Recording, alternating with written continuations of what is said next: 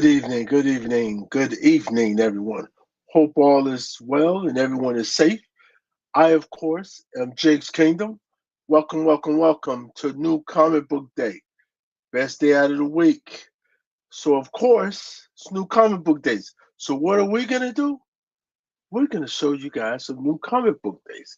But also, we might show some other stuff, but you never know. It all depends on what did you pick up on this Wednesday, which is New Comic Book Day. All right? All right. So let's see what we got here. So, of course, I would like to make sure I give a shout out to everybody in the chat. Hope all is well. So, who I see out here tonight? Tonight, I see what's going on, Mark. How you been, Mark? It's good to see you. Welcome. He said hello from Western Australia. Beautiful place. All right, yes, absolutely. Listen, guys. Hey, hit the thumbs up, all right? Hit the thumbs up, hit the thumbs down, don't matter. Hit one of them, one or the other, all right? Hit something.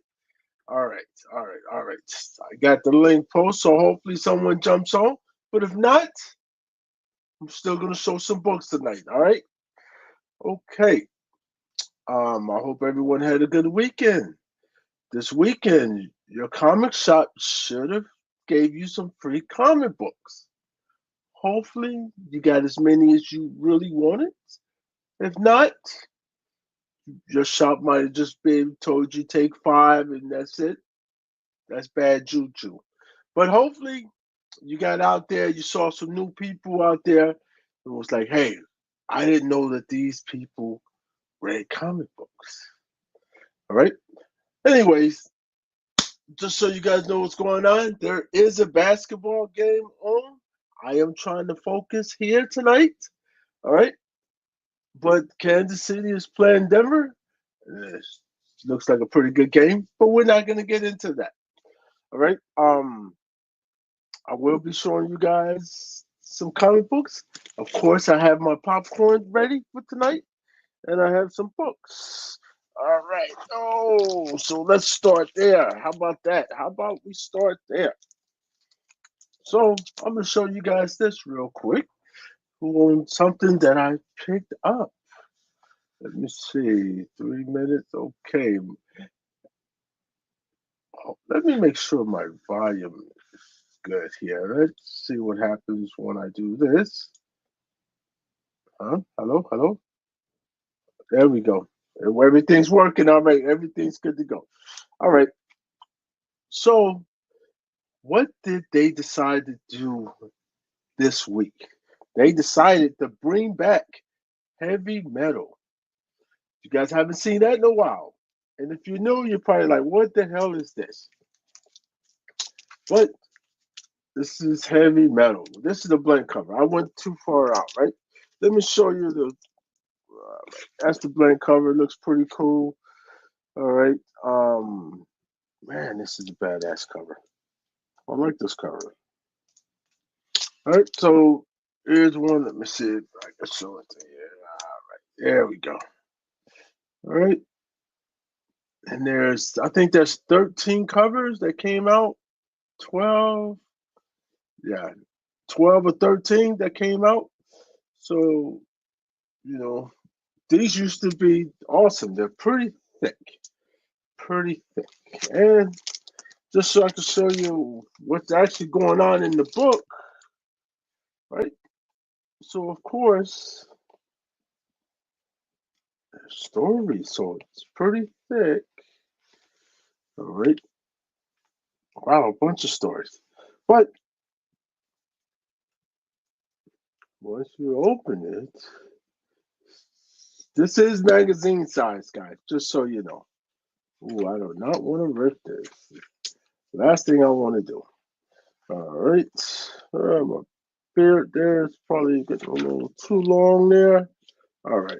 Let's see. Here we go. See, but it actually has stories in here. All right. See, so you're getting some comic. You're getting a lot of story. A lot of story. Look how thick that is.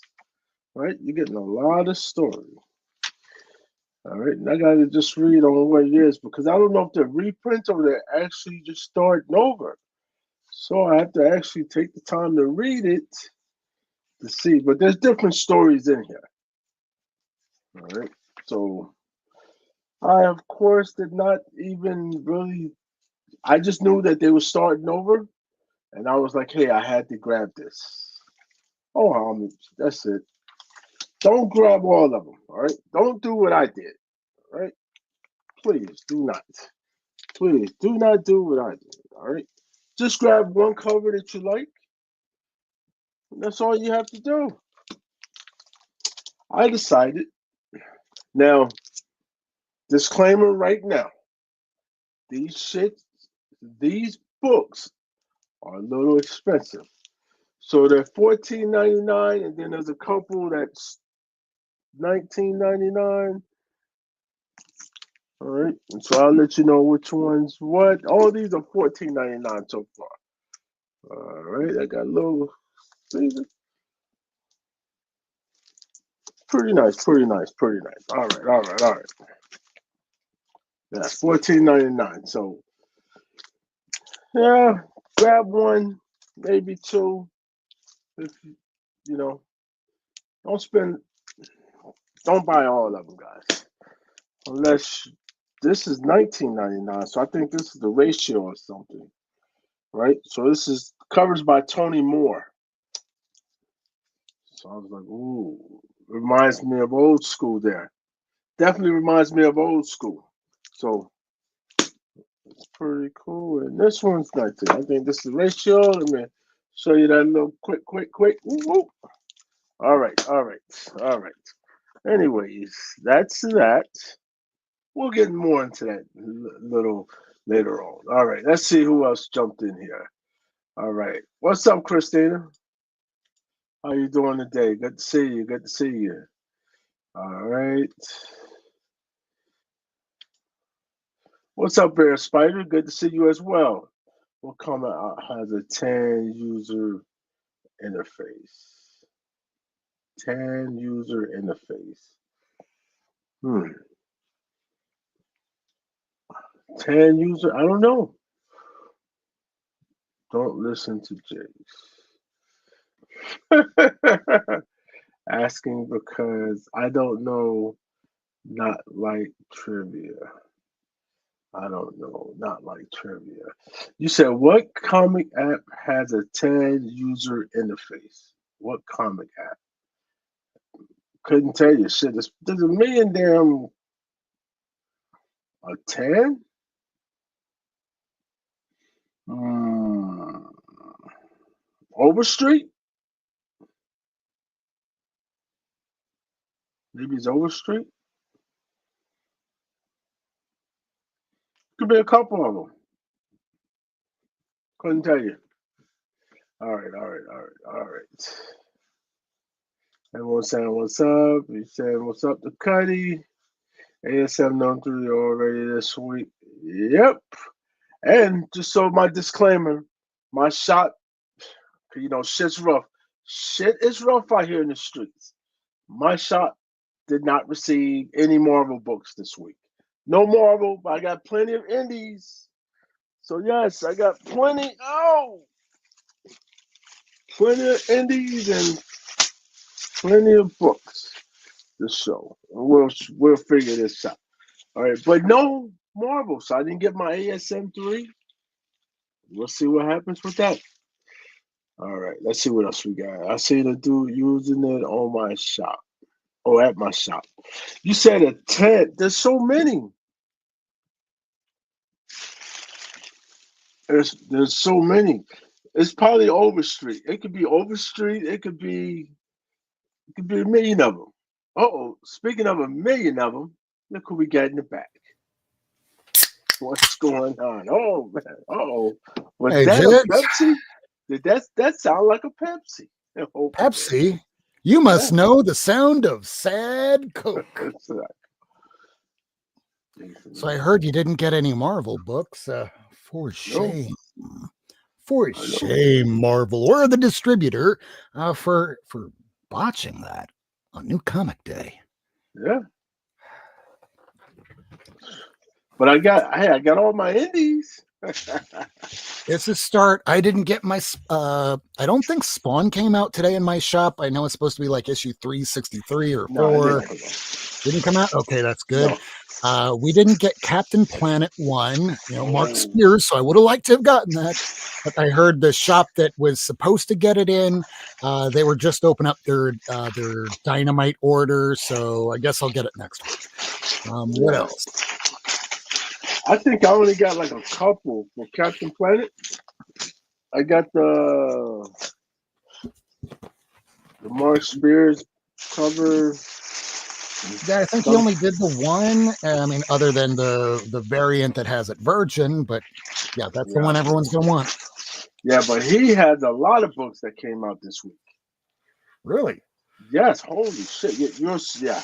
Ah, crap. I don't see a single one yet that I've put in, and I put them all in CLZ. Unless you're talking about ratio variants, in which case I don't get those. No, I don't listen, I don't get those either. The hell is this? Right. Yeah. So no, I'll show you. No, his book came out this week, issue 4, I believe. Of I still haven't even gotten Monsters 3. Of Monsters. Hold on. Yeah. Yeah, I didn't get Monsters today, so next week. Holy shit. Man, I got a mixture of all kind of books in here. What the hell? Yeah, my shop is doing the most.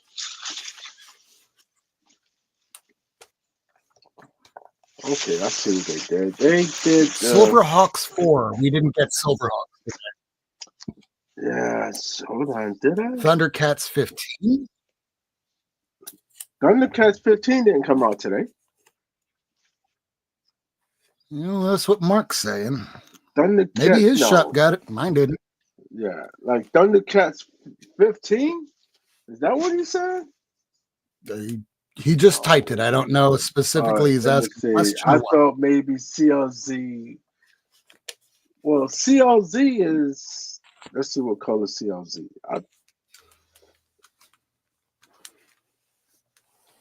CLZ is blue. Yes. Yeah. So it looks like that. That's how CLZ looks. Like that, blue and white. Overstreet is the only one I know that's 10. Oh.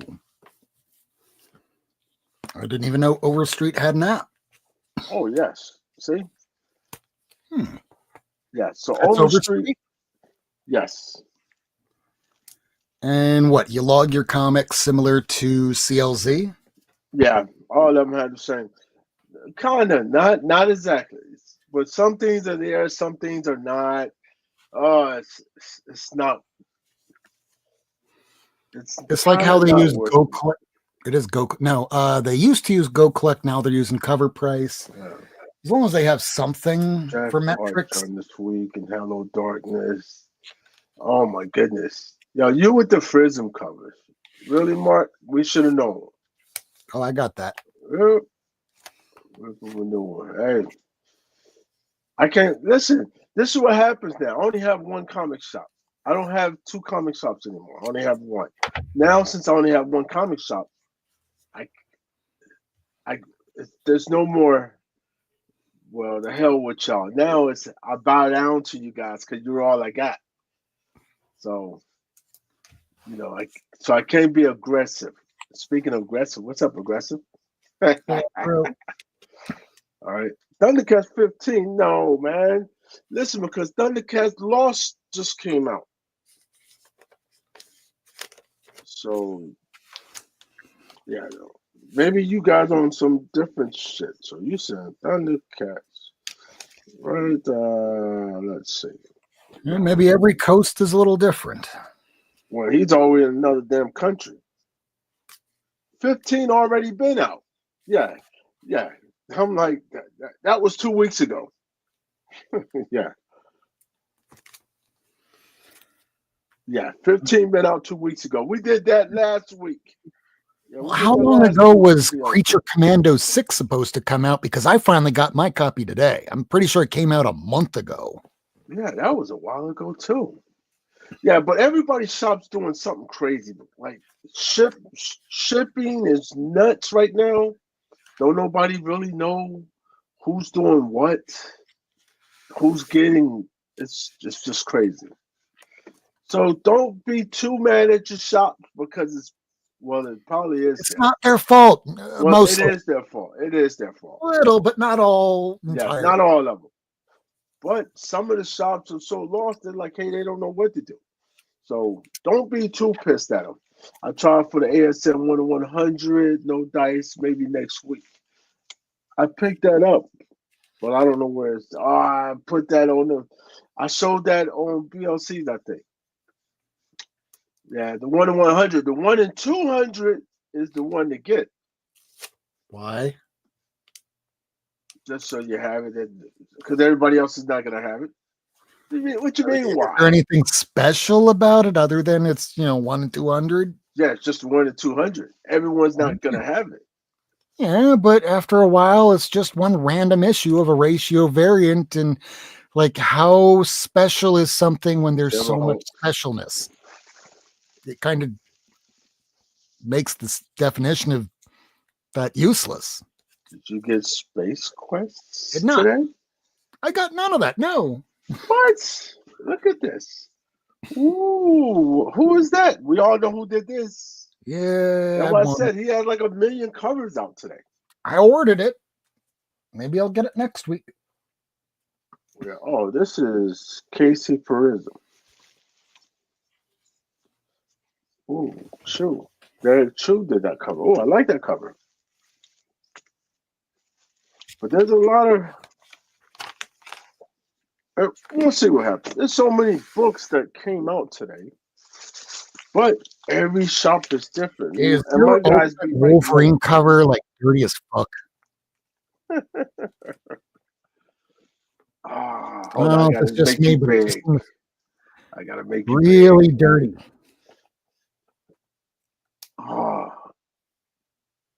Hold on, that's Wolverine. Oh man, see, I'm not picking that up anymore. Yeah, they have Ultimate Sabretooth, and he's not as much of a bad guy as supposedly.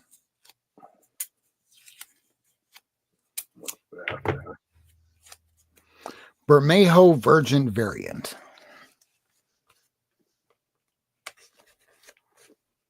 My cat's so impressed, you can see it all over his face. Yes, absolutely. Perillo Virgin. Hold on, let me see which one. What do you mean it came out today? I'm trying to. See, he has me looking up Perillo. Why is that not on the list I have? I'm looking that up right now as you speak for number 15. You said the Virgin. Well, shit, there's 100 virgins.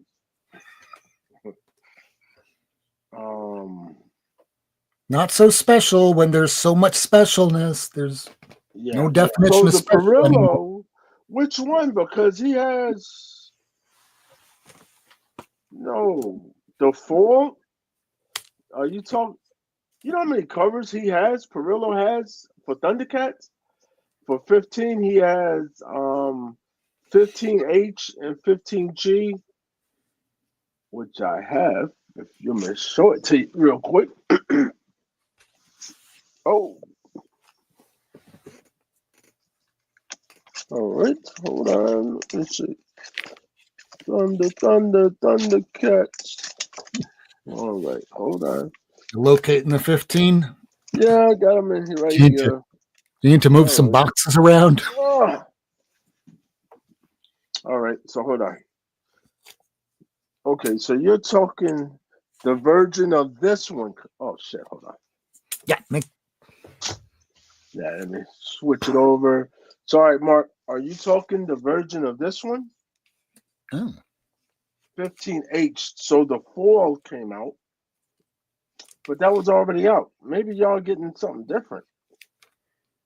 Let's see if you're talking about this book. Right? Yes, no? We'll see what he says. Oh, that's smart. But yes, the 4 came out for that. The 4 version. Are they just Like, oh, releasing them all cattywampus? Like, here's the A cover and a C cover and an EF, but not a GH, and then we'll release those the next week. yeah, well, certain ones. So you might be able to get, because like the Thundercats is just crazy, because you might be able to get the regular A cover. There might be a virgin cover, then there's a foil cover, then there's a virgin foil, then there's a plain foil. Them, it's a money trap. It's a money trap. So it's But like, let me just get this right. They don't all come out on the same day. They come out in different weeks, no, almost like leaking. well, only certain ones. So like this one, he did to where the foil virgin didn't come out to this week. They, for some reason, I don't know why, but it just sometimes they push them out at different times. So you might get 15 A through H, and you won't get I through Z till a week later. Yeah, money grab. I didn't want to ask the kid. We had altercation before. All right. Oh, why only one? Why only one? Hmm. Not sure. Because they didn't have it. Because maybe that's why. What's up, Ben? All right, I'm trying to. I gotta catch up in the chat. Sorry, guys. I'll catch up to you. Hold on, hold on. Let's put you back. There we go. All right, one I'm and not two doing hundred. anything special Yes. other than Oh bagging and board. shit, I'm not even. Listen, I bag and bored. Now I got to put the comic in it. I haven't done that yet, so I'm like, all right, I'll You're get to it. scratching the back of the comic then. No, because I gotta scan these shits. I gotta scan them, and then listen, this Yeah, is but too half much. the time, well, we all have our different methods of scanning everything in, putting it into the Yeah. bag. What's up, Jay? Yeah, so normally my madness now, what I'm trying to do, but I failed to do it for the last because there's been too many books, right? So what I'm supposed to do is this: while I'm at the comic shop, I'm scanning my books in, right? Because it Yeah, saves me time, and you'll know if you have something or don't have it right then. You're like, hey, you guys, you gave me that last week or something like that. The 1 in 200. Okay, that's not the same book, buddy. Now you said Perillo. All right, I'm done. Okay, Mark, you're talking to. Okay, he's talking to Air Spider. All right. I see. cross I caught it. I communicate. caught it. Yeah. Why the hell was that not on the list I have? The 1 in 200? I don't Sweet know. What list 16. are you using? I tell you this: the best list to use to find out what books come out weekly is CLZ. For the most part. Yes, for New Comic Book Day. They got a tab for New Comic Book Day, and you'll see everything that comes out, even if it's a hardcover, uh, or anything else, soft cover, hardcover, comic. But 20% of the time, whenever you go to put in one of the later second prints, third prints, just one of the later prints of anything, Oh yeah, 20% of the time it's just not added yet. So you just snap a picture with your phone and remember to put it into CLZ later. that's too much. See, now you're telling them shit that they're not ready for that. Right. Well, That's there's also what happened on Free Comic Book Day, where there were several books, like the Tamagotchi. There was another independent book that I tried putting into CLZ, and that wasn't up and listed yet. But the day after Free Comic Book Day, hey, there it is. yeah. I'm tracking, Mark. I'm tracking. I know you talk. Yeah, you were talking to Air Spider. I'm tracking. All right. These are Last comic issue. geeks I use to order my FOC stuff. Sorry. Yeah. All of them good. Listen, there's so many different apps you can use. You can use all of them. There's a million of them. But everyone has a, you know, uh, pattern or something to your madness. Whatever works for you, whatever helps you, use it. And you can use what all these guys do. I use a little bit of everybody's stuff. That way you never go wrong. Because if you just use one thing, you might miss something. But I use everything. I use the comic shit, what is it? Comic, whatever the hell they call that shit. What is it called? I'm not even saying it right. Oh, Key Collector. I use that, right? But you know what's crazy? This how you know I really didn't get. I wasn't happy with my books today. I didn't even look to see what books. Damn, Venom came out today.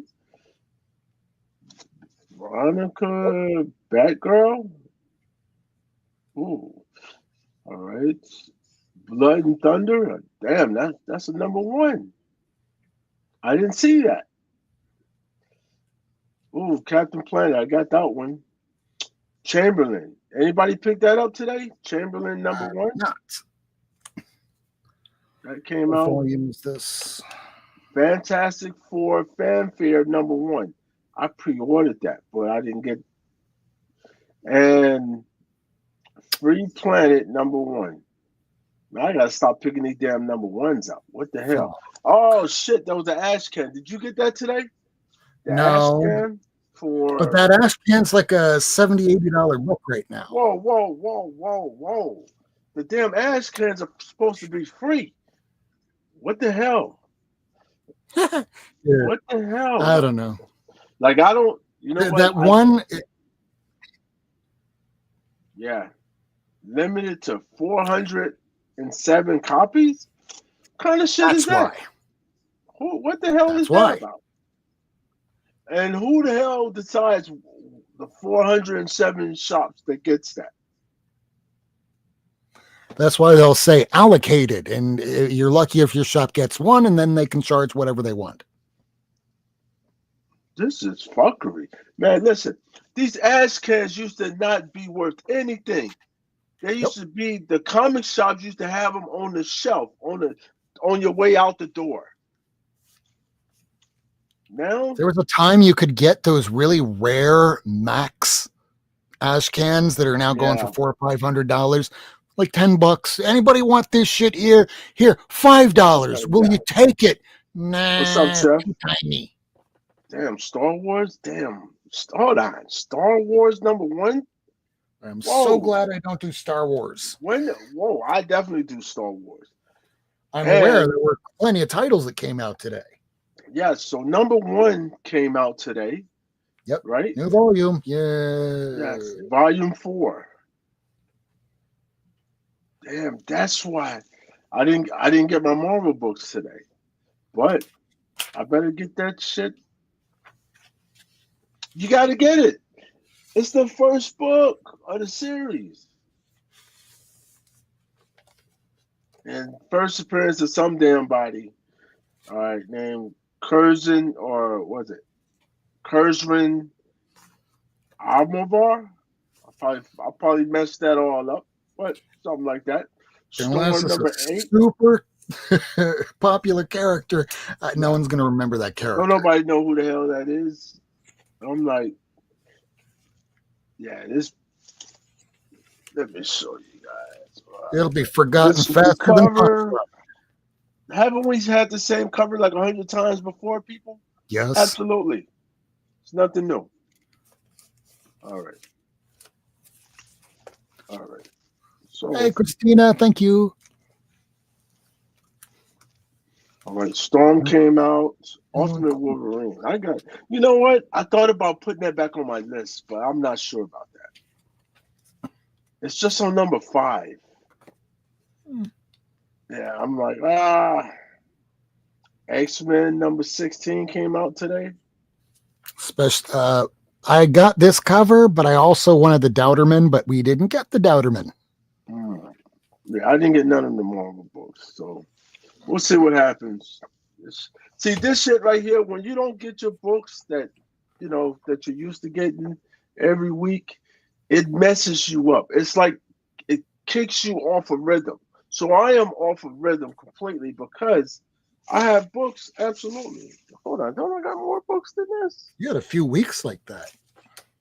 Yeah, yeah. I think they damn. I don't know what the hell these people are doing, but it messes everything up when if you can't get all your books because you're like, okay, all I got is DC and Indie. That's it. And I'm like, damn, why did I get so many DC and Indie? I'm like, this is a little crazy. And I thought today was supposed to be an easy day for me. I was like, oh, I'm only gonna go in here and spend maybe $40. Shit, no damn heavy metal 21 books. here. No heavy metal books. If you get them, they're gonna cost you. All right, all right, all right. Let's see what else is going on. Let me see. You talking about ASM number 3100, the Rose Baked version. There's no 1 and 200. No, it was for number 1. Okay, Mark, we were talking about ASM number 1. Yeah, there's no 200 for anything else. Not for number 2, not for number 3. All right. Okay, I know you probably said, yeah, I said that shit 30 minutes ago, Jake. I know, I know. All right. Everyone saying what's up? All right. Yeah, Virgin 4, Thundercats number 15. Yeah. Well, Mark, I understand. Hey, Mark, let me ask you this. Did you guys get for your Thundercats book, do you guys get the Australian variant to where it has the price of the Thundercats on it? That's what I would like to know. But I know only Marvel would do that. I know these indie books are not going to do it. My shop didn't have it. I don't order it either. So I just asked him if he can get one to leave for next week. Oh, okay. All right, in the Virgin Metal. Ooh. Yeah, good luck with that. Yeah, May 14th. All right, all messed up. Ooh, hold on. Hold on. No, it's not the 18th yet. I said I almost messed up. That's the 18th. I My know only birthday. you. Yes, yes, yes. May is a bunch of people's birthdays. May's a great month, just so y'all know. All right. Which all I want for my birthday is just to make sure I get all the comics I ordered for FOC. I'm not that Not like a fight. needy. This dude was supposed putting them back. No, did that bother y'all when somebody's in a comic shop and they're reading a comic book? They take the comic book out of the plastic It's one thing and to start look it reading it. over. It's different to read it. Yeah, like listen, you open it up, turning the pages. That's your fucking book, guy. Don't put that shit back. You just I don't want opened it. that anymore. You handled No. it with your grubby little hands. You probably don't even wash them after you take a shit. I don't want that book. This book. Oh, absolutely. Green Lantern came out. Number 2 came out today. Which Badass. one? Number 2, Of? Absolute Green Lantern. Oh, yeah. That's There was a lot of the one I'm covers. taping right now. Oh, it's a lot of covers. Shit. All right. Yeah, there's enough Absolute Green Lantern and Absolute Batman and Superman and all of the Martian Manhunter. And there's so much. I'm not going to be getting every cover. I'm going to pick my What? favorite one, and that's it. You gotta get all the covers. I remember what happened when I started the post Krakoa X-Men, and I wound up with 2 long boxes after about a year. I'm not doing that with absolute anything. ASM already has them beaten and defeated. Not yet. I got him. Listen, Air Spider. I think I got him. I think I got him. I got a whole. I gotta wait though. I gotta wait. See, I just gotta be patient, and hopefully things come in before the next live we do. But I think I got him. We'll see. We'll see. We'll see what happens. But I definitely got to get back on my ASM game because I'm kind of slacking. Yeah, it's kind of not where it's supposed to be at. Why I got all these books? See, and I gotta put these books. See, I got books just loose. I gotta put them in bags and boards because I can't It's do a shit. habit. Yeah. There's Yep. our addiction. We have to make sure that, if we have a drink around or food, I mean, we probably shouldn't do that around our 15 minutes comics, behind. but Yes. if they're protected, even if our cat vomits on something, it's okay because we can just change out the bag. But if you didn't put it in the bag in time, that book is gone. Yeah. So, do you guys use Legal Comic Geeks? Did they got an app? I'm Or not aware. yeah, I only they don't use have them an to app. look up comics for FOC. And for the most part, it's just to look, it's to know the covers, it's to know if there's going to be a first appearance and any of the different covers where maybe a first appearance will be on one of the variants. So it's great to use it for that. Yes, of course they have an app. Listen, I'm asking. Hmm. This was crazy. I'm asking, do they have an app? And I have the app. I That have sounds the app. great. Yes.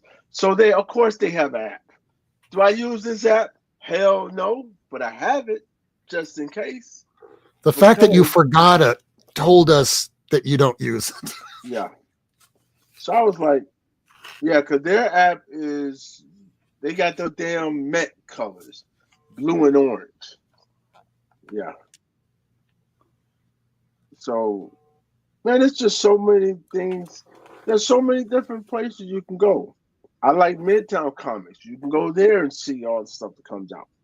I used to do that while I was on Discord on Tuesday while we were watching a movie or something, or Monday. I used to start on Monday. What I would do was list all the comics that was coming out that week.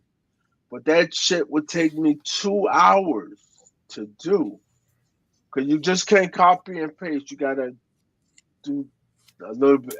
It's crazy, but Midtown does that so people can't copy all this shit at one time. Makes sense. Yeah. So I understand. I understand what the madness like that. But yeah, but there's so many. There's comic price. What is this? Comic price guide. That's another one. Maybe it was that one. That's another one that's yellow. Hmm. This is a good one. I don't use it in my shop because I don't get a good signal. So let me see. Sign in. I think there's Comic Book Realm too. Yeah. This is a good one, but I used to get mad because oh shit, they've updated it. Oh, I haven't been on it in a while. Okay, well this is how it looks. Let me see. Move. All right, so this looks like this now. Hmm. Not bad. They've updated it. So okay. Um, Certainly better presentation. yeah. Oh, I like this. This is okay. Remember? Oh, this new comic book day shit. What the hell? Okay. Oh, okay. Well, they got a little bit of everything on here. Members picks and collection. They got a place that you can put your collection in, how much it's worth. They got all kinds. Damn, since I've been a member that long. Damn. All right. Well, that's called Comics Price. What's the name of this? Let me give you the correct name. All right. Log out.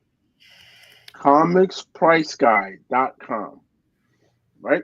So that's a pretty good one. Right? I like that one. That's all right.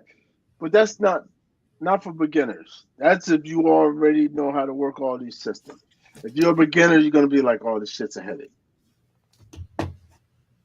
right? Or if you're not using multiple apps, all right. Also, all right. Let me. Yep, Midtown. I know I got like 5 different stories going, so I apologize, guys. All right, I'm trying to catch up with the chat. So it says CLZ also has new comic book day, Spider. Yes, we said that, see, Chef. I stated that. That's what's great about. That's what I use. So when you go to CLZ, all right, you can go to CLZ, and if you look all the way up top, you can go scroll all the way over to the right, and it says New Comic Book Day, NCBD. You click that, and it's going to give you which week. And of course, this is week 19, the 4th through the 10th. And you can look at all, you can look at number ones, whichever way you want to do it. There's so many different ways, but it looks like this. That's how it looks.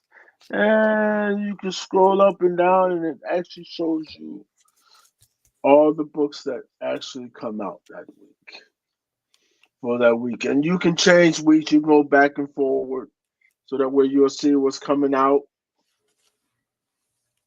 what you miss or what you're not gonna miss. Cause you can be in your shop talking about, hey fuckers, how come y'all don't have this book? It came out today. And they're gonna tell you that's just an app.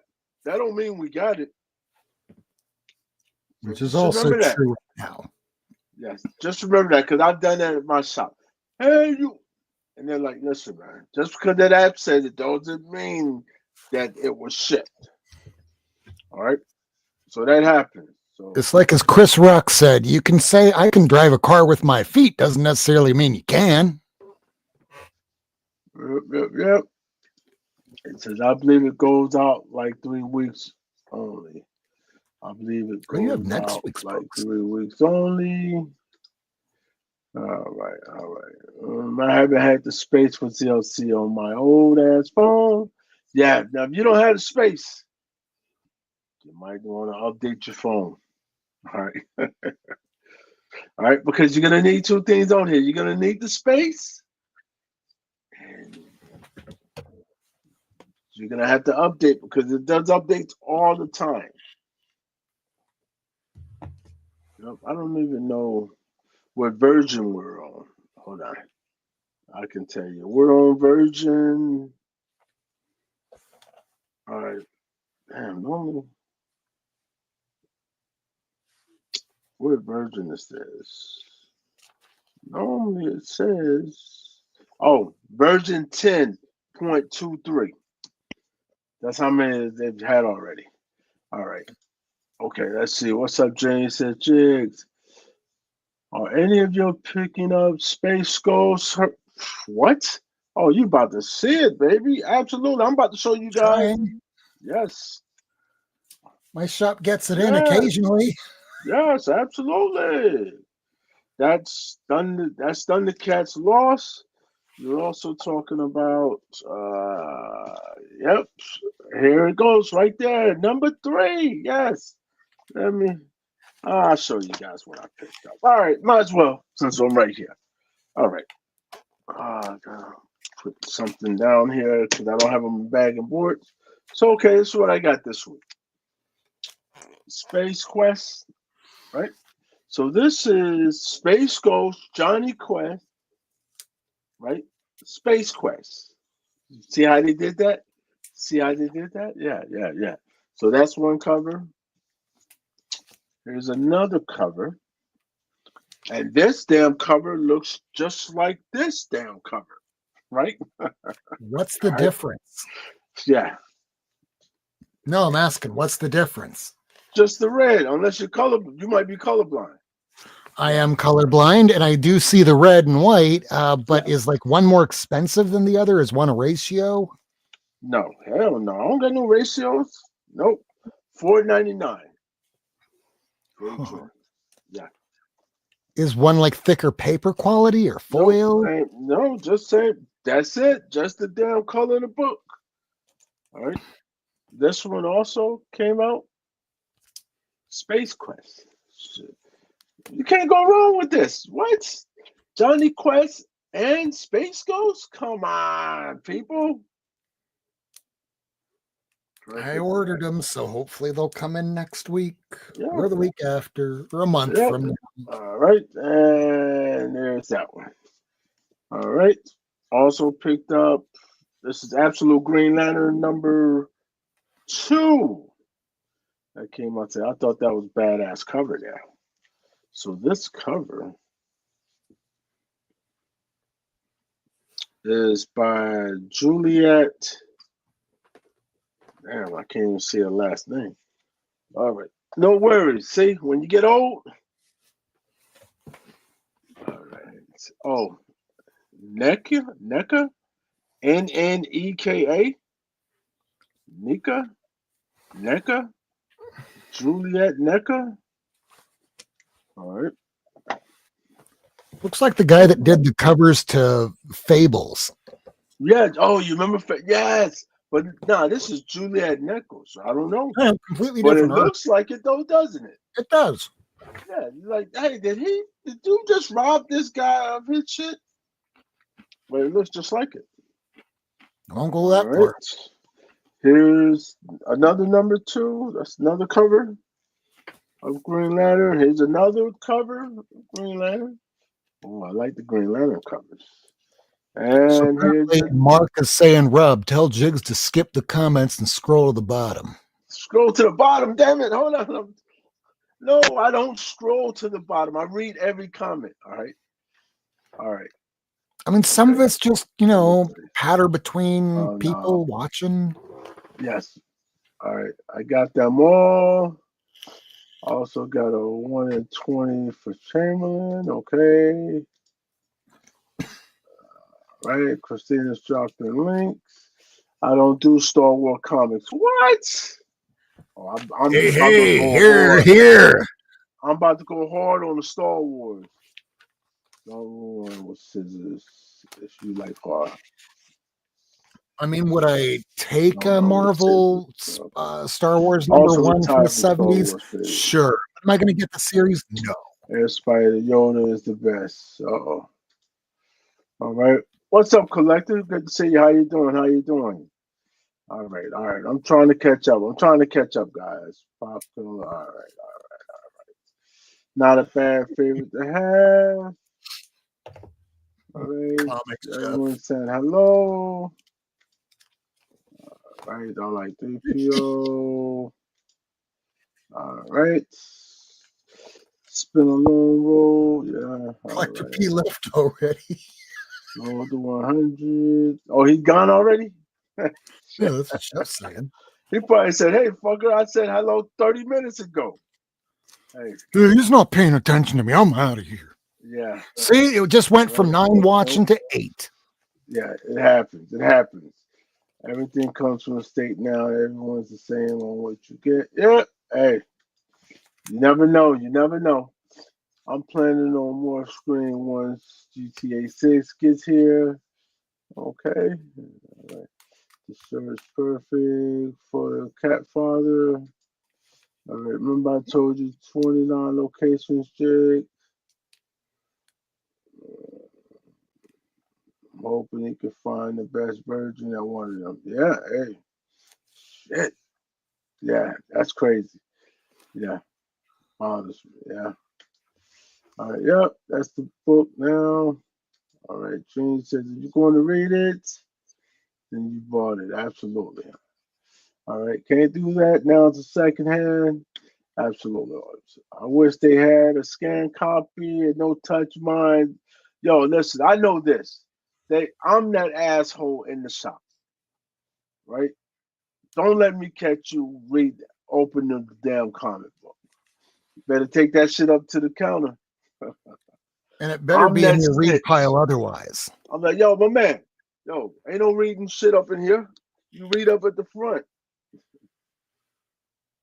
You can look at it, of course, you take it out to see, hey, I don't want no damaged book.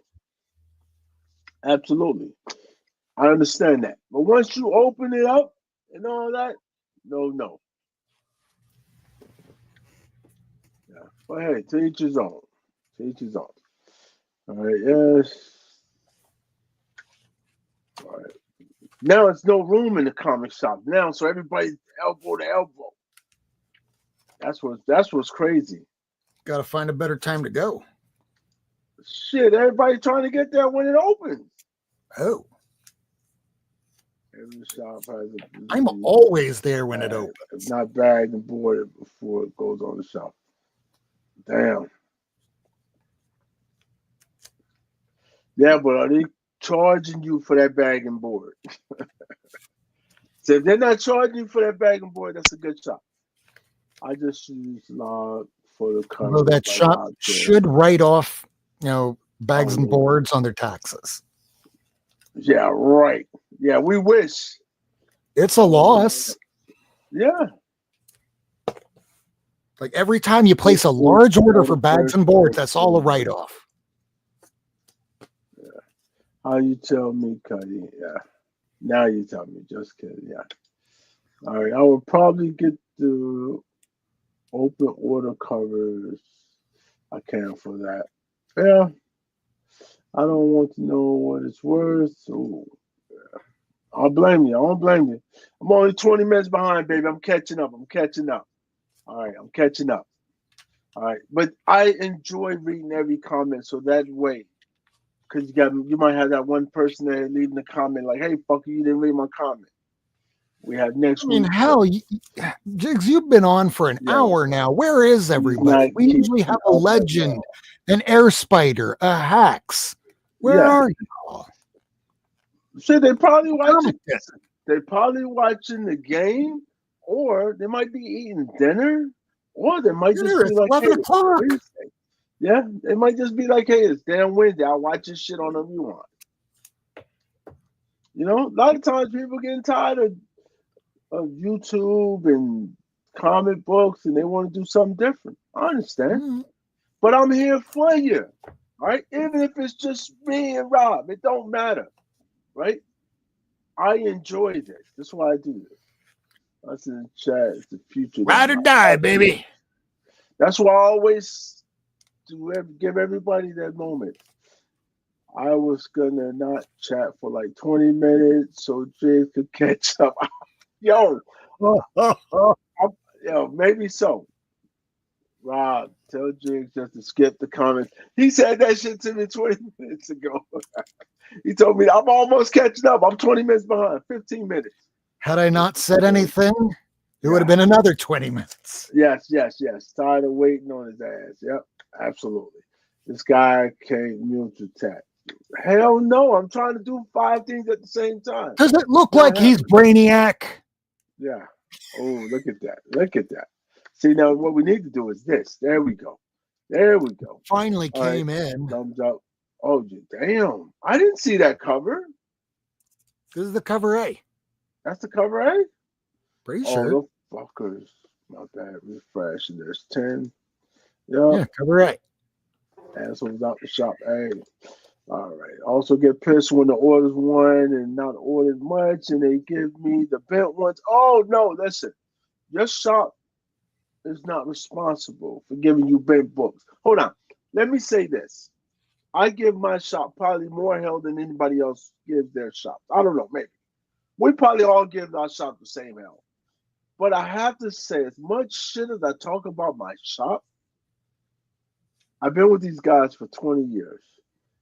And the owners kick ass. I enjoy him. I support him. That's what I did Saturday. I went out and bought books from him just because it was it was free comic book day. And I didn't want to be that asshole that just go and get free comic books. Right? I'm like, don't hey, beat around the bush. yes. Ooh. Yes. I went out and support my shop. Even though, there was like grandmas or great grandmas in there. I was like, yo, hold on. Normally I'm the oldest fucker in here. What this old ass lady doing up in here?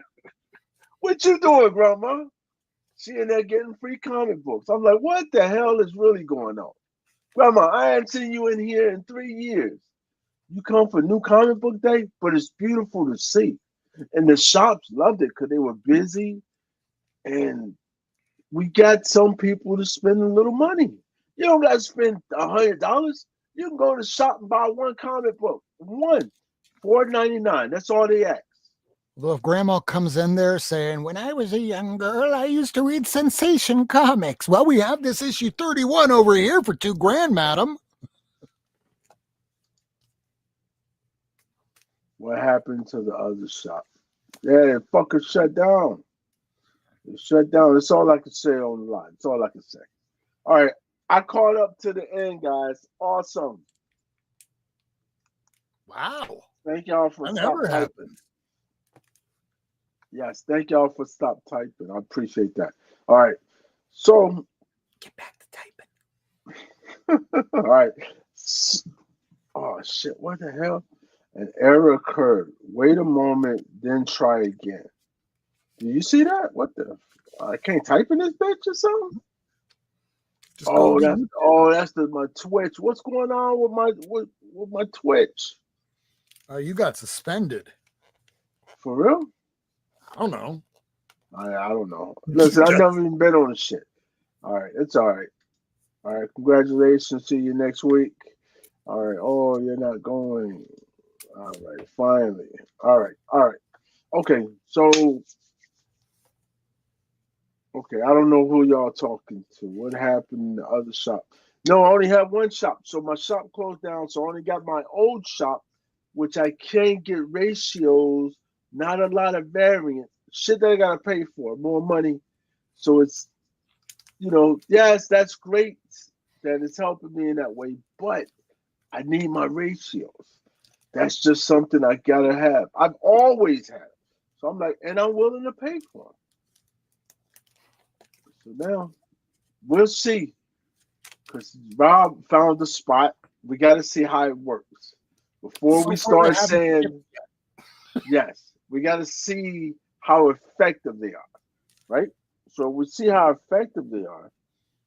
Then we can spread the word. I'll say this: the website, Jigs and I agree, it's intriguing. It is expansive. It is pretty deep and thick.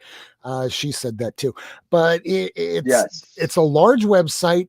And if they can fulfill these orders, yeah, we're going to tell everybody about it. But right now, he placed an order last week and they haven't sent it yet. But what kind of shipping did you select? Next day. Yeah, that's a problem. I spent the damn lot of money for the next day because I wanted. Listen, I'm gonna tell you what. I'm an asshole. I'm an asshole because I did next day so I could have all those books arrive, so that when I went with BLC, I would have had all the books, and I didn't get shit. And it's a good thought. The intention was there. Yeah. What about Corner Comics or Nuremberg? Damn, yo, Mark, you fucking live. You know too much about me, Mark. You know that. That's how you know we've all been on this shit too long together. Mark, I need to. You know what? Tomorrow, I need to get cash. I gotta go get cash because I'm gonna go down there to see the old guy. God, I hope he's still alive. I'm gonna see if he's still there. The shop is still there, but I don't know if, well, it's his shop.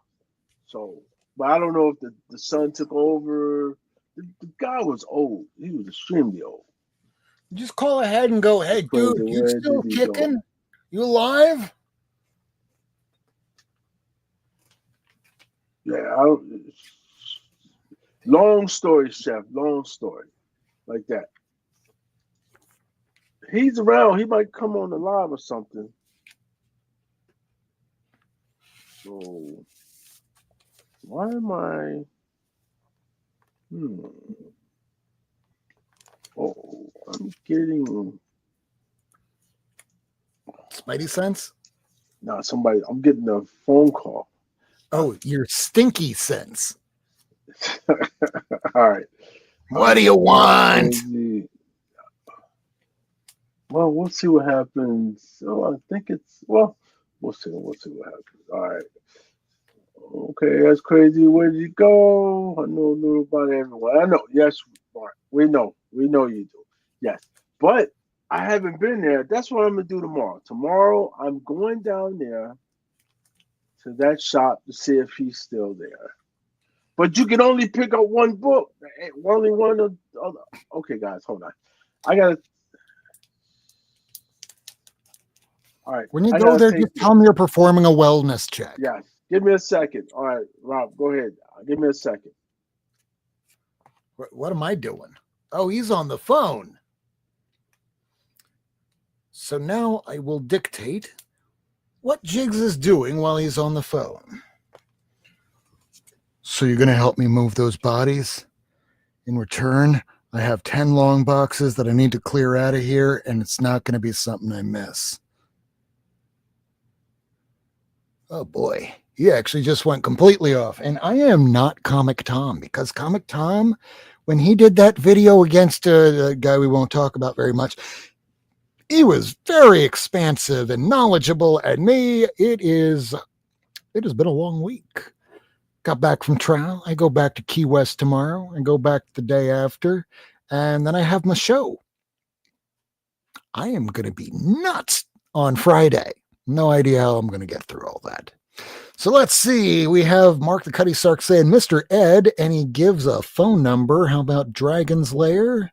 Unless that's what he's talking about. Jigs, you mean Mr. Ed? And well, I should probably read it a little further up. 1 thumbs up, which is me. My bad, refreshed, and there's 10.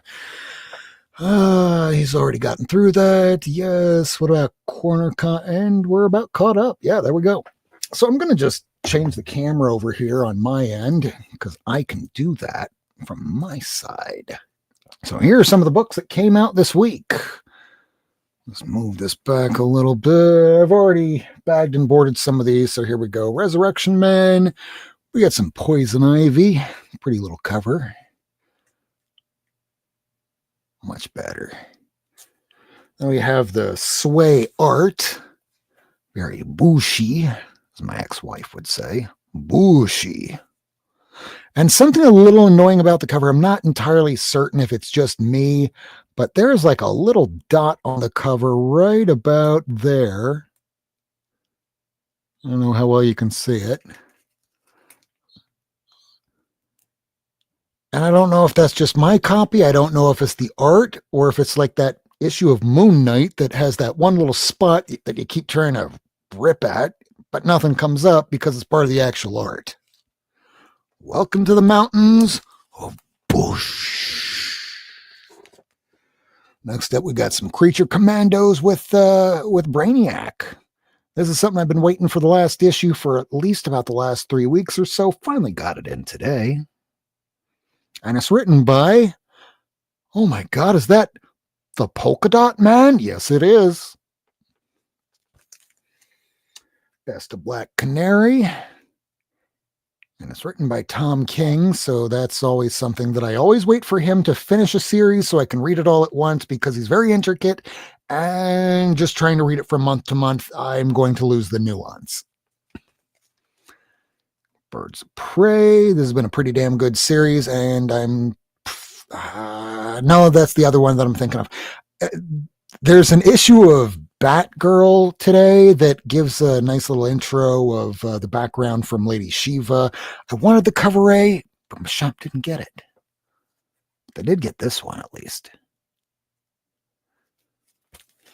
And I might be mistaken because, again, I've been awake for a very long time, but we also have a reprint foil because we like the shininess. You know, as a comic archaeologist, and let's face it, if we're digging for comics, we're comic archaeologists. So if we're looking at the original version of this, maybe 200 years from now, it'll be dust. What's going to survive? These foil. Kind of funny how that works, huh? And there's the Batgirl I was talking about a moment ago. Yeah, Mark the Cuddy Sark is saying, yeah, the dot, it's the artwork. Open it, magnifying glass. I did. I even tried doing a little scratch and then went, yeah, I should probably not do these with these long nails that I need to clip, like Freddy Krueger. So I did it once. It didn't come off, and I should have known after I tried brushing it away, but it didn't brush. It was just part of the art. One of those things that, you know, as an artist, maybe they don't think, maybe the person reading this as an end user is going to try and scratch at my artwork because they think that it's a mistake, a defect, a damage. And yes, Mark the Cuddy Sark says, now you'll always see the dot. It's like Macbeth. Out damn spot. Absolute Superman. Jigs was saying he was getting all the covers to this, and you see how many comics are just in this room alone. And when I started realizing how all in they were going to go with Absolute, Yeah, I decided to change everything out from their independent box. Here Superman has absolute, Wonder Woman has absolute, Martian Manhunter. I don't have any series with him, but yeah, let's start with it. Fuck it. No, everything's going to get an absolute box now because that's just how much glut they're putting out. And as long as it's quality for now, I'm going to be all in. But eventually, it's going to start looking like a money grab. Like, should it only be 6 issues for a couple of these, or are they just going to keep going because, hey, do you like money? Yes, sir, I do. And barely that's just the answer to everything. So Jig's Yellowbird Comics looks new, basically in Raleigh, though. North Carolina. I live very far away from there, so I have no idea where any of these places are. Absolute Green Lantern cover A. Jigs is still gone. This is my show now. Because I'm not near mint. I have not put these in any kind of bags yet. As you see, I've been doing this the entire show. This is what I do a lot of times on Jig's show. Let's see what we got here. So Two-Face, this is canceled as of issue 6. Rob just looking at a map. Everglades all protected. Wait, what? Are you talking about the fires that we've had a few weeks ago? Because I went out for a 9 a.m. hearing in Key West. So I had to wake up at the ass crack of dawn at 3 a.m., left at about 4, arrived at about 8 a.m., and hearing only lasted for an hour. So I start driving back. And then right at the entranceway on Overseas Highway to start heading into Florida, it was on fire. So I couldn't leave Key West. I didn't get home until 3 a.m. And when I was passing through, it was like, there's fire over here, but it just jumped. So we had to wait until they extinguished some of it. And then as the cars were going through, they were hosing people off on both sides because they were afraid people's tires would melt going through. Welcome to Florida. I've never experienced that in my life. Hey, Jigs is back, so now I can stop doing this. Fort Myers got a few comic shops. Yeah, but that's like really far on the other coast. Yeah, and how far are you willing to drive for some comics? I mean, okay, hold on. I got an answer for that. Yeah, I'm not. Listen, an hour each way, and that's with no traffic. Too much. So once upon a time, I see this book where somebody posted on OfferUp. But there were a bunch of books that were all laid out. But I see this one, and it looks like this. So like art history, you look at that, you take the phone and you just blow that up and you go, wait a second. I know what that is. Wait, where are they? Where the fuck is Winter Park? It's 350 miles away. Yeah. Okay, so I sent him a message on, I guess it was back then, Offer or Let Go, and said, yeah, I'll come out and visit. Can you get there early at like 9 a.m.? Like, fuck, I do Key West so often. Fine, yeah, I'll do it. I get up there, and I got 2 long boxes of like a whole bunch of Silver Age stuff. So is it worth it sometimes to make that drive to a rural, middle of nowhere place to pick up some expensive old comics? Abso-fucking-lutely.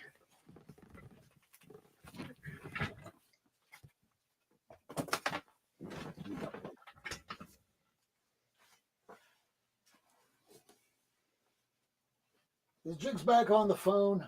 No, I'm right here. I'm right here with you. Oh, I just want to go put the book back up. I'm like, oh, damn, it got silent. I guess he took another phone call. No.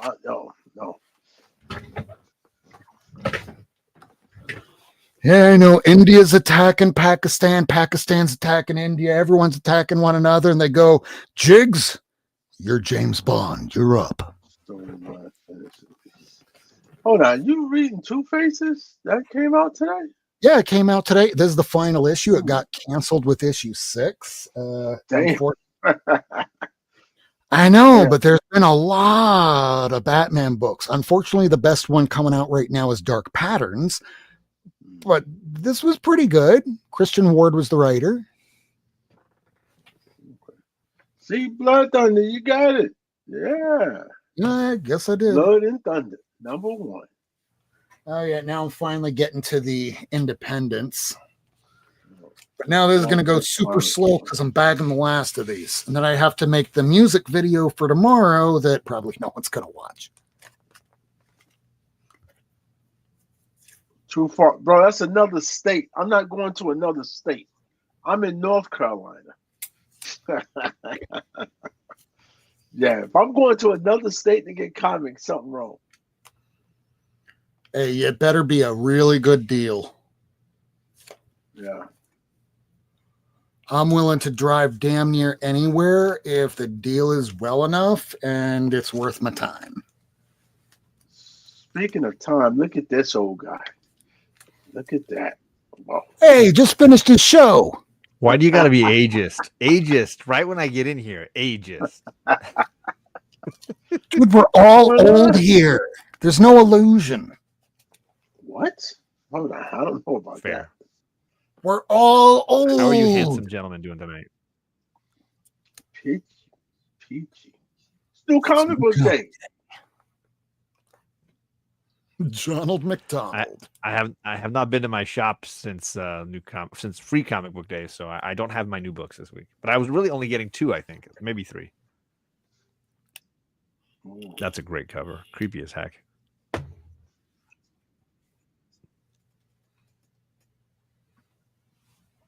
Oh, did Jigs fade out? Goon, and that's something I'm sure a lot of the audience is going to do later. Donald McDonald. That's funny.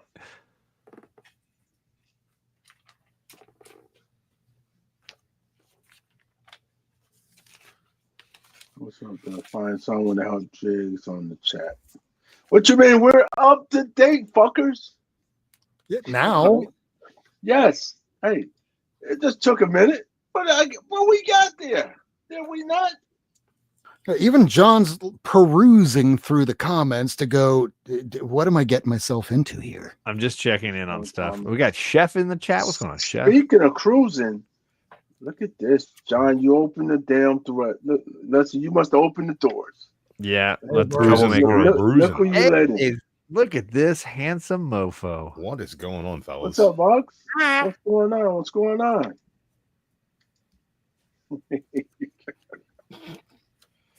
The Goon came out too? Hold on, Yep. I didn't get that one either. It was the final issue. How's that Two-Face? Is that any good? Two-Face was good, but it got canceled with issue 6. Yeah. Yeah. I think it was always supposed to be a mini, wasn't it? Not according to Christian Ward. He wrote something on his Twitter about Yeah. it's unfortunate. I was hoping that it would go longer. I mean, it's not Poison Ivy that's now on issue fucking, what is it now? Well, he didn't have the ability to put titties on the cover to sell his book, 33. whereas Poison Ivy, the majority of the people who bought that, I'm sure, aren't reading it. What? I don't know why I'm getting this. Yes. Why are you getting that? I have no idea whatsoever. Yeah, because it has nothing to do with her alluring camel toe on the cover of those Actually, books. there is a reason. Her name is G. Willow Wilson. Oh. Hey, I really liked her on Ms. Marvel. So I did like her on Ms. Marvel, but I have never liked her on anything else. I think Ms. Marvel was a lightning in a bottle situation where she just kind of aped everything about what made Spider-Man great and applied that to a new character. And I think the formula was really awesome. And I think that the authenticity in those characters and that family was really good. But I don't think she's been able to really capture that kind of magic on anything else she's worked on. I kind of agree. Yeah, and to that end, Wait, which writer are we talking about? G. Willow Wilson. Got it. I mean, I'm enjoying Poison Ivy a ton. Yeah, I mean, is it at the top of my read list? No. I've only got a handful of books on my pull list, so the fact that it's one of them is about all I can say to promote that. Pretty stunning. Oh, that's fair. Yeah, it's better than Consider- Storm. I read a right? lot of things that I like that aren't necessarily what I would call critically acclaimed. Better than Storm. Yeah, but I will admit I haven't read a ton of her other stuff. I just really love her take on Ivy and her universe. I've been enjoying it. Yeah.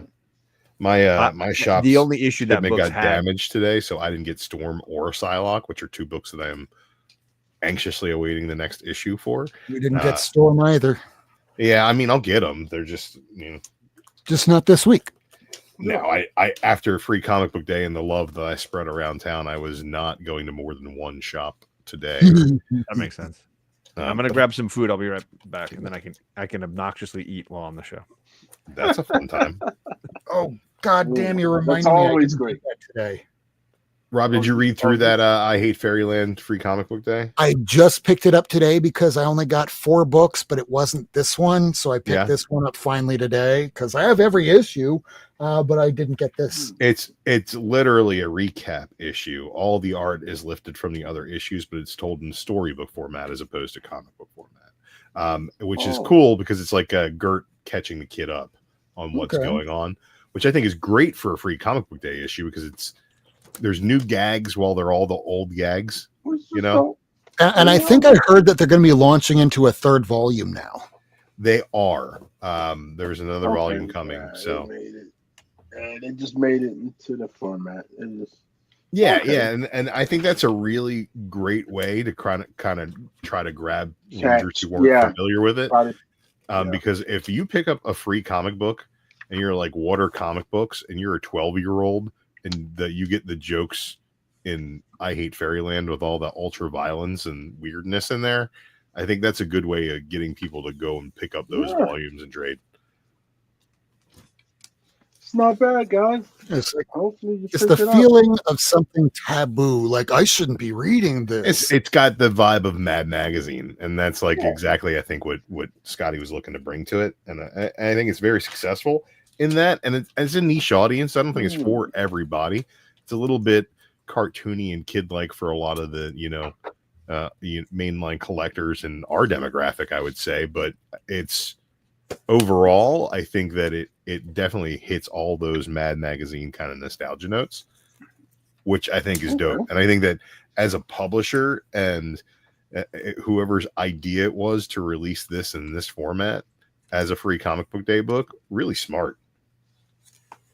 Like a lot of other publishers are putting out samplers and getting little tidbits, and that's a cool way to drum up some sort of interest. But if you're going to give people like the synopsis of what's happened so far and put an ad, hey, the new one comes out, get your orders in, like, that's smart. Yeah, today I think Jig's got one of these independent books. I can't remember which one it was, but there was an ash can of it that only had 400. It was manufactured rarity bullshit, but he's going, hey, did you get this ash can? It's like, no, there were 400. Nobody got that. Of course, Jig's got it. No, Jakes did not get it. I don't think. I don't know. I gotta look. No, listen, man. I don't think he says. No, I didn't pick up that much today. You know what I did get today that was really fucking cool? I'll show after you're done showing your books. I'll show some stuff. Go ahead and show. I'm just bagging and boarding. Okay, I got this at the LCS. He said he didn't want to put back his discount trades. He's like, so maybe I'll give you a little bit of extra deal on it. But this is a coffee table book. Coffee table. Nice. Yeah, year by year visual. Yeah, the visual. Yeah, I saw that. Yeah. I saw that in the Ollies. Yeah. $50 fucking suggested retail price, and I got it for $3. $3? Can't Yeah, get well, I had 5 on it, and I was like, look, if you're not going to put these away, I demand a deeper discount. And my total ended up being like, what are they, like $53? And I was like, I'll give you $50 for the lot. And he's like, okay. Or $52. Awesome. So I got like $2 off of it. But yeah, this is pretty cool, man. I've been flipping through it, and there's some real fun stuff in there. And I think it's something that he probably had sitting around and then saw it at Ollie's and was like, well, I guess it's not going to sell for what I have it sold for. So put some It's like one of the things that made it through his free comic book day sale. And I also picked up something to read today, and this was $5, but this is the Future State Next Batman. I had not read any of that stuff that was like right after Doomsday Clock, or not Doomsday Clock, Death Metal. So Death Metal ended, and it kind of put a pin in the whole DC universe, and was like, yeah, no, it's over, we're relaunching it. And I was like, all right, cool, I can jump off here. Death Metal felt like a good ending for all. It was a really great ending. Is that what you just sold? Yeah, have you read it yet? Yes, I read this whole series. Nice. Good. It's John Ridley. Most all his stuff is really good. Yeah, listen. Art-wise, it doesn't look like it's anything that's like out of left field, very interesting, but it looks very serviceable. It's not ugly at any point. Maybe, so I'm looking forward to like cracking it open and getting into it. Yes. And I just read a bunch of stuff because I picked up so much stuff on Free Comic Book Day. It looked like your damn comic shop went to Ollie's. No. He sees things at Ollie's and he's like, shit, this isn't going to sell anymore, because he knows that everybody's shopping. So it's like anything he's got sitting around, he just discounts. That's not bad. Yeah, so I picked up some. I got this week, Jeff Week. Yes. It's Jeff. It's Jeff. Jeff's great. I haven't read this yet, but this is Mark Waid on Fantastic Four, so I can't assume it's going to be came out today. Yes, #1. Yep.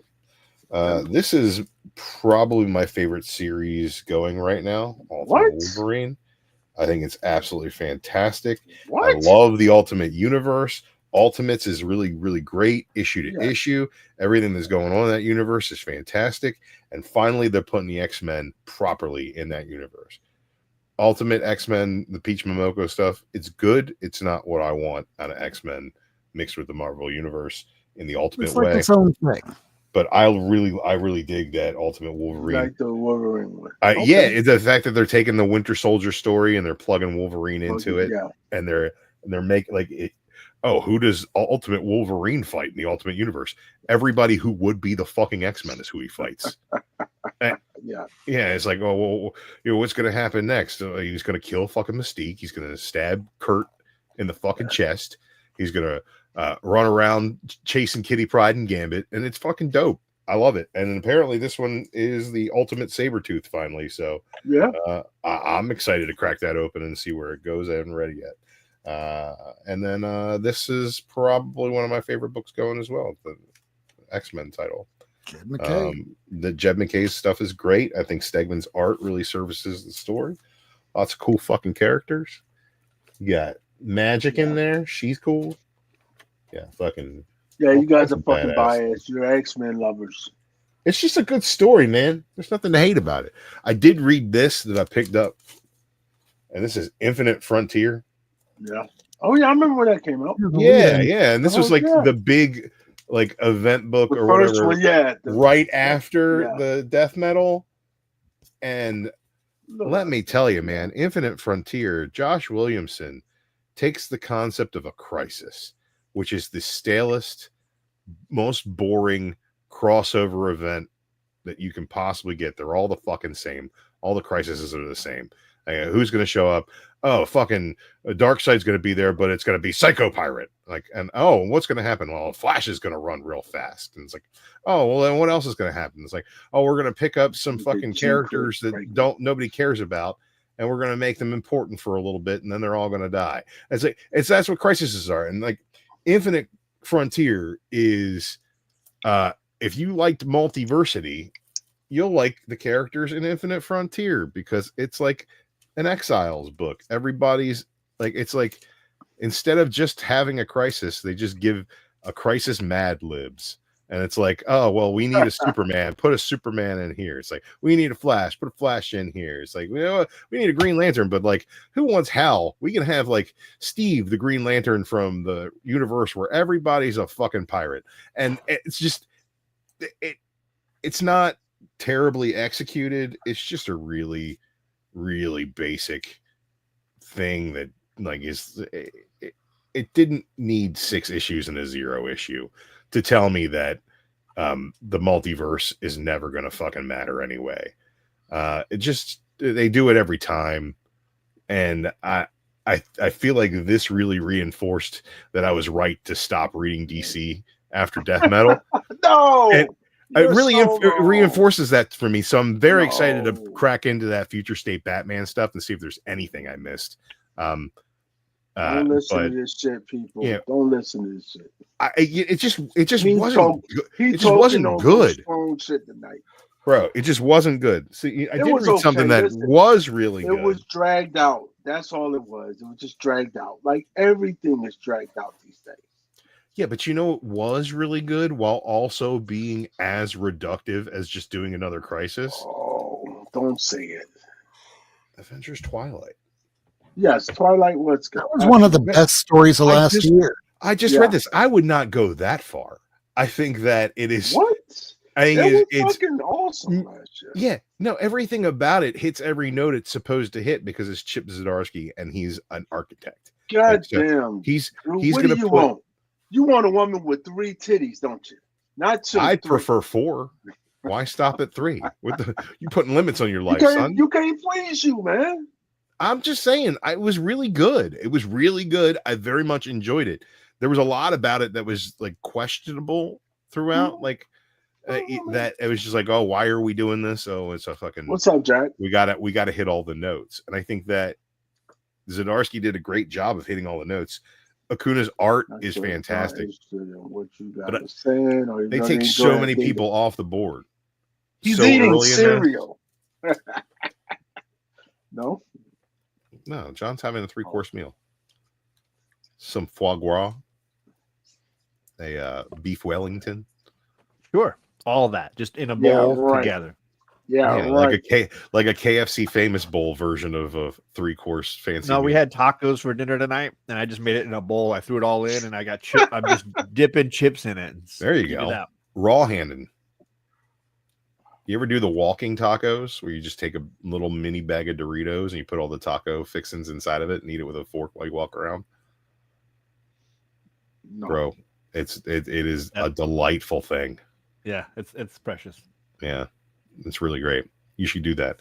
But Avengers Twilight was good, man. I don't know why they had to be like Tony Stark's son has to be the linchpin of everything, and we don't get to see any of like the extended Marvel universe because everybody's like off the board. I did like how they killed Spider-Man right off the bat. They were like, that was like heart-wrenching. I was like, oh, I wonder what's going to happen with Spider-Man, and then they're like, no, he died. And I'm like, oh shit. God, yeah. He's like the only one that gets like a proper death send-off.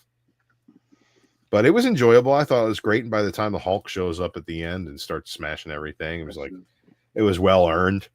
I thought that was really good. I got basically the whole run of Dark Avengers.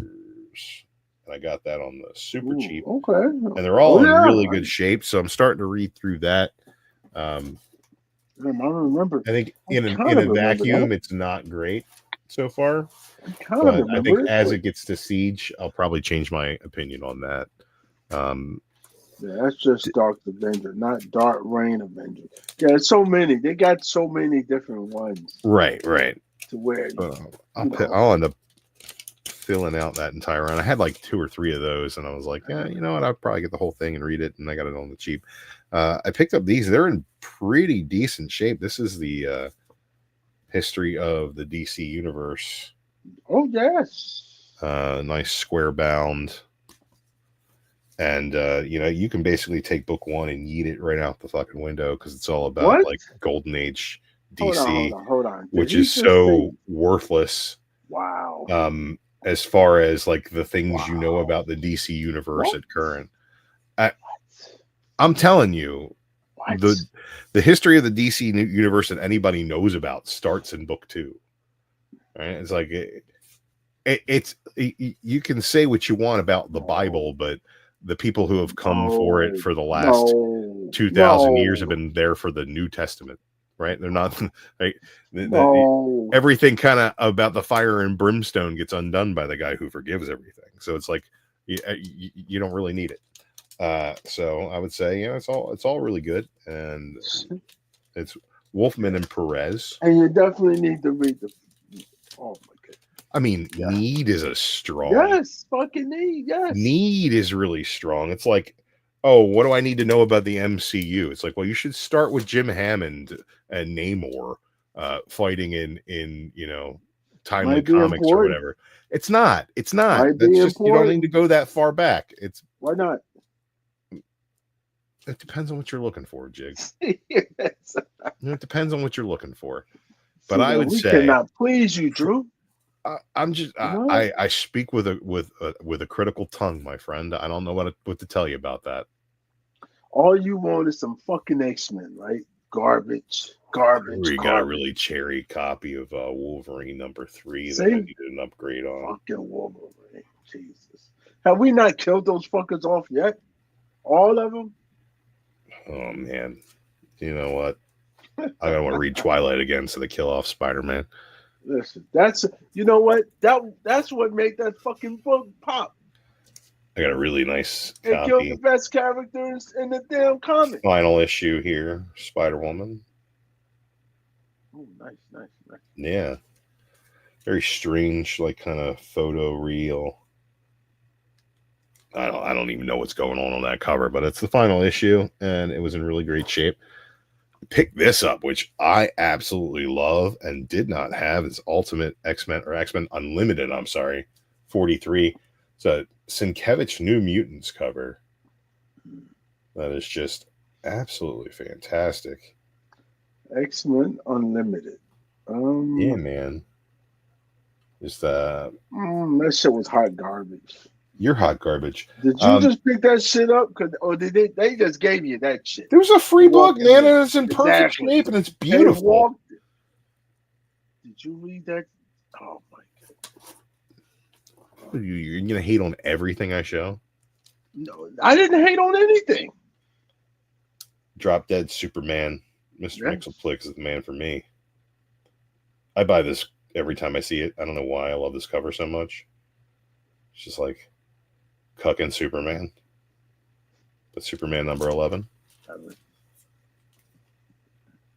Just sitting there for free. That's right. We love DC. Don't we, Chef? We love DC. Chef, have you started picking up DC yet? Some more DC for you there. Robin. Every time I see Stephanie Brown dressed as Robin, I'm in. Oh, yes. I'm in.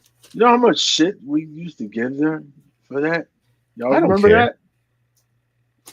You can give them as much shit as you want. Crazy. Now it's like, hey, you know what? It's all right. These are just sitting in the freebie bin. Oh, you know why? It's fucking a garbage X-Men book. Nah, it's a beautiful X-Men book. Only you fucking X-Men lovers. Bro, it's like one of the better Peach Momokos. We got a Bloody X-Men Claws on X-23, the fucking all-new Wolverine. How many times? Tell me this. That's just got a question. For you and John, you two fucking X-fuckers, right? All right. Listen, when is the last time we did a new story? Minor key Booster Gold book. Huh? Can I get Wolverine without fucking claws? Can somebody break his shit? Yeah. We should get Spider-Man without any fucking webs. What are you talking about? We should do Green Lantern without the ring. Hey, you want to be great? That. Superman without being super. We have that. All right. Come on, dude. Yes, come on, dude. Let's see. I got some other cool stuff in here. Incredible Hulk. I'm sorry, Immortal Hulk #0. #0? Yeah. I don't think I have that. Hold on. I don't remember #0. #0. Yeah, I don't remember the #0 coming out, but like, I don't know. Huh? And it's it's a dope cover. Like the baby being held up, the menacing look on the dude's face, the Hulk, green-eyed and raging. Pretty dope. I got that. They had a bunch of Immortal Hulk in the free bins, which was pretty cool. So I picked up a bunch of stuff. That was new last week. I grabbed this for a freebie because New Yen, Two-Face. I like that. Black, white, and red. And I have this book, but for a freebie, I'm cover by. This Tim Sale Joker cover. Well, that was really dumb looking, but also very interesting. Wasn't exactly what I would call fantastic, but interesting enough to look at. Okay. Here's where these Immortal Hulks, the 50th issue is the final issue, and there's an 80-page square bound issue that had a ton of variants. And for $10, I could have bought this off the stand, but I got it for free. So yeah, I ain't mad at that. And hopefully, this was a $10 cover price, absolutely free. Oh. Badass cover going my Immortal Hulk collection. Okay. I have this one, but it was free, so pick it up. And this was free. Another variant of that same issue. And this was a variant from issue number 44, which is sitting in the free bins too, though. I like that. Oh shit, I got number 0. Oh, that came out in 2020. 2 years. Came out a long ass time ago. 2020, yeah, like 2 years after the damn series came out. Didn't make it any less free for me the other day. Yeah. Let's see what else I got.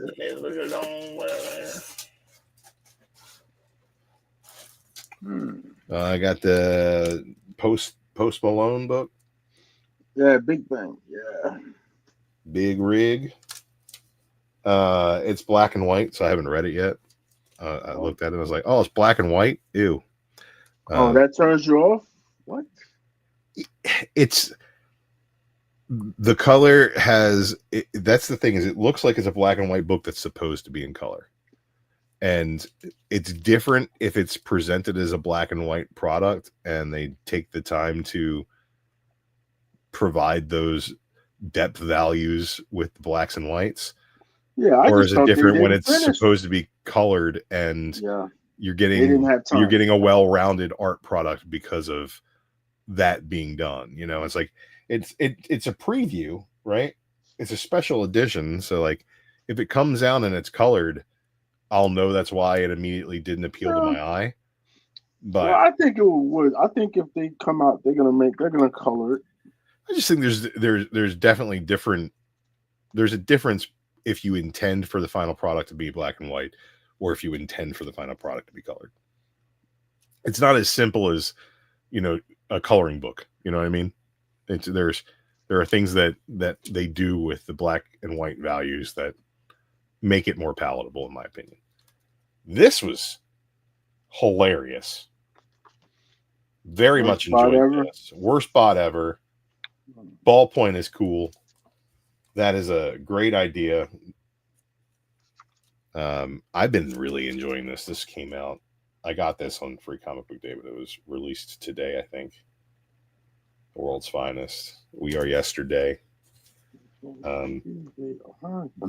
Black and white. The Dan Mora did the cover on this one. But he's doing like every other issue, I think. He's doing Justice League and World's Finest, like switching between them. And it's strange because he was on World's Finest, and when they took him off of that, I feel like the book suffered a bit, even though it's still been really solid art-wise. And then the stuff he's been doing on Justice League Unlimited has been great.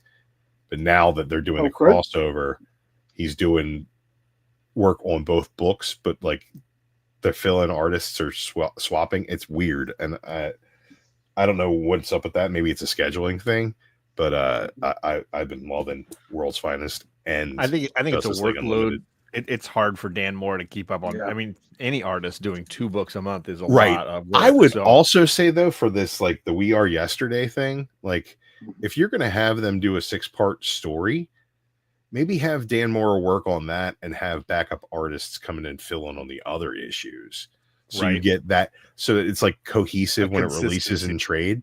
Sure. That would be my only judgment on that. But like, I mean, the fill-in artists are good too. I mean, who's doing this one? Hampton. Yeah. So it's pretty good. Yeah. Definitely good. Yes. I picked this up for cheap. Shit and giggles. Yeah. Yeah. Campbell for shits and giggles. She got her skin hanging out. She's gonna rub up on somebody and take their powers. Take my powers, girl. Take my powers. Get it? Put me in a fucking leg. You guys just know I do not like X-Men at all. I hadn't heard that. You not liking X-Men doesn't keep it from being one of the greatest properties in the history of fiction. But that's just neither here nor there. Tell you something. It's gonna, and it pisses people off, and I say it all the time. Do you know I like X Factor better than I like X-Men? Which version of X Factor? The first one, when it first came out. When it was the original X-Men? Yes. So what you like is X-Men? Hold on. Let's get it straight. So what you prefer to X-Men is X-Men? It was not X-Men. It was X Factor for a reason. Oh, yeah, it wasn't. X Factor wasn't X-Men. It wasn't. You know that. Okay. X Factor was X-Men before it was X-Men and Uncanny X-Men. No, it was not. It was X-Men and X Factor because Uncanny X-Men and X-Men were the same fucking thing. No. But in the 90s, they were like, we have Uncanny X-Men. We can actually just have adjectiveless X-Men and sell that. And they're like, well, we already have that. It's called X Factor. And they're like, well, instead, we'll have Peter David change that team completely, and it'll be the Havoc team. Adding and see you adding shit. No, I'm giving you a history lesson. I had to give you a physics lesson last week. Now I'm giving you a history lesson. You with the fucking listen. I think that was the week before, but regardless, no. Regardless, they got a fill-in artist on Absolute Superman, and it's not great. But what? So many story nuggets in this issue number 7. Like it goes so far into what you want to know about what the fuck is going on with this villainous organization, and that's cool. And we're getting upgrades to the Peacemaker. That's cool. And they're going to go figure out what's going on in Kansas, and that's cool. But I really wish that they didn't have a fill-in artist on this. They didn't. The fill-in artist, it just doesn't have the same fucking gravitas in his art presentation. It's just not. It's like it's a completely different fucking book. But it's just giving you more detail. That's fine. Release that as an annual. Goodness, relax. You can't. Listen, I want consistency in presentation. Is that so much to ask for? This is not a bad copy. All right. No, it's a very good comic. Yes. So don't bitch at it. Don't bitch at it because it's you expect. What do you expect? Who's the A-team art on this, John? Is that Raphael Albuquerque or something, or is it Sandoval on Superman? Yeah. Is it Sandoval? I think it's Sandoval. Sandoval. Okay. Yeah. It would be better if he did the art. It doesn't mean it's not good. All right. And it might not even be better. It would just be better for me if he did the art. I'm not saying it's not good. It's just not as good to me. Are you up on all the absolute titles, Drew? I gave up on Wonder Woman quite quickly. That was very, very bad. And then I looked at some of the. Yes. Hold on. You gave up on Wonder Woman before Batman? Wonder Woman had I haven't given up on Batman. I know, but Wonder Woman had the best story. Wonder Woman had the best number 1 issue. It had the best storyline. Let's just say. I can't attest to that, Jigs, because the second issue was all characters talking and their faces looked like they were made out of silly putty. So I put it down midway through and said, I'm done with this. And Kelly Thompson is one of my favorite writers. Yeah, this is what I have an issue with, right? This is the only thing. Everybody has their own opinion. Sure. We love Drew, all right? That's what we enjoy about Drew, that he's going to definitely give you his opinion. But Drew, I think you're the only person that's saying they put down Wonder Woman on issue 2. probably a lot of people who are Wonder Woman fans continued to read the book but I'm not a Wonder Woman fan. I found it amazing to me how much that first issue resonated with me because number one, I don't care about Wonder Woman, right? But I had a low bar of expectation for that. I like Kelly Thompson, so I was excited to read a story that she was writing. Yeah. And I felt like the art in the first issue, where it's just like demons exploding from another dimension and action happening, was pitch perfect for that story. But the second it became about generals arguing in a tent with putty faces, I was like, I do not need. And that's all you took from that? I do not need it. It's all it gave me, Jigs, in issue 2. That's all it gave me. There's such a delineation. Maybe I need to start smoking weed. Maybe that's the problem, right?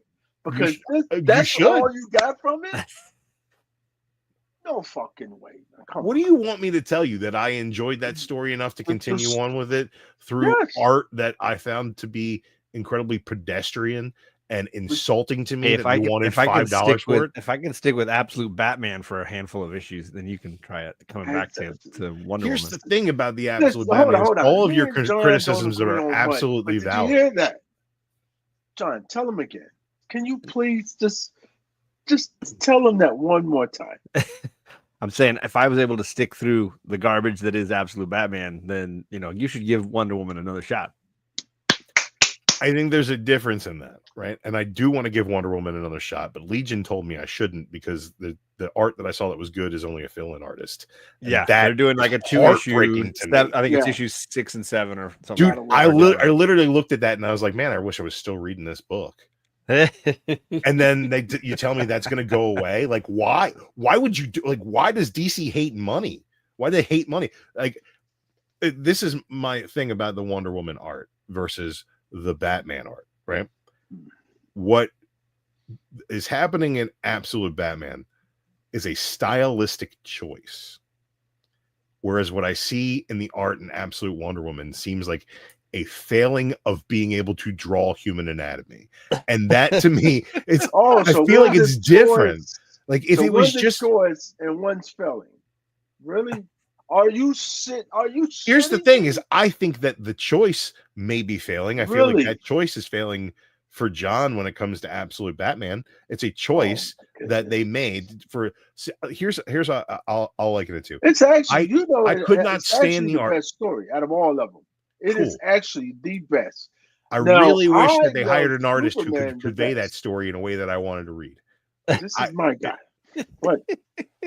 Superman's been the best story so far in the Absolute. I'm just loving being able to sit back and let you guys talk about it. The thing about art, though, is like I didn't like Department of Truth. I love that story, but Martin Simmons' art to me was so horrible that it hurt me to look at it. It caused me physical pain. Here's the thing, though. That is a stylistic choice. I do not doubt that Martin Simmons could make something that looked more traditional, right? You should check out his art. Dracula. His Dracula was stellar. I thought his Dracula that he did was really fantastic. I don't think there's any reason to read any books about monsters that aren't being drawn by Mark Spears right now. What? I think that Mark Spears' art is so head and shoulders above what is being done in the horror space. Like if you're going to show me Dracula or Frankenstein, I want it to be drawn by Mark Spears. If it's not drawn by Mark Spears, I want it to be an old school fucking what's his name? Fucking Bernie Wrightson. And beyond that, it's just not my realm. I didn't hear none of your shit last year. What are you talking about? You hear my shit every time my mouth opens. I didn't hear any shit about Spears last year. The man was doing the same shit last year. Why no one it's good. Bullshit, man. Everyone's on the fucking bullshit. On the fucking bandwagon. Yeah, that's what it is. Okay, it's people also buy Alex Ross art. It doesn't make it any less fucking phenomenal just because people are on the bandwagon. Whoa. Now come on now. Don't fucking switch up. We're not talking about Mr. Willis, all right? You can move the goalpost. I can move the goalpost. Stop fucking moving it, man. You always do that. You always do that. Somebody told me that there was a new Ghost Rider in this. That's why people told me to buy it Really? or pick it up. No, I It's don't not. think It's it's the chick from the New Champions or whatever. The I roller don't know if I derby got that. Phantasm is what her I name don't know if I got that book. is. This was really good. Makes me kind of want to figure out what's going on in Energy Void Universe? Rivals. Yes. Definitely good book. Yeah, I enjoyed it. Yes. I guess Star Wars. I didn't see what was in it. That's Star Wars. Yeah. Hey, did you enjoy Superman Unlimited seems like it's pretty good. Yes. Yeah, I man. agree That with you. the Dan Slott Superman looks like it's going to be decent. Yes. So I'm excited about that. What? Hold on. Whoa, newsflash, people. Did you guys just hear what he said? He's going to be fucking excited about something. I'm excited about a lot of things, bro. What the hell? What? I don't know why you're mad. I'm not mad. Why would I be mad? I picked this up. I never read it, which is the new Warrior series for the Initiative. Ooh. But this was Gravel, and What's up, it's Legend? 6 issues. And I like the new Warriors, so I figured I'll check it out. Okay. It's got fucking Night Thrasher. Yeah. A dude who skateboards and beats people up with a baton. That's fucking awesome. And that's pretty much everything I picked up recently. Okay. What's up, Retro? I'm currently live myself. I wanted to stop by and say Everybody hey, in the chat, awesome. You should leave and go watch Retro. Absolutely. Damn, that's harsh, isn't it? He's not going to be showing any shitty X-Men books. Neither am I. No accounting for taste. What? Got gone playing something. Uh-oh. That's But good. I am actually kind of excited to check out this John Ridley, the next Batman, because it's not only the next Batman. It's got Future State Nightwing and Dark Detective. Now Ridley's done a lot of stuff, right? Some stuff that I thought, when was it? Maybe the year before last, maybe might have been a couple of years. Time, this COVID time has fucked us all up. But whatever the time was when he was writing, he wrote some pretty awesome stuff.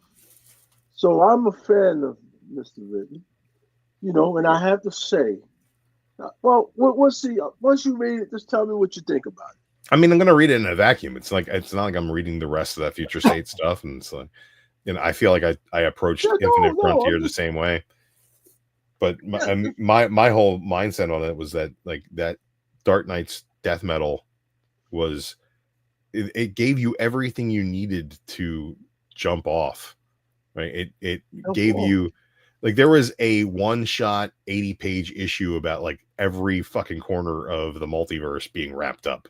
It's like there was a huge book about all the Flashes coming to grips with everything that would ever happen and ever has happened in the Flash universe. There was a Green Lantern book that did the same thing. It's like there was a book about the JSA that did so every single corner of that universe was wrapped up in a way that made me say I don't need to buy everything called Future State. I don't need to figure out whether they're going to be releasing something called 5G or not, which they never ended up doing. So I'm really glad I didn't get myself hyped up for that. So it's like there was a lot of nonsense going on at that time, and I basically said I'm out. And now that I'm going back and revisiting that stuff, I think I can look at it from a perspective I'm not. Now you saw it. I'm not invested in buying this over and over and over again. So it's like I read that 0 issue and then 6 issues of Infinite Frontier and realized, I missed absolutely nothing here. This is a very hollow examination of what a crisis is. The Mad Libs part of it was fun.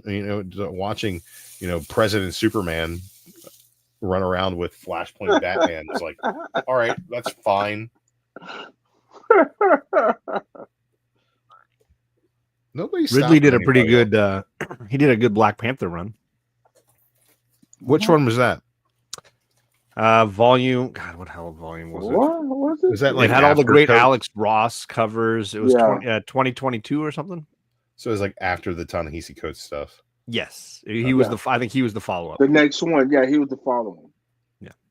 So it must I'd have be been interested in volume reading that. 5 or The 6. Coates stuff is just, I don't like his approach to What? writing comics. Ta-Nehisi Coates, I just don't enjoy his Wow. approach to writing comics. Oh man, you just lost all fucking credibility. The right little there. bit I read, I liked, and then I bought the omnibus just on that. Yes. And I'm waiting to read it because I I'm doing kinda the got I'm drug doing the into the- Reginald Hudland stuff first. I kind of got drug into the first volume, and then as it moved The through, Kirby stuff.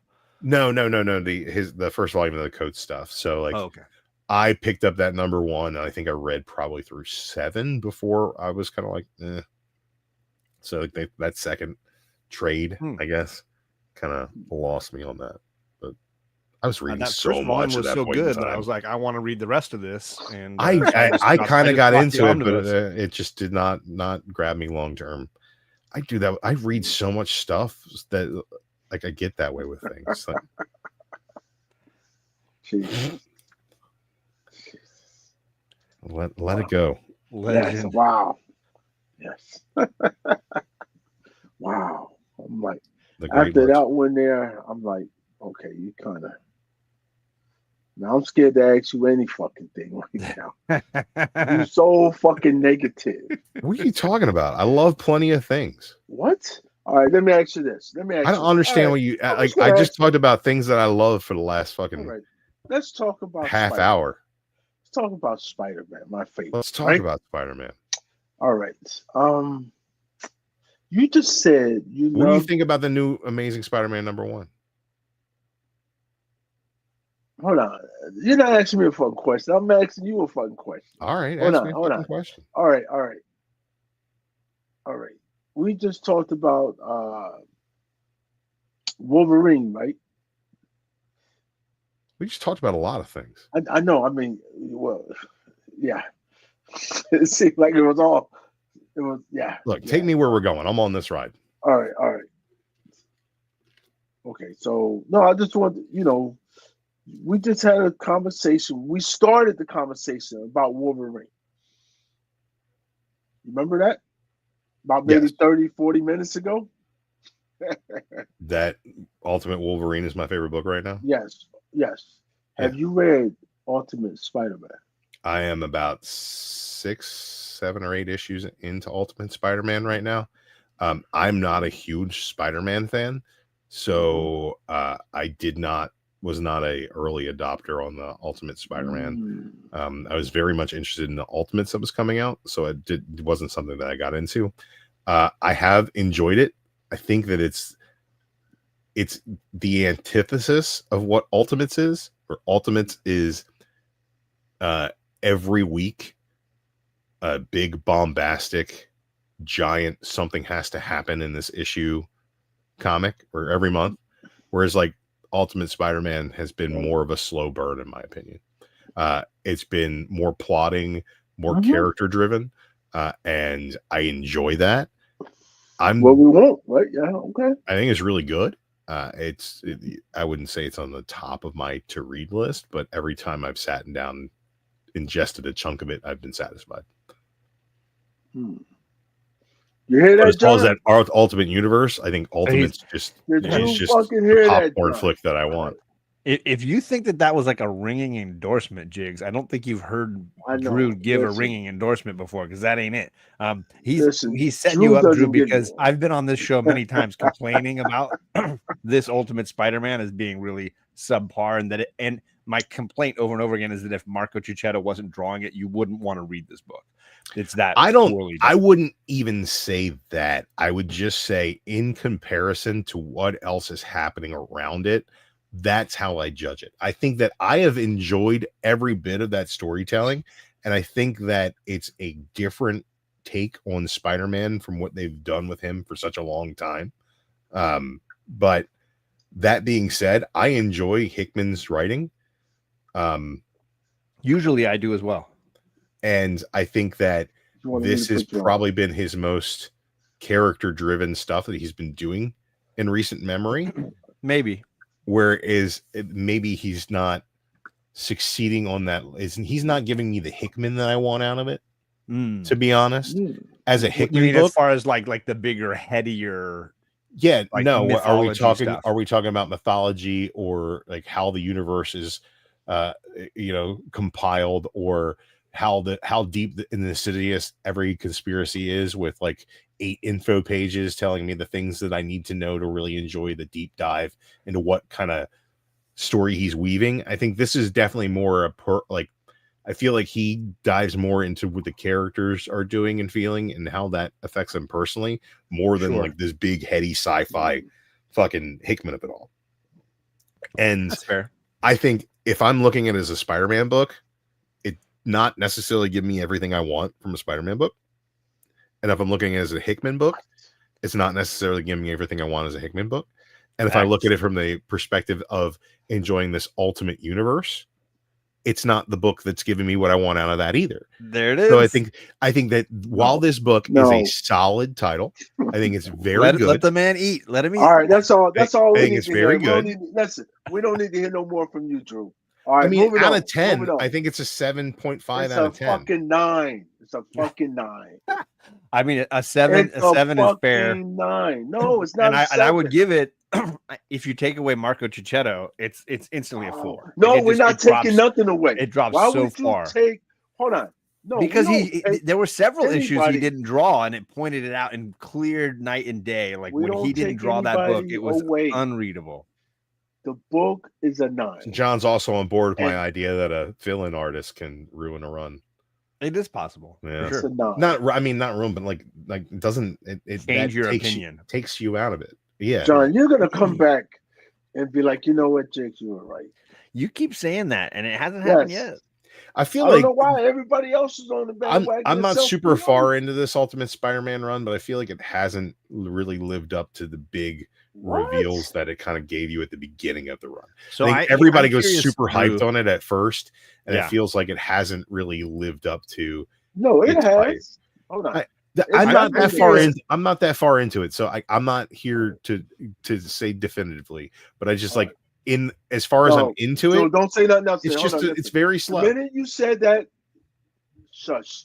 No more words needed. All right. Shush. Till you finish. Like you don't know who you let on this stream. Until you finish, no more words about that. All right? I disagree. I'm curious though. My biggest gripe, Drew.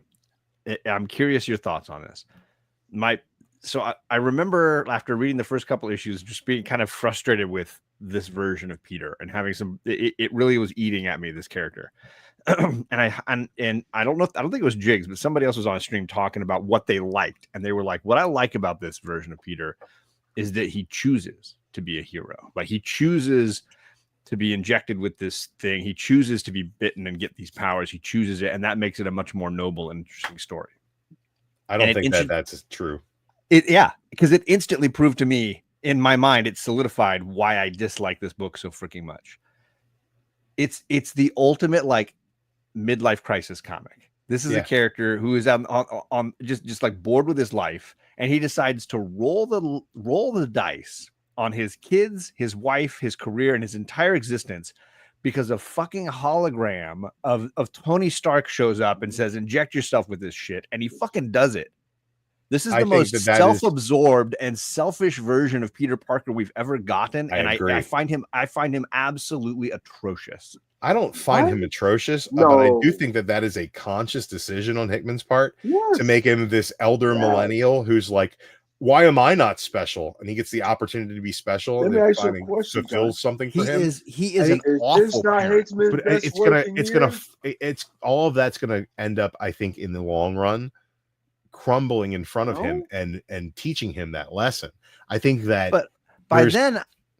So by then he's going to die, and Miles is going to be back in the Ultimate Universe. Who's that? So Drew, the retort people often tell me is that like, well, he doesn't know how to be a superhero yet. He's learning and figuring it out. I'm like, but he's been a fucking parent for 10 years. How is he such an idiot about how he's risking his kids' lives? He's a fucking fuck up. This guy's an awful Peter Parker. I don't know if he's an awful Peter Parker, but he is not atrocious. He is not the Peter Parker we know. Yeah, but he's also Who not is what kind of a literally the parent? best He is superhero. consistently risking his kids' lives Yeah. and has zero regard for it. Right. He is. I is get very it. He much, doesn't know how to be a superhero, but Hold on, he's did been you a hear that? parent Did you long hear that? enough. He's been a parent long enough. But I think that is a lot of that is the impetus of this ultimate universe, where Yeah, it's like it's his the parenting. idea of the maker taking all of these heroes off the board. So you're pissed at his parenting Is- skills? I'm absolutely 100% pissed at his parenting skills. Fact. Jigs, we Yes. have waited for a Peter Parker that is married and a father for so Ever. long. Yes. Yeah, and we finally get So him, he's and learning. he's a shitty parent. Yes. He's a shitty husband. Hold on. He selfishly wants to go Yes, into. great book. Yes, Great book. great. This is great the book. This is the better parenting Peter Parker. Yes, for sure. I think so. No. In my True opinion, story. Spider-Man is the greatest superhero that there is, and I think that it's Absolutely. You more heard that? about the content of his character than it is anything else. I think, And when you rob him of that, yes, I completely agree. the I book falls apart. Completely agree, and I don't think the book falls apart. I think that No. I think what you're looking for out of Spider-Man Best Hickman is work not in service years. there. I think if you start reading it from the perspective that Jonathan Hickman is going to use this to tell us something, is going to use this to show us that maybe we don't want the adult grown-up Spider-Man. Maybe So you that, think this is a cautionary tale to comic fans that like you think you wanted this, but let me show you why you don't because it's awful. it's Nightfall. Awful. It's Nightfall Batman. This is fucking No. Hickman's best I'm work not in saying years. that. What I'm saying is that we're Best work we're in being years. shown this universe, right? Where like even in the Ultimates, where everything is like every time they take one step forward against the maker's plans, they take 3 steps back. And they are being set up for failure. The whole thing about this Ultimate Universe and all these heroes that are being reborn or rewrited into it is that they're all being set up for failure. Like this is not going to end the way they want it to end, no matter how hard they try. And that's like that's part of the failure of these heroes. Is part of what is making this universe what it is. And I think that Peter Parker is being set up for a fall. And I think it's going to cost him his family. It's going to cost him maybe his wife. It's going to cost him, maybe their lives for his choice to be Spider-Man. And I think that is going to move forward, tell a different story about a different character that we've never seen before. Yeah. Does that make it a great Spider-Man story? Maybe, because it's kind of that Black Mirror universe look at it, but it doesn't give you what you are looking for out of a Spider-Man story, so you find it unpalatable. But I don't 100%. Yeah, I love Cicchetto's artwork. Cicchetto's art is why I kept up with it. Excellent. I think that they're successfully telling a story in that book. I don't think that story is one that resonates with you because of the way they're telling it. Maybe when it's said and done and there's a better outlook of what the Ultimate Universe is 2 years or a year and a half from now at this point, or whatever, and what it's going to be, then maybe you'll have a different perspective on it. My other gripe is far more petty. Like that one for me is significant. It's at the core of that book, and it's not going to change, and it keeps dragging it down every time I read it. It's like the same thing that made me hate Heroes in Crisis, but But my other gripe is that like the book feels like it's not a Spider-Man book because it's like it's a Ben book. It's Uncle Ben and J. Jonah Jameson running a newspaper. I don't care. Like I don't want that book. I'm so bored with every time they cut away and we got to spend time with J. Jonah and Ben talking about how to run a newspaper. That shit is dragging that book to a halt every time those guys start talking. It's detrimental to the pace. Yeah, it's brutal. I can't disagree with that. And the first few issues were worse. The balance has gotten better the more recent stuff. But the first few issues, I legitimately felt like the big twist was going to be Ben is Ultimate Spider-Man, and like that was because it felt like it was a Ben book. Like the book had more time with Ben than Peter Parker. That's true. All of a sudden, I thought the big twist was going to be like, no, all this time you didn't realize it was Ben in the costume, and I was like, all right, that makes sense because he's in the book like 95% of the pages. Right. Come on. It was awful. Have you read the Ultimate Black Panther stuff? Killed me. What's that? Have you read the Ultimate Black Panther stuff? It was pretty boring overall. I got that same impression from the first issue. I haven't really delved too much into it, but I think that the fact that it's like Black Panther and Storm and Moon Knight, it's like there are characters in there that seem like they're worth exploring. So I don't know. None of that I don't really know. has spilled over. Jigs, into are the you up on Ultimates, it? which I've been reading religiously. I dropped that shit like a bad habit. That shit was listen. That was just trash out of all of them. I'm like, come on, I don't want this shit. No. I like the concept, but the execution just was really It just bland. was. It was like, you know what? I see what they were trying to do, just didn't work. Yeah. Yep. I think they need another team. I really like what they're doing with Ultimates, the main line Ultimates. Oh yes, book. no, the main Ultimates is awesome. It's very similar, in my opinion, to what Hickman was doing with X-Men, the title X-Men, when it started during the Krakoa era, where it wasn't necessarily story driven, but each book was kind of a snapshot of a different thing going on, a different corner of the universe. Yeah, it was like more of you could read it almost like a handbook to the background of what's going on with everything else. Sure. You could pick up any issue and just kind of dive in. Right. I really dig that. And like what they did with the Guardians of the Galaxy, like where like the future's collapsing because everything that the maker has done, and then trying to go back and save things. I think that was really interesting. I think that the Luke Cage issue, where he's like, now he's just like, they send him in as an insurgent in intergalactic prisons to cause riots. Like, it's like, that was really fucking cool. I dug that. I thought that was really awesome. But so far I've been liking all the Ultimate Universe stuff, and even the stuff that isn't really grabbing me, I think it's still really good. I think that the Black Panther book, even though it hasn't enticed me to read more of it so far, is definitely something I'm going to go back to. You enjoyed that shit? I'm telling you, I didn't enjoy it enough to start buying it, but I will go back and reread it. I think that I'm gonna need to know what was going on with that, and listen, I feel the exact same way about Spider-Man. It's not certainly not the best Spider-Man book on the shelves right now, but it's good. Hold on, yes, the fuck it is. Hold on. Did you read ASM #1? Hold on. Oh, now you jumped to ASM. I'm thinking we're still on Ultimate Spider-Man. I'm talking about it's not the best. No. Book. Let's not jump to fucking. Well, this don't got nothing to do with. He's like, we're not gonna talk about ASM because I'm gonna lose that fight every day. You won't if you like it because it's good. No. Listen, I know I can't win that fight. Zeb Wells is off of it. You're gonna be all right. Right, but the Ultimate Spider-Man, I know I can win that fight. All right. John's the only feel like you just lost He's the only hater. Did you? And you're John. Have you read Ultimate X-Men? The Peach Momoko? Yes, I actually have been enjoying that.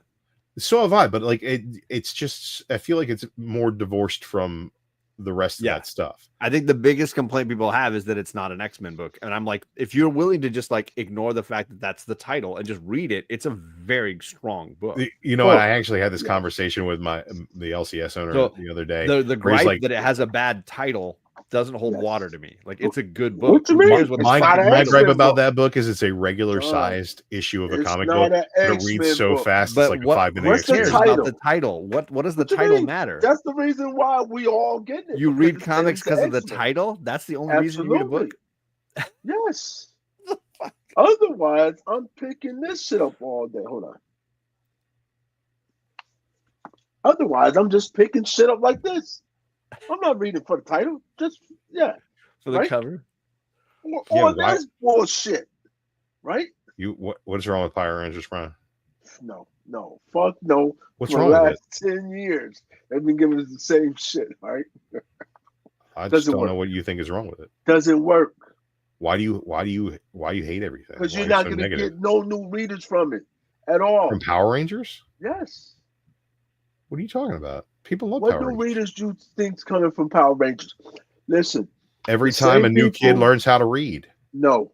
The same fuckers like you who've been reading the shit for 20 years are still reading it. I'm not currently reading Power Rangers, so I don't know who you're talking about. I was reading Power Rangers during the Shattered Grid stuff. That stuff was amazing. It was really good.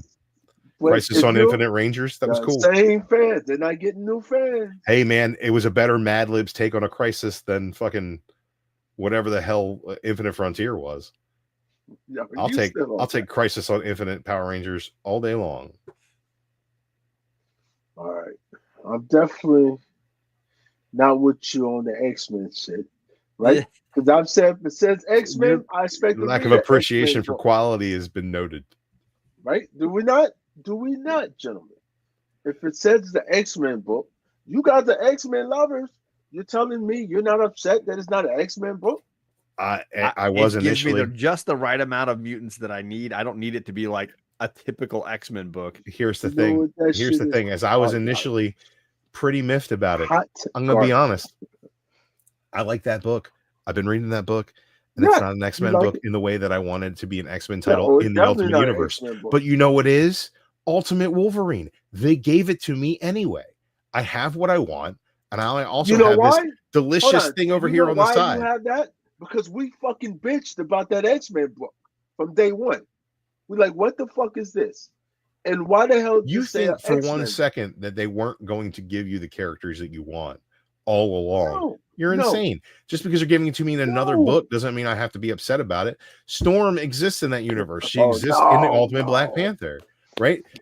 In the Ultimates, you get all these other characters, all these tertiary characters are showing up all over the place. Now in the Ultimate Wolverine, we've seen Nightcrawler, we've seen we got Sabretooth in this latest issue. Gambit's there. Black Widow has finally showed up, and she's in this universe. Colossus, right? Colossus, Magic, Mm. right? These characters exist, and we're finally getting a chance to see them. That should have been an X-Men book, right? Yeah. That They X-Men book fucked up. is very No, much different they fucked from up. what I expect an X-Men book to Wolverine be and what should I be an want. X-Men It doesn't book. mean it's not a They good should swap book. them. They should swap them. Look, here's the thing Swap about the the titles, only thing that I right? really don't like about the Peach Momoko book right now is how quickly it reads. It is like you It's a 5-minute read. it's maybe even And less. that's, What's it's up, probably too generous. Just the way that it flows, like, and there's no less art or less pages. It's Hold just on, there the you go. story is very much a All right, physically Rob, conveyed you gotta start over. story about action. There you go. Are you reading that all new Venom? Yeah, so you don't No. like All New Venom? It's fucking terrible. It's not terrible. that. It's just that whenever I want to read It's anything really by Al bad. Ewing or Ramsey or Tom King, Oh, get the I fuck usually outta wait until I here. have a good run. And now we're at 6 issues in, and now I'm hearing from Drew it's not good. So I have no Don't listen to expectations. shit. Here's the Don't thing, listen man. to It's shit just like Drew said. we're gonna make Mary Jane Venom. Yeah, that's all you got out of it? Is that all? Dude, you no. got out Here's of what the I book? got out of it. This I is the opened that origin book issue of up. how it happens. I opened up a book about Venom, an edgelord character that should only be servicing the Hot Topic shoppers, and I saw a wall of text, and I went, "Oh, I'm not reading this." That's fair. TLDR. It's a Venom It's book. more than that, buddy. It's more It's than an that. all new Venom book. It's a Venom fucking spin-off book. And come you want me to on. read that? Come on, dude. I got here's the thing about Ewing is he belongs nowhere near Venom. The minute he was in space with chains, I was like, I'm done with What? this. Yeah, Kids not like good. chains. Kids used to like chains, not anymore. Not anymore. Yeah, kids like phones. Only on Is that- Discord. Is this a new book, Amadeus Cho? Yes, it just came out. Yeah. Today? Yep. Yeah. Oh, I gotta go back to the shop. I get the regular, saw and it, usually I get Nakayama. They're not gonna call him Braun still, are they? They haven't, not since Champions. Okay, good. That was terrible. Now it's just Amadeus Cho. It's like Nick Fury. You have a ASO good has name, been why good, change man. it?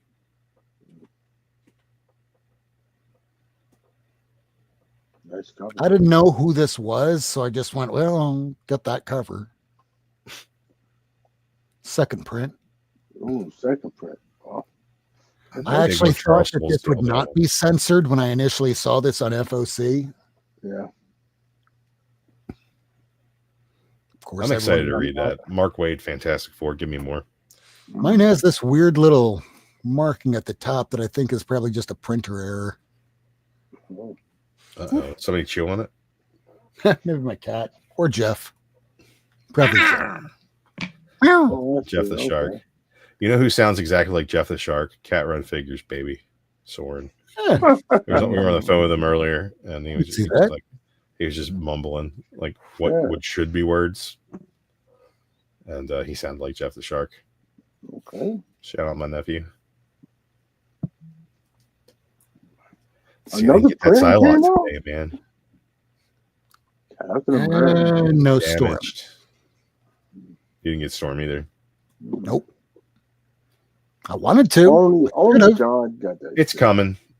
West Coast Avengers, I didn't get the A cover for some reason. Yep, Oh, I didn't get my Alex Ross variants today. Yes. Yeah, these are all two I It do. starts today. Yep, it started today. I gotta call my guy and go back tomorrow. Yeah, you should have got 3, right? You got all 3. Yep, you got all 3. Wait, there was a third? Yeah. What was the third? Let's see. I thought it was just the 2. That's what I Nope. thought. Should have been 3 today.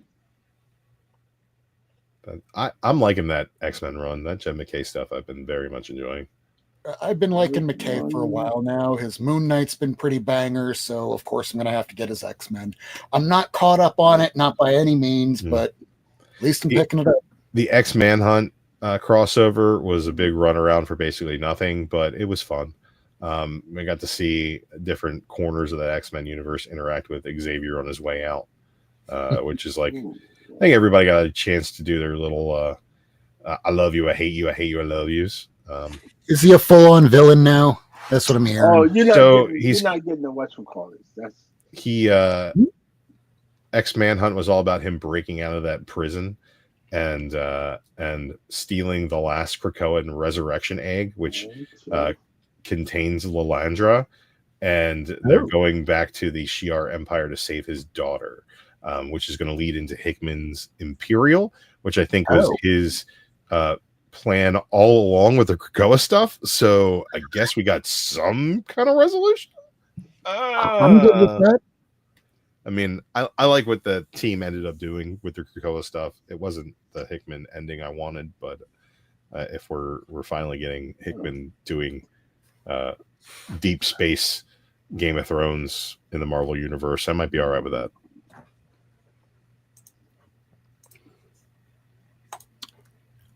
And for some reason, I'm trying really hard to remember the last thing that Hickman did. And it was a several issue series. Everyone thought it was going to go somewhere, and then it really didn't. all right. Yep, 3 books came out today. So we talk about The X-Men. third. the third one is No, it was one of these little miniseries. Yes, the third one is the black and white. Oh, that's a 1 in 100. The sketch Yeah. variants. It's not a third one. Yeah, It that's is the not a third one. third. That's That's the third one. Then there's 4 because there's 2 of them came out and they it's both not. have. No, it didn't. There's only one. The second one didn't come out yet. one is for X-Men 16. One is for West Coast Avengers Volume 4, And Issue one's for 7. Spider-Man. Which Spider-Man? ASM. But was it only a 1 in 100, or did they have like the regular? Because I didn't see that, or at least they didn't give it to me. So hold on. I don't think. No, hold on. Not ASM. Not ASM. Not ASM. So this is the 3 You're just books. making stuff up now. No, listen. I just showed you. There's 3 covers that came out. Right. One was the 1 in 100. One was the colored, and the other one was the colored. I believe they're releasing 1 in 100s for every single one of them in sketch variants. Yeah. Fuck, she got one too. So it's 4. All the sketches are supposed to be ratio. Yeah. They're all 1 in 100s. All in one. Yeah. Which would be worth $10 in 2 months. Just so y'all know. Yeah. So don't buy them now. 1 in 100s are not going to be going for $10. No. Not those Alex Ross sketches. Look at the ones last time. Yes, they are. They're all still going for like 25. A lot of them are still, yeah. $10. Because the new ones came out. Where can I buy these for $10? Drop a link. eBay. Check this out. If you go to my eBay page, I Rob, got them right now. was that book? Was the was Hickman book called $17.99. Gods? GODS. That's the one. Yes. Yeah, that's what I couldn't remember the title, so I looked it up for you. I did not read that. I read the first From 2, and it 1799. just felt like something I should read all together, and I just never got around to it. I think it's a lot like his Shield stuff, where it's like it's all tangentially linked to everything else that he does. I like the old Shield from like a decade and a half ago. The one that he came back and finally finished in like a Yeah, we were waiting for those last 2 years. that oversized like 98-page issue or whatever. Those final 2 issues, we were waiting. It felt like a decade. Yeah, Ooh. John, I like did you his get that stuff, storm though, cover? John, did you get that storm cover that came out today? Which one? what is that? Your cure? Is that's how you say the name? This Is one. it a ratio or is it a? No, not the Virgin. This Yeah, I got that one. one. Ooh, That's dope. nice. It's better than what's in it. Nice. I like the cover. Mine's Number 8. sleeping right there. I like I'm gonna be sleeping in my head later tonight. He's just getting ready. Ooh, I didn't show Gigs, you that. want to see what I got? Absolutely. It's a pretty short stack here. What? Yep. Let's see what you got, John. Let's see what you got. Snagged some stuff for the giveaway I'm doing on that's I saw it. Ooh, John, giveaway. listen, if you guys did not see, holy shit, I spent about maybe 40 minutes, about 35 minutes writing all the shit down that John's giving away. Ooh. and then this. Ooh, Look look at this. Oh, Prowler. away. He's giving away, Like- listen, he's giving Prowler. away Prowler. Do you guys understand that? That's the Yeah. first You know Prowler. why? You know why he's giving away Prowler? Don't say it. Don't get hurt. Because ain't Don't get nobody hurt. buying Prowler. You fucking crazy. It's a great been early calling you, Spider-Man so I book, so I thought, I've got a little Spider-Man lot. I'm even throwing in that You trade got I held up. earlier, D-list the- Spider-Man villain there, the Prowler. Now you guys know how to hold on. Let me ask you this, Drew. I'm gonna put you on the fucking spot. Spot Do me. you know how you can win multiple times on John's giveaway? No. See, I can't because I'd have to enter. Right. You're fucked up if you're not gonna enter. You know that? I'm letting you know that. now. John, when does this happen? Holy They're, shit! Friday you night. guys, Friday yo, night? Two what night- the- two nights yes. All right, I'll be Two there. I'm gonna win.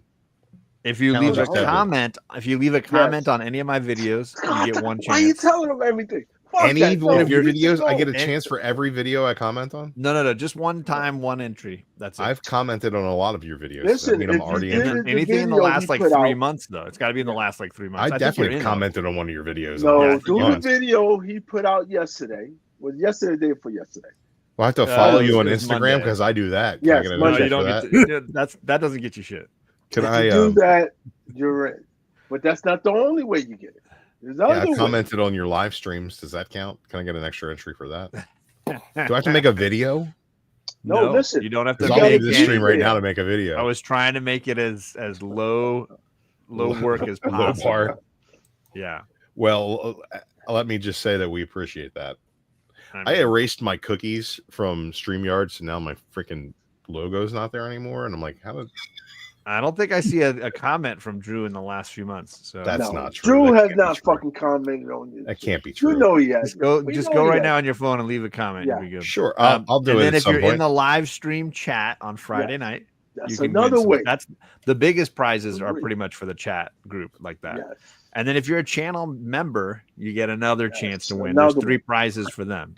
So listen. So we need all you guys. Oh, so it's pay to click play, is what you're membership. saying? Hell yeah. For 3 of the Hold on. 9 Do giveaways. you see how he got 9 different? Hold on. Wait. Hold on. Before you go any further, John, I don't think you guys understand how much shit he's giving away, and it's not shit. Listen, he's giving stacks, all right? And you know what? Stacks of books. Not one. Here's the book. thing, though. I know One. John's collecting habits, and I know that if it's something that I would like, John's probably just gonna keep it because I don't think so. Well, you got a fucked up goddamn thing anyway. But check this. wait a second. I'm in. I'm giving this one away. You son of a Yeah. bitch, I'm in. I'm giving that one away. Yeah. I'll be there for that. 35-cent X-Men, sure. There's your Storm. Yeah. Giving that one away. Sturm. So I got lots of goodies. But lots that's of not goodies. even the good shit. That That's is not the good even shit. He good- just No, showed it's the good not. shit, Jigs. No, Batwoman? listen. There you go. Yes. That's a character that's never going to go He anywhere. has, listen, and it's not 9 different books. These are 9 9 different prizes. prizes. Yeah. And prizes, like he has, oh my goodness. Dude, like, I'm glad Stack. that you're pumped, Jigs, because I'm excited for Friday.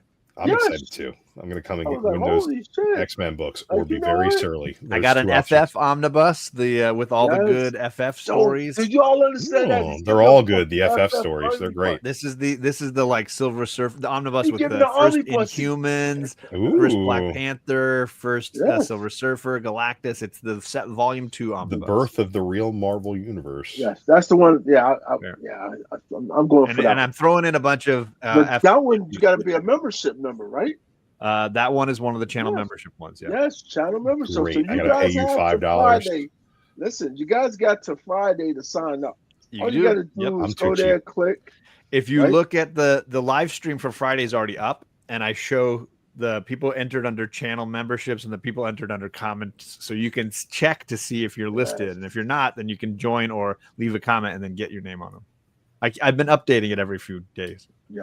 Southern, I don't see your name on shit. All right. Whoa. I'm calling. Listen, I will be calling you fuckers out. All right.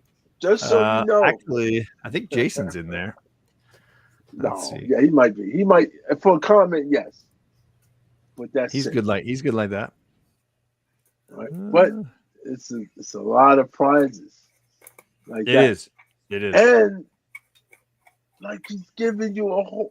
I'm like, oh shit! You guys not just getting one book, not two books, not three books, not four books. It's going to be a shit ton to whole ship. I'm damn telling you right lot. now, my shipping bill is going to be insane. It just makes me happy that nobody subscribes to my channel, because I'd hate to have to fucking give shit away. It seems like a lot of work. Giving a whole run that you like, oh shit, and I like that. I'm like, oh man, he's giving some good shit to read. Like, oh. Yep. I know that Just Drew so just you pooped know. on. Drew pooped on it earlier, but I'm giving away Yes. Look at Ta-Nehisi Coates hardcovers.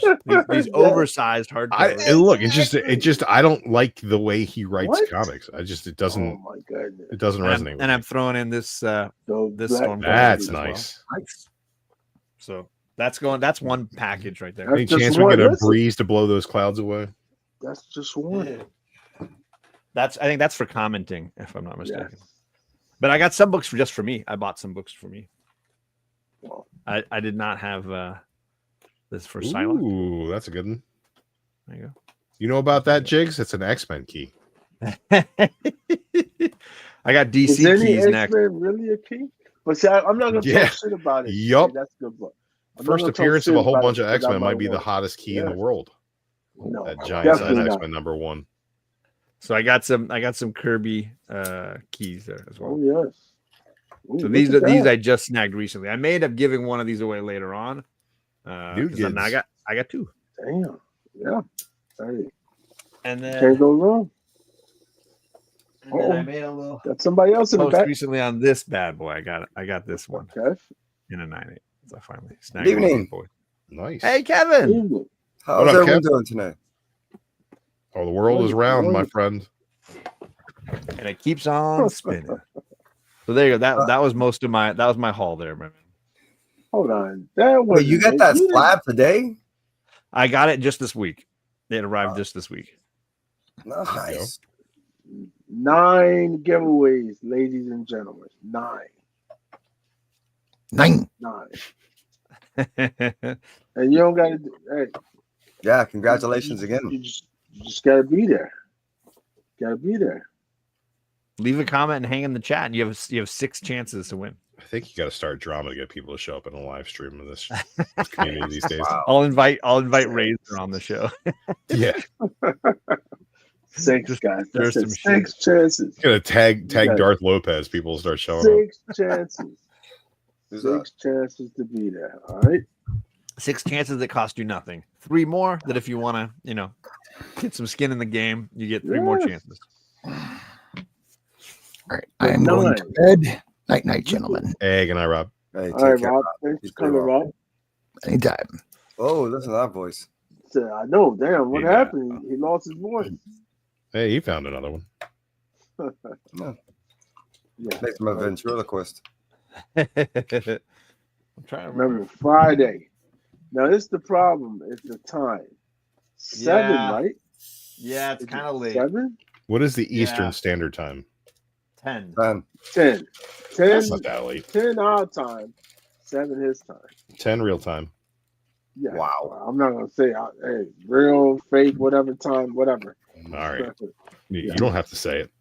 You giving that away? Look at that. You giving those away? Yes, I'm giving these away. Yes. Oh damn! I guess I gotta be a fucking member to your channel now. Yes. This guy's putting the squeeze on us. Listen, hold on. I'm telling you. That's Wow, really? Legit. I just got a And copy he of that still recently. didn't show you all the books. He still didn't show you all the shit he got. I got Rob? the Yep. Look at Yeah. that. Yeah. got the all the early Look, all of them. Mystique This and is Rogue one. books. This isn't 5 different ones. He's showing you. That's the big prize, I think. Is all of these are one. Yeah, that's prize. one. Oh, Do we wow. understand that? That's fucking one. That's one chance. One epic prize giveaway. All the Mystique and Rogue you could possibly want. That's beautiful. Yeah. Now here's the thing, John. As your channel name is still John's Comics with Kids. Yeah. Is this big celebration going to be enough to bring your kids back into the fold so they'll be on your channel They again? out. They out. I Or can't they're bribe completely them done? enough. No, I can't. There's not enough money to bribe them. No, actually, Kate showed up on Saturday, just this last Saturday, because she was getting ready for the prom, and she came in to chat a little bit. And Charlie just prom, dude, sneezed that's here on the crazy. Jigs Kingdom channel. She's sneezing in the other room there. Going to prom, Charlie. nuts, dude. My daughter's going to be 21 in August. Kevin says hi. Shit is nuts, dude. No, it may. I mean, this summer I'm potentially considering the rebrand, the official rebrand. John's Comics with Friends. Oh, with friends You'd have to now? get some, you'd have to get some friends, really. Listen, It's gonna The kids it's gonna got take. you those It took me a subs, while to right? find some friends, but I'm here. the kids got those subs for you, all right? The They kids. did. They Just did. leave it. Just leave it. We understand. That's where you came from, all right? Don't change your brand. All these fuckers changing their names and all that. We don't change our name. Who cares? You want to change your name? Change your name. No, Drew. No. See? No. I don't know. It- I remember. it frees me. I it remember frees me this up to channel geek back in out the day. about- 1-2 Comic Talk. It was pretty cool. It's Oh, still wow. 1-2 Comic Talk. No, he's That Yeah. never comics. changed. They went He through didn't- He didn't change the name. He's different. No, he's not. That's still their channel. All new Kevin. Yeah, No, 1-2 no. is Kai and I, and this is just me. Yep. Exactly. It was through No, Kevin no that I got change. to first meet like guys like David Boer. That David was M. Boer? awesome. The Mhm. Canto Boer. With the M. Yes. That's Andy loved that dude. Guy's awesome.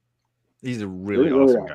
I Who miss Andy. doesn't You guys like miss Ron? Andy? You guys Exactly. remember Yeah, Andy? course. most definitely. Fucking miss Andy. Miss that beard, miss the snuggles. I think apparently he The still smile, does yeah, things the on smile Whatnot. just lit up the room. But when he Yeah. frowned, he looked like a serial killer. So you got to keep him smiling. I'm just kidding. Just kidding. I love Andy, dude. That guy. He's we not would do gonna that watch Modern this, Men Kevin. show. Oh, okay. He's not Yeah. gonna jump on No. a Jigs' stream and watch 2 hours and 37 minutes to get to that comment. Yeah. Oh, yeah. Nobody watched this shit. It's like, yeah. So now people might listen to this shit when they're driving a long distance. Remember, That's that's sad. what everyone used to do. Like I that- leave comments every so often when I catch a replay after I missed out on it. Oh, well, I appreciate you if you do that. But I just Yeah. thumbs up the Andy Griffith content. there you go. Listen, my Andy Griffin is, See, I'm the other way my around. backbone. That's my backbone. All right. hell with these comics. All right. Now, if you want to know what's going on in the world, all you Oh, got to Andy do Griffith. is watch Andy Griffin. That's it. 'Cause Yeah. I got an I see you, episode Rob. for everybody. I got an got you, episode Rob. for everybody. I'll tell you what I've been watching a lot Posted on lately. John's last sprint. I like 60-second versions of Perry watching Judge Dredd. That has been Ooh. that has been like every time I take a shit, No, I wait, get to not see another Judge Dredd. Dredd. Just Dredd. Dredd Yeah. from like Just great. 2012. Yeah. Yeah. Yeah, every time Way I've better. been taking a Ooh. shit lately, I've seen a new scene from Dredd, That's fine. and it's been enjoyable. For sure. Well, we appreciate you taking that minute. All right. It takes more than a That'll minute, be but fine. What was that we like you made the content, Jigs? What are you talking about? No, hey, it's all the same. It's all the same. It's all Don't the take same. credit. We as, Take all the credit you you, know, can, Jigs. Take That's all the right. credit. That's right. It's a community. It's a community thing. There you go. Yes. It's all the same, right? It's all going to the same place. It's all going to the same place. is it now? Yeah, absolutely. It all goes right back to the community. To the One way or community. another. Yes, to the community. Absolutely. Uh-oh. You know how you been, Kev? I know you don't got some shit watching. What you got, Kev? You know, new comic book day. I know you listen. I know you did a lot this weekend. This weekend, and I tried to get to a signing event today. However, the job that they didn't need to hold us, they held us. So I ended up staying out at a job site longer than I wanted to. So I just missed the signing event. I did go to the place though. Oh, we know you went and got your damn. Oh, you went to the place. We know you went to the place. Well, I went to 3 places. You ain't a place misser. You went to all the places. Damn. See what I got here. Any place that there was a creator with a pen. I think it was this one. 3. Oh, you want to Oh, here we go. I'm actually going to Well- crash gang because it's getting kind of late and I want Hey, to see you spend later, some John. time with the family. We understand. We understand. Good Well, night, thank gentlemen. you for stopping Take by, care, here, brother. John. Stay well. And John, My we'll pleasure. see Absolute you fun. Friday. Hopefully, we'll see you tomorrow. So come on tomorrow, John, so you can tell these drunk bastards. I'll be there I'll on be- Friday. I hope I'll nobody be else sitting shows in a up. parking lot waiting for volleyball to end. I'll be here. Oh, How many prizes can I win if nobody shows up? Can I win them all? Nobody shows up. The most anyone is allowed to win is 3, 1 in each category. You can win 3. Yes. 3, buddy. right. That's it. All right, I'm winning 3. There You you go. ain't winning fucking 3. Did you tell me what to do? You're not my dad. How you know? How you Hey, know I'm I'm gonna not? say, how do you Because I know know that? my dad. Oh, no, Yeah. you don't. Yes, You know I what do. they told you. Yeah, that's what they said. No, you don't. That's All right. just what we told you, buddy. I bear a striking resemblance to a man That's Good what night, you gentlemen. think. that fucked my mother for the All last right. 60 years. Hey. Watch your mouth. Watch your mouth.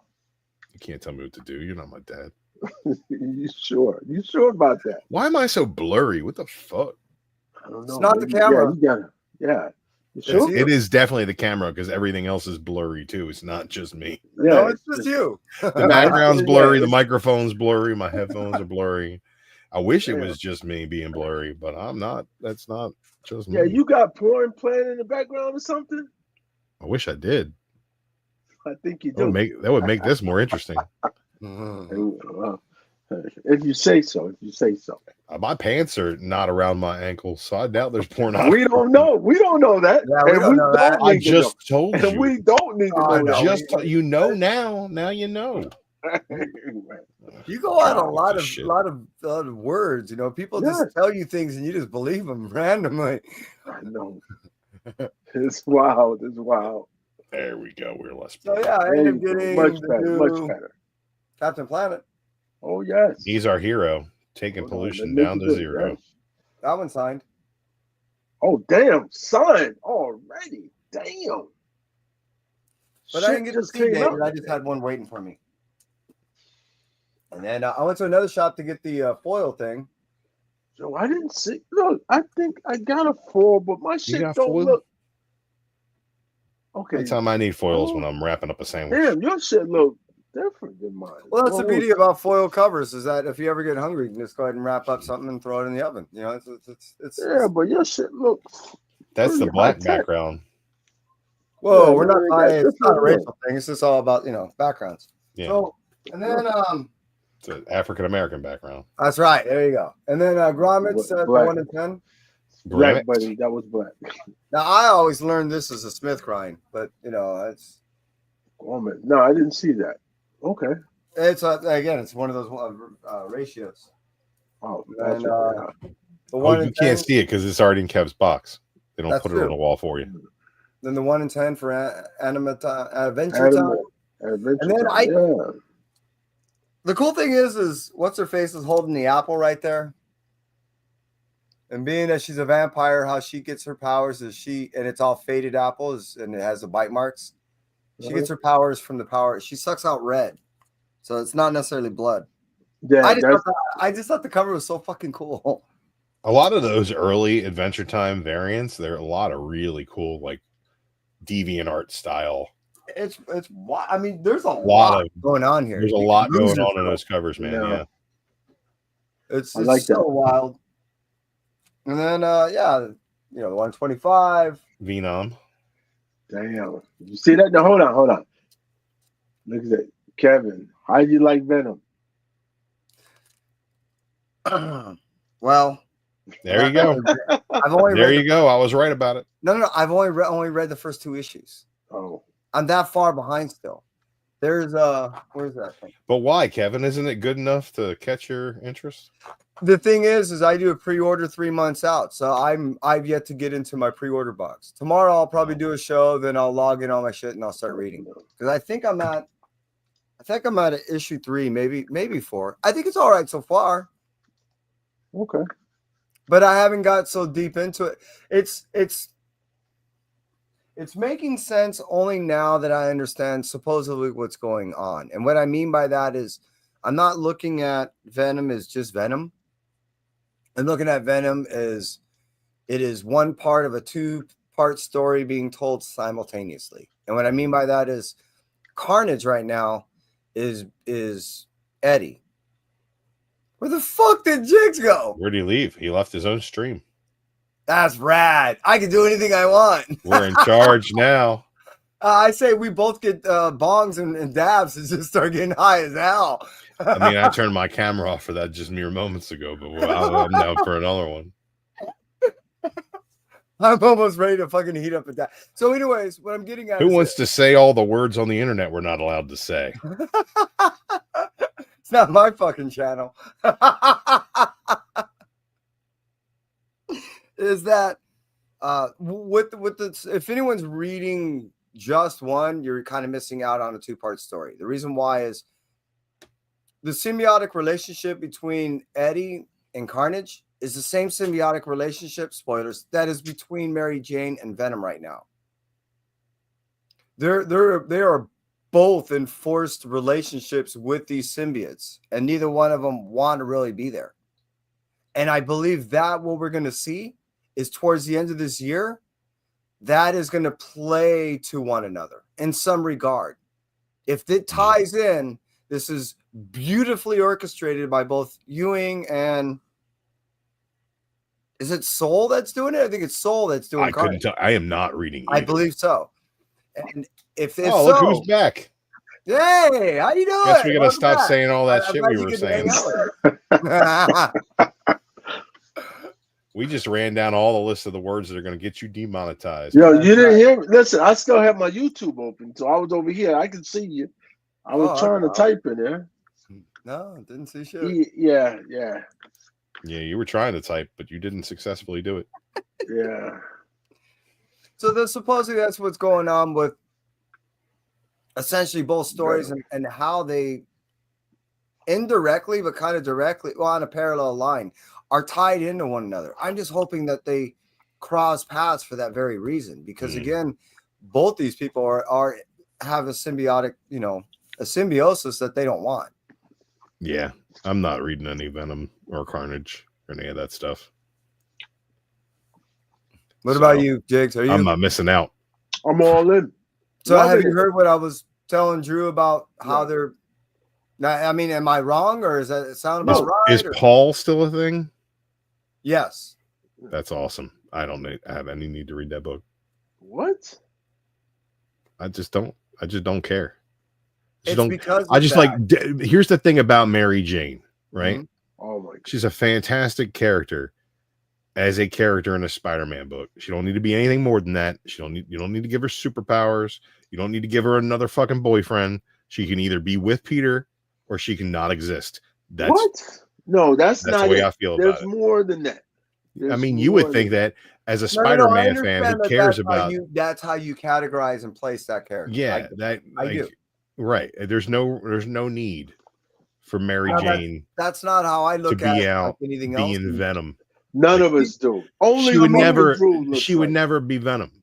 She would never be Venom. Anybody else read the arc where she was accosted by Venom and it scarred her deeply? Yes, and that actually she would never be Venom. It is somewhat, I believe, addressed. Not majorly, but I think not to my satisfaction, and I refuse to read it, so it never will satisfy me. No, and I get it. I do. And the way I look at it is anything else. Depending on an individual, that we somewhat aspire to kind of be better than we are the day before, depending on what it is and how it is and all that. So that's not to say that it's especially over a case of what 45 years. Yeah. Mary Jane could at least better herself in some form, fashion, or way. Yeah, some way, really, The exactly. same character forever. Yeah, why can't she be Venom? Because I said so. No, I just said it. no, Fair enough. no, I it just don't said work it. like that. It don't No, work that's like how that. it works over here. Okay. No, it doesn't. It's been Listen, working out for me. no, that's why she's Venom. I didn't read that shit. Didn't cost me a dime. Listen, I've well, the never rest of us looked forward did. to, Yeah, because I do know the theoretical idea behind why it happened. I just have to read it. I am dying to get into it. I really am. yes, so this week I didn't get Marvel, so I didn't get my Venom book. Mm. But this is the book that you want to read because it's gonna explain everything. Well, no, right. That exactly. It between, I believe. Man, remember when Al Ewing was 567, writing it that sets Hulk up- book, The Immortal Hulk, and it was so great? What happened to that dude? Was Now that- he's What do you making mean what happened? Venom be Mary Jane. Come Hold on, on, he's come on. kicking ass right Get now. fucking real. No, Are you- no, what? it's a bad idea. It's a bad take not. on a No, bad it's character. not. It's a bad idea. again, depending on how Carnage. Nobody actually works saw out, it which coming. Nobody. I saw forgot it it is Soul writing it. And I love Soul's work. What he does with this Two Devils Yeah. thing, what he did with Eight Well, Genies. you remember though when there was this giant fucking Venom story where at the end of it he became the King in Black. Mm-hmm. Yeah. Whatever happened to that? What you mean what happened to it? That's where we're kind of at right now. Through the result after the King in Black and went into that other Yeah, world. couldn't Venom just go away? No, why would he just go away? Because it was over. It's not over. It should have been. No. You do know that when you hold this up and you reverse these letters in a mirror, Yes. it spells Know what money, it says. right? Yeah. Yeah, that's the problem. We shouldn't be doing things for money. This is money. What? Money. It's not- Yes. Yeah, it's money. It's awful. They're not going to throw away money. Are you kidding me? Ugh. Yes. What? Ugh.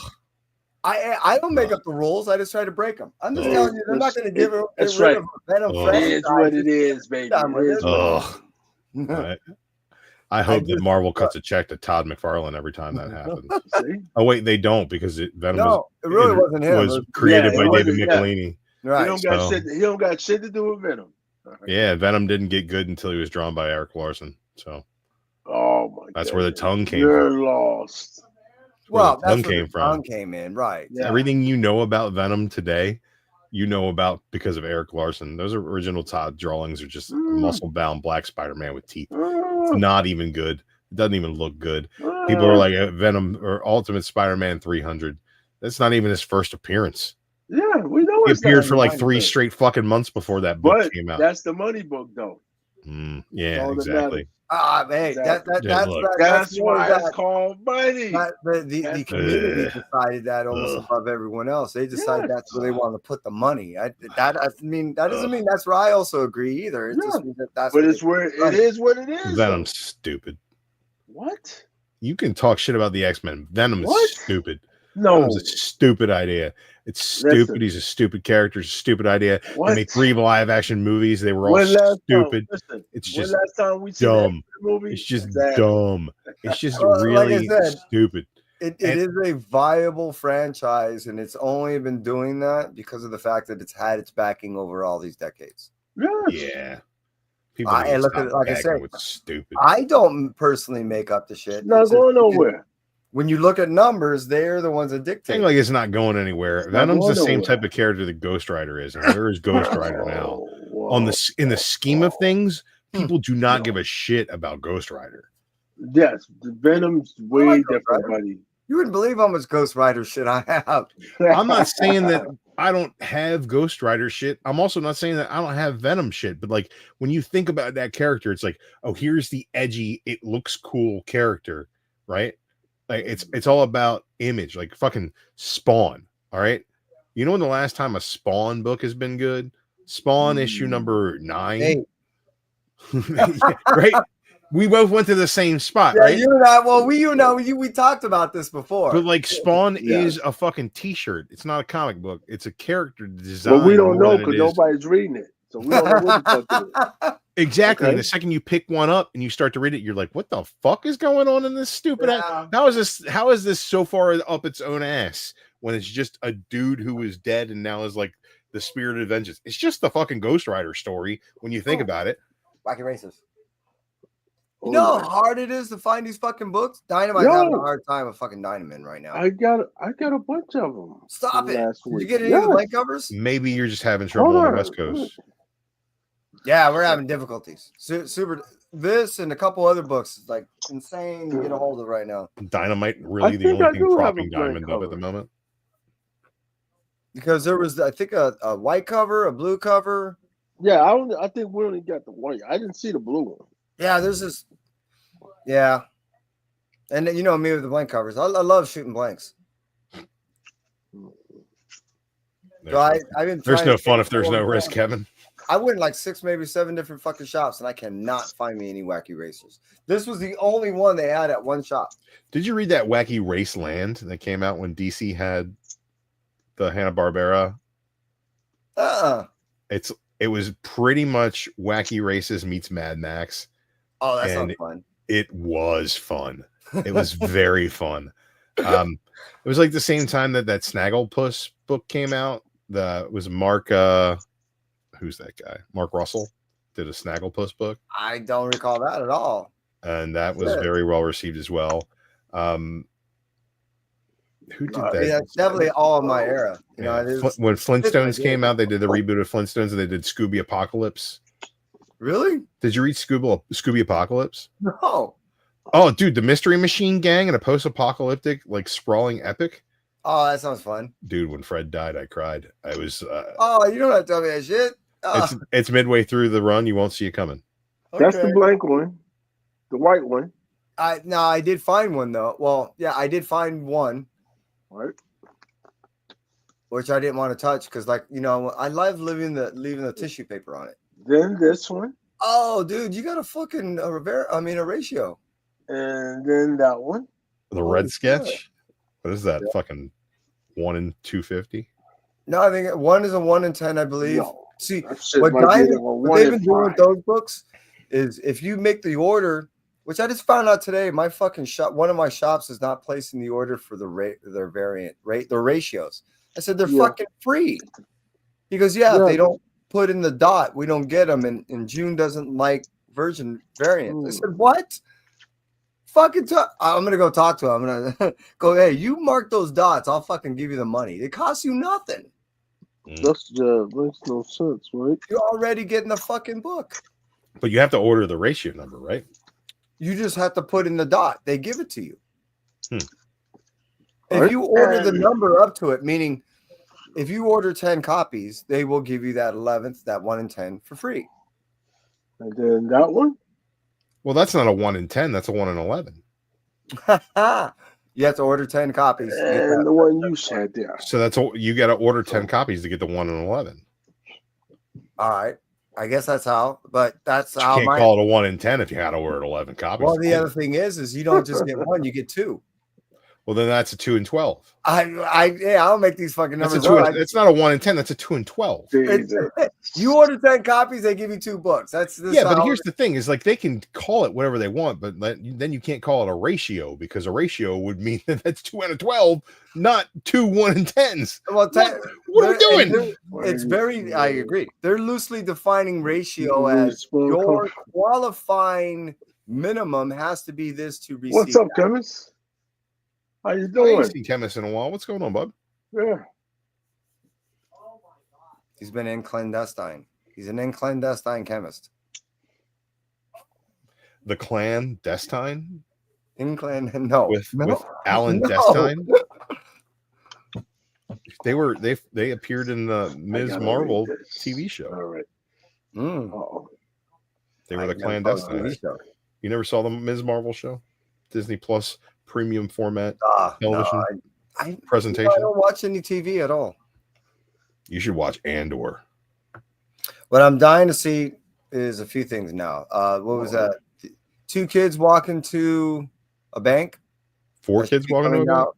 That should be coming out the end of the year. It was 4 kids in the comic. 4 is it? Oh, okay. Yeah. 4 kids. 4 kids walk into a bank. Yeah, That it was coming out like the end of the year. if Quentin Tarantino directed Stranger Things. Mm. And That was, then that was a good fucking series. I guess Stillwater's now in production. Well, Geiger. We're getting a final season of Sweet Tooth, right? I got secret information that Redcoat is going to be in production.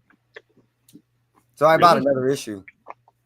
And of all those books, that one, huh? that seems like I don't know. Maybe that is that supposed to be a TV show?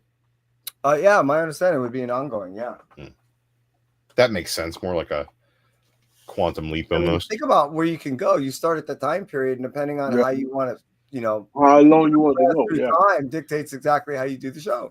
Yeah, but you can also do flashbacks to times past. Absolutely. So I love the idea personally. it can go. Yeah, it can go all over. I think it stands better as a concept than it does as a comic. Well, and again, we can which have it makes it maybe a stronger prospect for a TV show if you're not gonna, if you're gonna deviate from what had been done already. I think in my opinion, it's a matter of outside of Geiger is the root of everything, and being able to advertise and promote everything and get a test for everything. I believe Redcoat also can do the same because it goes so far back into time. It allows you to go ahead and introduce so many characters, as opposed to almost when you talk, what is it, Rook or a few of the other, or Hyde Street. I didn't read Rook. It doesn't allow you to then introduce characters that directly tie into the core of what Ghost Machine is. So by going to these cores, even though Junkyard Joe came after Geiger, it still stands that you can utilize to go back because of the fact that you can utilize the timeline to introduce a bunch of characters and see how well it tests. Did you want out? Okay. Yeah, they just need to make Rockefellers right now, and they need to cast. Oh, you like Rockefellers? Yeah, it's fucking phenomenal. It's a Fantastic Four. I mean, it's like the Fantastic Six, but it's a good book. Oh, hey. Jeff actually hit me up, and he's like, "Hey, just between you and me, personally, don't blow smoke type thing. Just tell me what are you, what's your favorite of the shit?" And I said, "Well, Geiger, because of, it being the center and the root of everything." But, see, I read the first issue of the first run of Geiger, and I was like, I'm done. My heart really is to the Junkyard Joe. However, what I love about Redcoat is how it introduces itself every issue. Yep. And how it ends on every issue. And in between, you always end up with some little moral, ethic, little reasoning, rationale, a lesson. And along with it, you end up with some information that directly not only ties into the main character, but it does tie into the universe and how this character is progressing in this universe. I enjoyed reading. It could possibly, intercept and interweave with other characters because they're just constantly being thrown at you. And I kind of enjoyed the way that Redcoat drew me into the story more than I actually enjoyed reading that book. Wow. I don't know if that makes any sense, but I agree that it is a better concept for a television show than most of the superhero type fare that we get out of comics. I think that it has more legs as a concept. But that is what it is. Geiger for me, I don't know what it is about Jeff Johns. I either love what he does or I hate it. Like it's like his Teen Titans stuff, like was great. I hear such great things about his Green Lantern stuff. I just don't care enough to get inundated in such a huge undertaking of trying to understand everything there. So I'm out on that. But like Geiger, I did not like. I did not like it at all. It was just pretty much such reductive standard fare when it comes to comics. And like I said, I didn't read the whole thing. I didn't read the first 6. I didn't read any of the new stuff since it become Ghost Machine or whatever. I didn't read any of that. I just picked up the first issue and went, nope, not for me. Oh, you're out by the first issue. Yep. Damn, that's crazy. That's crazy. There's immediately, I don't need more of this. Yep, good one. That's a good one. Yep. What? I got here. You're missing. Listen, you're gonna regret that shit next year. You're gonna regret not reading X-Men. Never. See how that sounds? I have. You see how that sounds? I don't regret. I haven't. No regrets. To this day. Mm. You know, Don Juan. Oh, okay. Now, this is some pretty hardcore, thick stuff and out there stuff because it's from, I want to say, like the fucking late 60s, early 70s. I mean, look how damaged the book is. 1973. Trying to be Don Juan. Now, if I was to go through this, I'm at 6 pages. And there's the forward. Here's the introduction. That's 25, 27. Introduction alone. So there's a forward of 2 pages, an introduction of another 27 more pages. And then we start getting into part 1 of the teachings. We get. Are you trying to say I haven't read enough Geiger? We get. Shit. Yeah, see? I'm at page 60 and I've yet to even get through a chapter. Have you learned anything? Oh, okay. So I'm at chapter 3 at past. So roughly every 15 pages on average, there was a chapter. Now, if I end up just utilizing one chapter of this book to dictate how I want to read this book, I never would have got through it because I wouldn't have got through. By the time I went through the introduction and into, everything else into it, right? I would have been so burned out going, why am I even fucking reading this book? I just got through over 27 pages in there, or almost 30. And I've yet to even get to the story of this book. And I don't even like that. Am I really going to give this book a chance? If I was to do that with everything I read, I wouldn't be reading 70 titles a month. Maybe you're reading too much. Maybe my ability to curtail my spending by immediately hating on something is the only thing keeping me from the point. You know what? We all have little lies that we tell ourselves for whatever reason they are. And if that's what you need, I'm there for you. Look, if it was a better #1 issue, I'd still be reading it. What? Okay. That's really all there is to it. Okay. Don't be mad at me that Jeff Johns and Gary Frank could not put together a story worth buying. That if I judged every single book by issue 1, I would have not been reading a lot. I read a lot of issue #1s. I give a lot of #1 issues a try. The amount of books that I continue to read on a regular basis pales in comparison to the number of #1 issues that I buy and read. So I will try I will very, very often, if the LCS owner says, oh, this is a new independent title, it's a new #1 from a publisher, I'll pick it up and I'll give it a shot. And if it's good, I'll buy it. Oh, I get that. I'll buy issue 2. I'll buy issue 3. I'll buy a poster. I'll buy a T-shirt. I'll buy a trucker hat. I'll buy an action figure. It's. But if it's Geiger #1, thinks is good. I'm out. I'm just saying that I ask only of you that you, instead of always taking nibbles of certain things, you might want to take a full bite into something and see if you ain't fucking changing. I take a lot of bites. Ain't changing. I take a lot of bites. That's what. Take. Listen. He's not changing. Here, if you want to make it a food metaphor, sure. How's this? Okay. I went somewhere, right? I sat down. I looked at the menu. I picked something, right?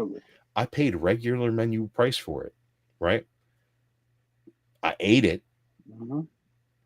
It filled me up. No, you didn't. It will sustain me. No, I ate the whole. It was a cheeseburger and fries. Let's say it's a cheeseburger and fries. Sure. It is sustenance. It sustained me. I didn't get sick. I didn't throw up afterwards. I didn't shit my pants in the parking lot. But it didn't taste good enough for me to go back and order another one. Now, as far as reading goes, you would admit that in what we're doing, it's a hobby. So it's a matter of now it's the particular taste that you're looking for, right? So it's not just a sustenance. And you're not just maintaining something. Right. You're looking for a particular flavor. I'm not saying that it doesn't hold value. What I'm No, so saying what is I'm getting not at is something that I would I want invest to in again. maintain the food metaphor in the sense of, I've been to places to where, depending on the cost of the burger, I've taken one bite and went, okay, taken another bite and went, what the fuck was that? That wasn't in the first bite. I get halfway through and there's more seasonings, there's more textures, there's more, because depending on even how you layer, your burger, if it's just straight plain and nothing else, of course it's going to come across one way. How it's cooked will dictate it, and what the ingredients inside that meat will also dictate it. But I'm not. That's what I'm saying is I guess I'm trying to enjoy as much of it as by not just taking a bite, by giving a chance and getting maybe halfway through it to go, all right, I've given it enough to understand that it's probably not going to be any different from here on in. All right, well, let's look at it this way. You buy a foot-long submarine sandwich. I'm not forcing to eat fucking 9 inches of it. Here's the thing. You buy a foot-long submarine sandwich, and you take a bite, and that first bit of flavor tastes like shit. How many fucking bites are you going to take before you decide you don't like it? Me, knowing me, I'm going to go, all right, I tried it one side, because if it's a foot long, it's only one side or the other, right? So you're going to flip it around and try the other side? No. I'm going to chop it in the middle, and I'm going to take a bite from the center and go, was it soggy? Was it fucked up? Did it sit? What did it do? What if you still don't like it? Are you going to bite the center portion of the other side of the sandwich? No, right there, I'd probably say I give up.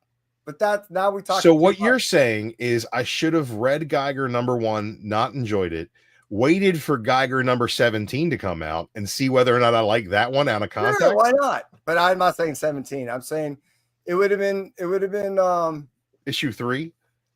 No. Still, if I skipped issue 2, why am I going to read issue 3? I know I don't like it. You even went to the shop and go, I'm not buying issue 2, but I'm going to open it up and see what I think. Not worth buying. Didn't care. Like, there are a lot of things that are like that I read one issue of and I don't care. I just can't be bothered to fill my head with more stuff that doesn't appeal to me when there's so much stuff out there that does. And it's like I'm not mad that anybody else is out there enjoying Geiger. I'm not mad it's a thing. It's just like that first issue to me was just very bland and boring and boilerplate, and nothing new in a way that I don't need to read this. I don't need nothing new. Nothing new. Let's just ape off of Stan and Jack for the 47,000th fucking time. You only read one issue. But no, I'm not going to keep. And it was enough to know. I hear that with a lot of other stuff. So I mean, to jump off of Geiger, I hear much kind of what you're stating is that I would rather continue to experiment with other titles to see what I like. It just tends to be that it's not enough to develop an interest in many regards, especially from what, as you well know, what we grew up with were more pages of content. It seemed like there was a little bit more dialogue than there is of today. Just one issue ain't gonna. So for me, I just know that is the difficult format that they chose to tell their story, right? That's the format they chose to tell their story. So if you can't give me in that first issue enough to grab me, and you want to grab me as a reader, you need to give me an oversized first issue.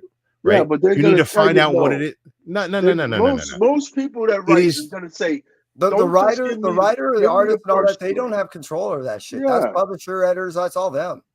Sure. Who published that book? Which Geiger? Image? Yeah, Geiger. Who published it? Is Image, Skybound, Ghost Machine? I don't know how you. Right. Who is the publisher of Ghost Machine? I don't know directly. It's Jeff Johns. He wrote the book. He got to decide, and it's a creator-owned contract with Image, so he got to decide the format of that fucking book. If he would have if he would have went to Image and said, "I want to make this book called Geiger," I want to make it quarterly, they would have been like, "Sure, Jeff, give us a quarterly issue." they would have sold it however he wanted to sell it. He Nope. went out there and Smell like- he pitched this shit. No. And I will he tell- did I it will- his I will way give you- I will give you two as examples right now. as his first foray into doing comics for himself. It's the first time he's like, look, I'm gonna do it my way. I'm gonna do the creator-owned stuff. I'm gonna go full into this. I'm gonna start this Ghost Machine thing so I can do things the way that I want without editorial influence, right? So he went into that thinking, oh, I'm gonna compromise to the publisher. No, he went to Image because they want the name Jeff Johns to sell a book. They want Gary Frank, who he has already got working on this, and they want future properties from Ghost Machine that he's going to give them in the future. He's starting his own studio. They would have given him the right to do it as a 100-page one-shot if he fucking wanted to. Now, coming from both entertainment and directly talking not only to Jeff Johns both a week and a half ago and understanding actually how things work in the comic book industry, I'm telling you that's not true. You think that if Jeff Johns brought Geiger as a 100-page one-shot to Image Comics, they wouldn't publish it? What I need to do is first give you two examples so you have an understanding of what these individuals are dealing with. One example is this.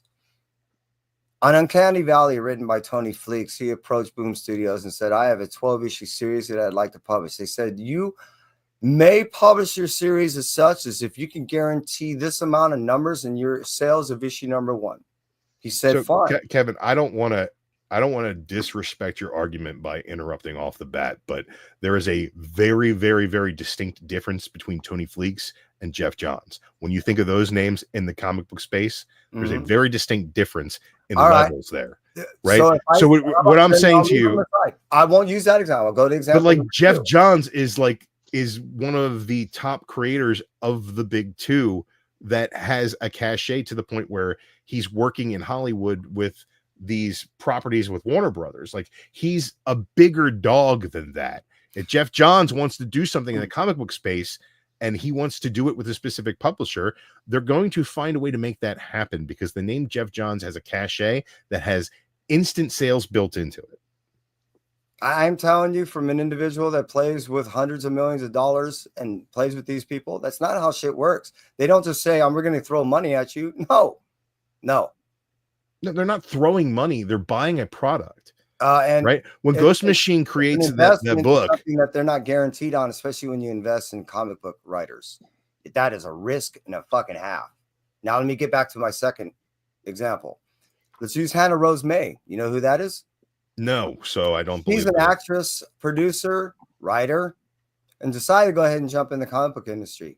They forced her to do a double issue launch on her first one because they told her, regardless of what she can do with sales, they would not entertain a 6-issue miniseries. Yeah. So I'm just saying, she was not only able to make her sales, but not only. Here's the thing: is you said that name, and then you said, "Do you know who that is?" When you say Jeff Johns, you don't have to ask me if I know who that is. Well, because I know who that is. Synonymous with comics, but she's more synonymous with Hollywood and money, and actually with production. I think that they're two totally different worlds. Well, not when you're actually talking about the entertainment, because we're talking about what it commands, not only yes, some sales in comics, but overall franchising, right? But here's the thing, though, is Jeff Johns is a celebrity in this space. That person who you just mentioned is not a celebrity in any space, or I would have heard of them. And they could be a very good actor, a very good writer, a very good producer, but they're not successful on the level that a person of my demographic automatically knew who you were talking about.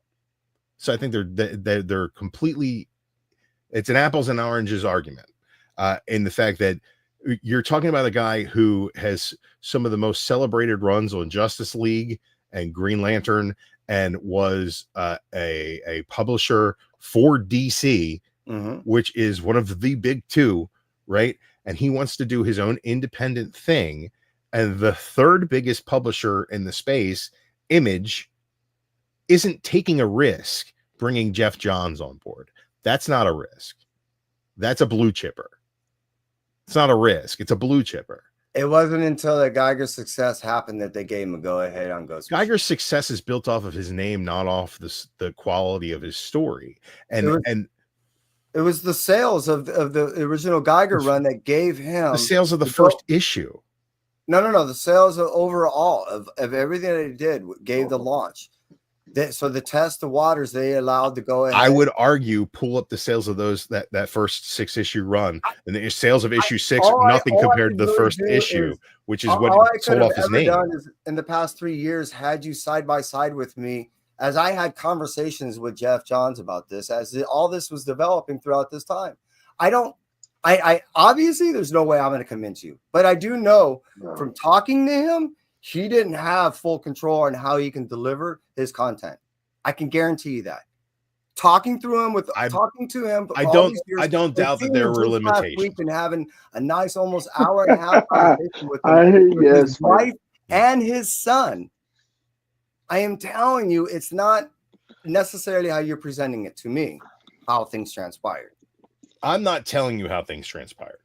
As far as being able to call how I want to be able to deliver my content. I find it to be very, but I believe that those limitations are based off of the initial deal that he made with them. If he went to them with a presentation of I want to do a quarterly comic book, do you think Image was turning him down? If he went to them with the presentation of I want to do this one shot to try to see if I can jumpstart interest in the universe, do you think Image is turning him down? No, that's precisely how it was. And they only entertained it after he was able to prove sales of that.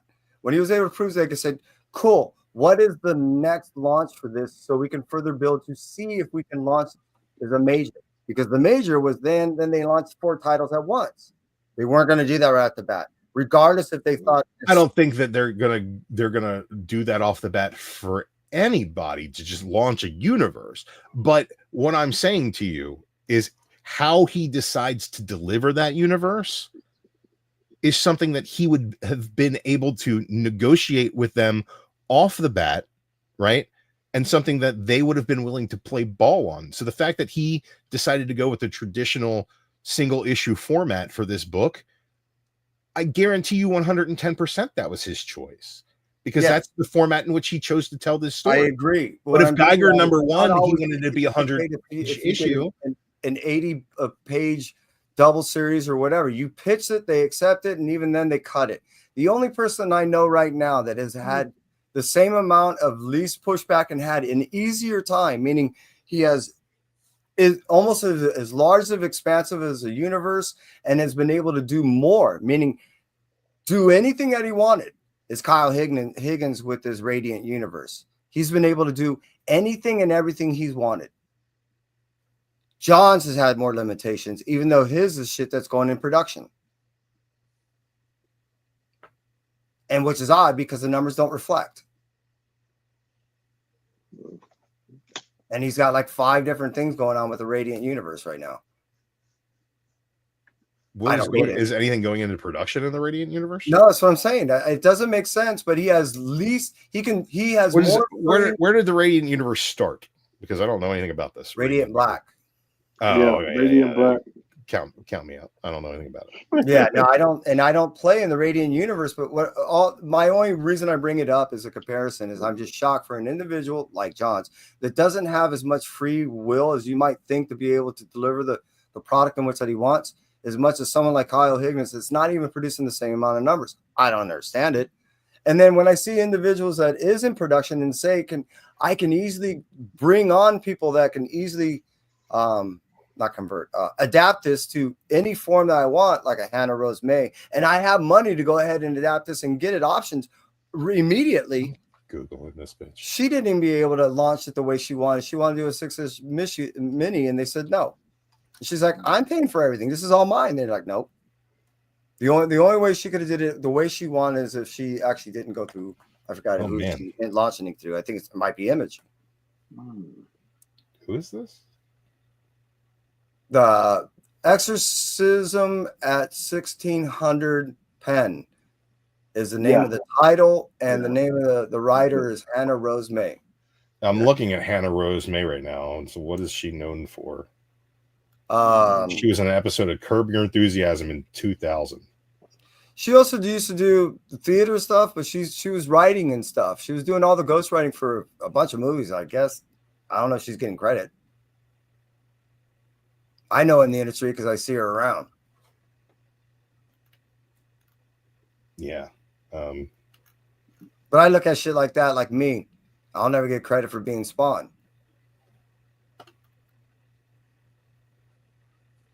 I don't know. I'm looking at He her hasn't credits. heard that story. I don't think he's Oh. heard that story, Karen. Yeah, I'm sorry. What? That you were Spawn?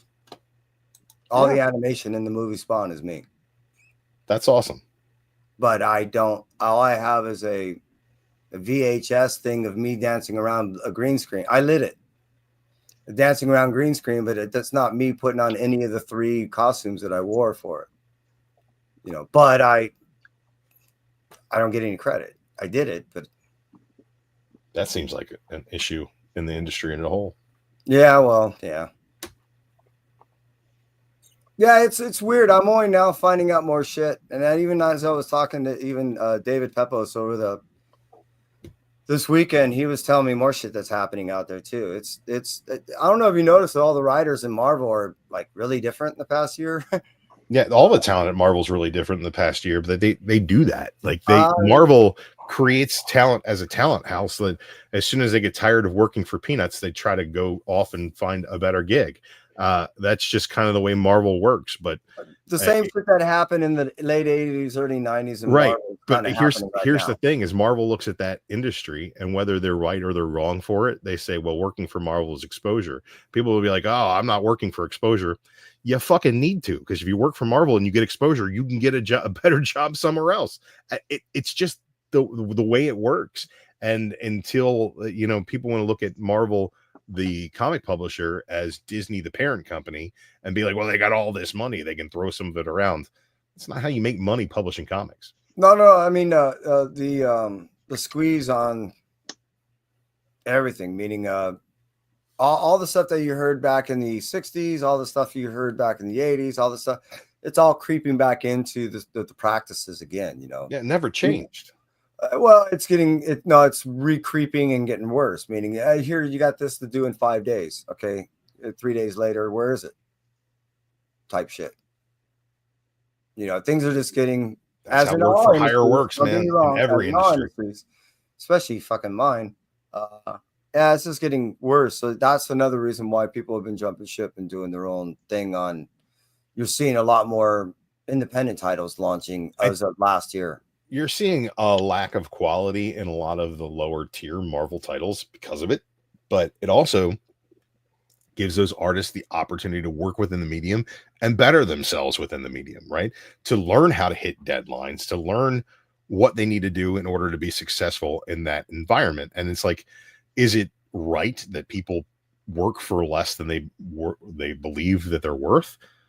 I mean, the market bears value for the job you do. And sure, everybody wants to get paid more and everybody wants to have more time and more freedom to do what they want to do in their job, but that's not the way it always fucking works. And all of the premier artists, I feel, have gone through this in one way, shape, or form. And it will shape their art in the future. It's like, you think we would have gotten Image Comics the way it is now if Todd McFarlane and Jim Lee were making the money they thought they should have been making? Oh, that's basically why I drew the initial comment with is the practices that were happening in the late 80s, early 90s. Yeah, I mean, I think it's always been that way, but I think that there hasn't been such a collection of artists during a boom period where they're all getting credit for the sales of their books, when it's like, I mean, if you were really looking at the quality of the art, some of those guys who were superstar artists at the time maybe shouldn't have been revered that way. They were selling books though, so that became the measuring stick of what the quality was. It was by that example of them being defiant to the reasoning of the practices of the time that give rise and birth to not only pre-image things like Malibu and Mirage and stuff like that, but also allowed things like Image, and I mean to the lesser extent of things like the IDWs and Valiants and all that other stuff to come alive. And I will also say, outside of Spawn, which quality be damned, has continued to be published regularly Savage for a Dragon. long time. Savage Dragon is, we'll give Savage Dragon its due as well, but like from that initial Image run, how many of those properties were successful in the long term, right? How many people think of Wildcats on the same level they do X-Men? The answer is fucking 0 people. Sure. How many think look at Wetworks on the same level as Avengers? The answer is fucking 0 people. Right. Right. And That how wasn't many the people think idea. Bad Rock when you think Hulk? No, Right. you don't, because the only characters from these properties that have remained viable are the ones that were folded in via Wetworks to the DC universe. And the rest of them, outside of Spawn, Savage Dragon, which Savage Dragon, say what you will about it, it's not on the level that Spawn is. Longevity wise, I will give it its due. Right. I think That's the what I average was person, you say Savage Dragon, and if they didn't read comics in the 90s, they're going, what the fuck are you talking about? Sure. You know, and you know, that's no knock on the quality of the character or even the quality of any of these other characters. It's just the viability of being able to publish these things long term, right? So the way I look at Image is it wasn't the initial first generation characters that came out to be that were supposed to be long withstanding and a franchise long withstanding and all that. The idea behind it is what the principles of the you remember the Publicly Defiant, Shooter and all them? Yeah. That was the principles and ideas. It was a No, I matter feel of that. being able to create a platform that allowed anybody to come on. It was just that for them to do their launch, all these guys had cool little characters, but nothing fleshed out in any storyline. As a matter of fact, the reason why you and I keep saying they had derivatives of Marvel properties is what they had. None of them had written anything down the line. We're talking about 20-year-old kids. Right. They never thought about, anything. Exactly. So to their credit, what they really built was a platform for future users to be able to build, hopefully, if they decide to do so, long-standing franchises and or right. So here's my but my point is has because very again, if you little want to do with that. Long term, we can talk Walking Dead, we can talk Invincibles, we can talk things like that, but we're not talking first generation anymore, right? You're not talking Image anymore. You're just talking Kirkman. No, what I'm getting at is the platform is what I was getting. That platform would never have been there. Sure, the platform being there, being created, and it was that's well and dandy. Of individuals. My thought process with the lack of fucking jigs, key artists.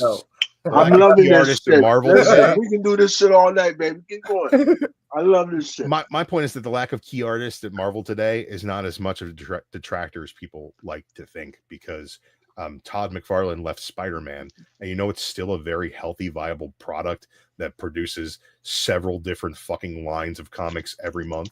Spider-Man is what matters. Todd McFarlane isn't, right? And these artists do their best to elevate these characters, right? And we will recognize a lot of these artists for the characters they elevated. Mark Bagley, which you also did point out where we at in the stream, roughly an hour ago, with Eric Larson's contribution to Venom. Sure, right. I agree. I am totally agreeing. As long as we're on the same page of making that understanding that each of these artists has the ability to make an indelible mark on these characters and to make these characters better. There is not one artist that is bigger than these characters. And when they go off to make their own characters, the ability to make a character that exists on the level of these characters that they've already elevated is normally null and void. Like, to the point where it's like, you can make fun stories and you can have another character and you can create something interesting, but to be on the level, right, of Superman, Batman, Spider-Man, the X-Men, even tertiary Avengers characters, like to be on the level of Jaime Reyes Blue Beetle, most of these creators don't have that ability, and they don't, it's not, and I don't think it's for a lack of talent. We're talking also more than actually something that is influential upon a present generation, because we know that type of shit that fucking boat sailed. Also, what you're talking about is something that has been able to make part of the whole, stereotypical apple pie thing that we think of America, because you're talking about characters that are fucking 80 plus years old. But So we're they talking had about 80-plus-year-old characters that have made an indelible mark on society, right? Well, what And I'm not getting only at is that, for that very reason, because they've been able to pass so many generations that of course they're always going to be known. it's not, but I'm telling you right now, it's the machine of Marvel and DC, right? It is not the level of characters that have been created newly in these universe Mhm. over the last 20-25 years are still bigger than any Image characters that have really ever been created. And I'm agreeing with you for the very reason that they've had this long ability to pre-establish themselves before anyone else was able to even come along some 40, 50, 60 years later to even think that they can challenge any type of character that's been pre-established now for a good 40 years, even before this publisher even came to known to be. But here's the thing is I think that what the thing that you're missing, the part of my argument that I believe that you're missing, and I don't think that it's for a lack of understanding. I think you're just looking at it from a different perspective. Possibly.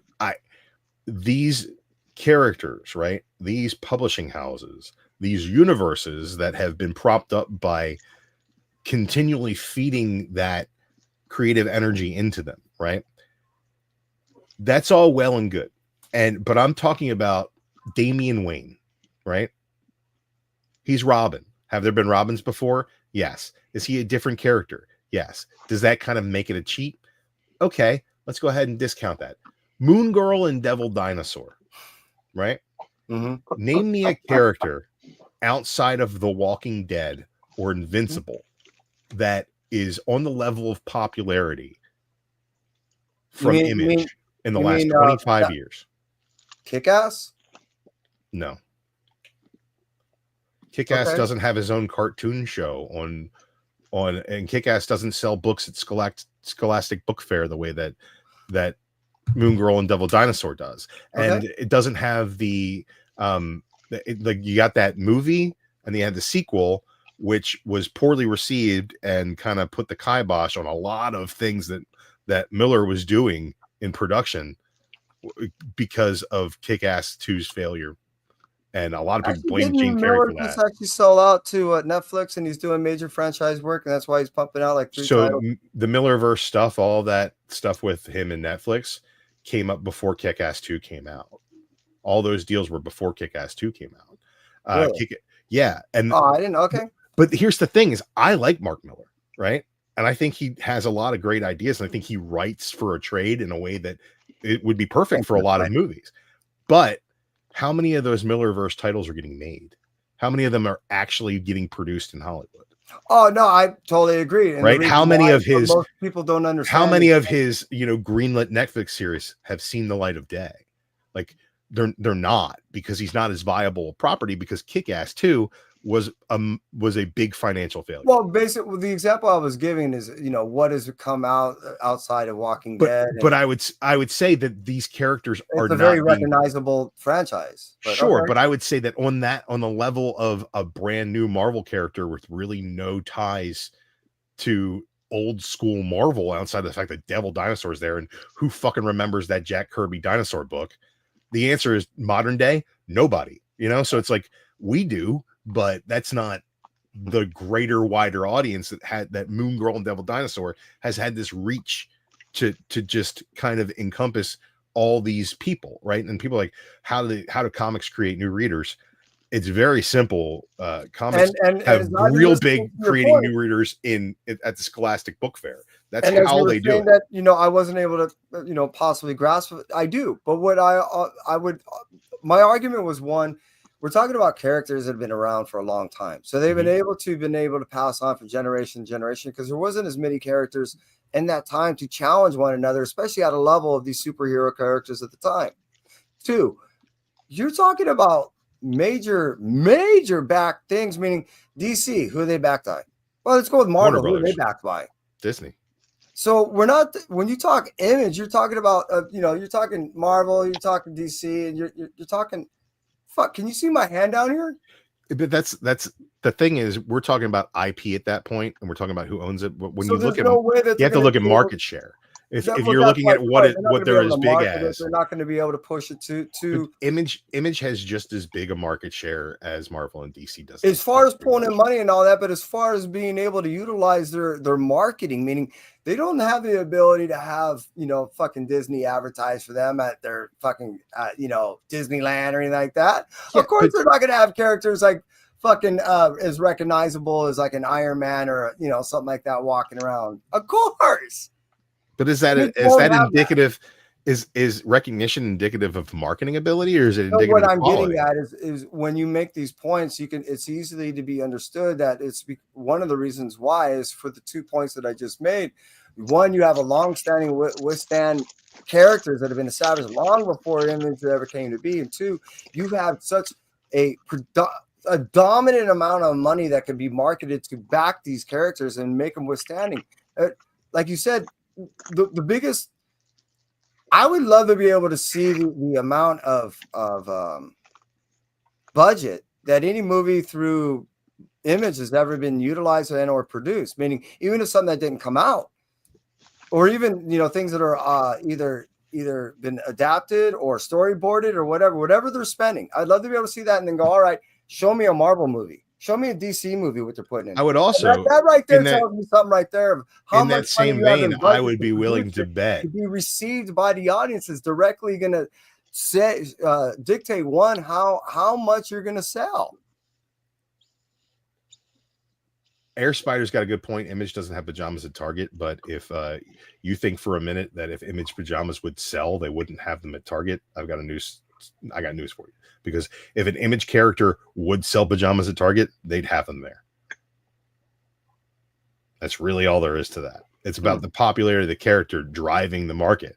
Right. It's not about marketing driving the popularity of the character. In your franchise group to be able to create but we're also talking about comic books at this point, though, not so much the greater IP. So if you want to look at comic books, right, and how they feed into this, how much marketing budget do you think Disney gives comic books? They don't do any. Exactly. Right. Separate department. Right. So that's why also your movies don't directly tie into the comics and all that other stuff. It's so, but there is so many different departments. But there is overall corporate synergy, and I'll give you that. Where there are certain things but there are very little. So any benefit that Marvel has by being owned by Disney is negligible. It's financial. But I also believe that financially, it's negligible. It's not. They need to. They can say, "Hey, sister, I need for you to give me a loan, so I may be able to pick up a bond, or I need your influence, your name, to be able to get more money to back this film. Without your title, I can't get that money." Right, but at the same time, right, the influence you're looking at is a double-sided situation. It's symbiotic, right?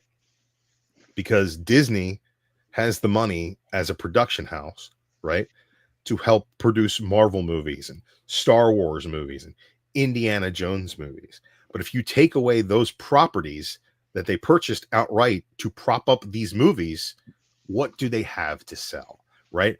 For everything that Marvel has done for Disney, the character of Tony Stark, Iron Man, has done way more for Disney than Disney's done for Marvel. So for everything, right, that being owned by Disney has done for the character of Iron Man, the character of Iron Man has done way more for Disney. No. You're out of your mind. You're out of your mind. Started a multi-billion-dollar franchise. And again, it goes back to what I was saying before, is when you have a pre-established character that's been around since the 60s, and you can go ahead and not only put money behind it, but go ahead and now franchise the shit out of it where everybody can go ahead and buy blankets and towels and fucking, of course. But that money comes directly from Disney. And that was never a Disney product. It was always a Marvel product. Disney put it in 60 different languages. That's reach. That's reach. That's what they're reach. able to do. Sure, but if you're Yes, reaching with nothing, what are you doing? But if hold you on. don't have, But you don't You have have that to kind of when you reach out with that product, what you need is for that product to have resonance. Oh, If of course, the we do. character, Yes. if the character of Tony Stark being portrayed by Robert Downey Jr. in the classic telling of the Iron Man tale But they didn't do have that shit with resonance, it wouldn't matter. everything. No, But they do put the that with same amount of everything. reach. They put the same amount of reach on this new But Snow that's White what I'm movie. saying. 60 different languages. You're capable of doing so much more when you're able to spread that out to 60 different languages, right? Compared Yeah, to the just having resources two are languages. far extensive. But the Yes. difference is this, right? The character of Iron Man and the story told with Iron Man that began the MCU had more resonance. No, let's make sure that didn't. No, Yeah. that didn't. Yes. No. Yes, it had resonance. Hold on. If that didn't movie begin wasn't the good, if the MCU. character wasn't enjoyable, You know that, right? what's that? That didn't begin the MCU. Let's make It sure didn't. we understand. What that. did? No. Come on now. What do you think? You're gonna say Spider-Man? No. Come on. Really? Iron Man was the first MCU movie. No, it was not.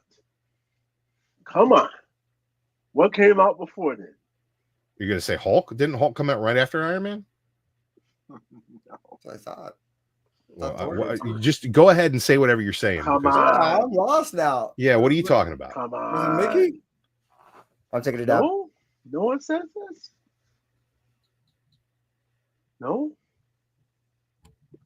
I don't know what you're talking about. Yep, Martha Cuddy Not Stark. the official. You said it's not Blade. It is Blade. Blade's not an MCU movie. But it's the first. That was the first. No, it's not. It's not the He first. didn't get his fucking credit, but he was the first. They made Iron Man, and Yes. that made Marvel a property that Disney wanted to buy. It was the first. Disney bought Punisher Iron Man. was before Blade.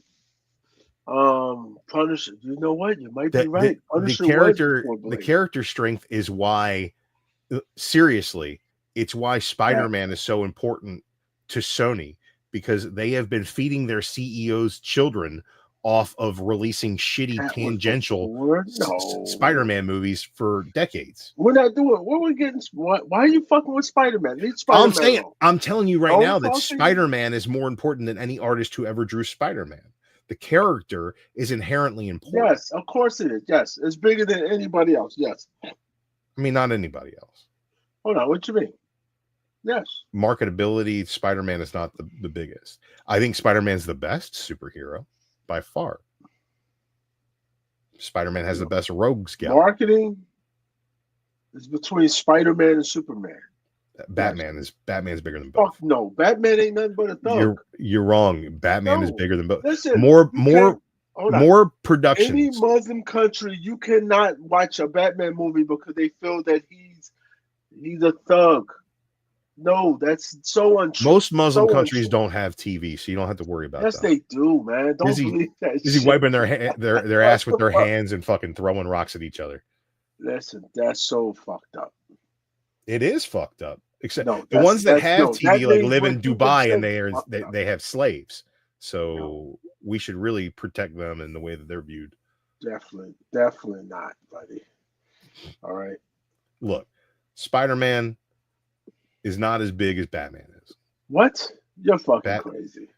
I You're don't- fucking nuts. Come on. There have been more fictional What? stories Hold told on. with the No, character no. of Batman Let's just make than sure we any other understand character one in the thing. history of fiction. Listen, the average kid is not wearing fucking Batman t-shirts and Batman underwear. They're wearing fucking Spider-Man t-shirts and Spider-Man underwear. It's a fact. And the second that they get to an age where they don't have characters on their underpants anymore, they tell you how much better Batman is than Spider-Man. No, they're not wrong tell about you. it, but They do not tell you that. man, when shit. kids grow up, they like Batman.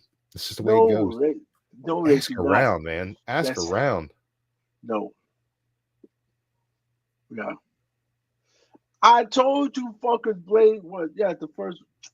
Well, it varies. But all right, but yeah, I said that. But okay, listen.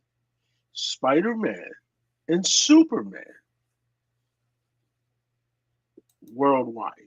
Superman does not have Number the same two, reach. Spider-Man's number one. Yes, Superman isn't Spider-Man's even number one. the big dog in his own It universe. is in He's any not, fucking dude. country. Yes, not no fucking Batman. You're Look like, at sales. No. Superman. Look at ticket sales for films. Look at not how just many how many fucking cartoons there have been. Look at toy sales.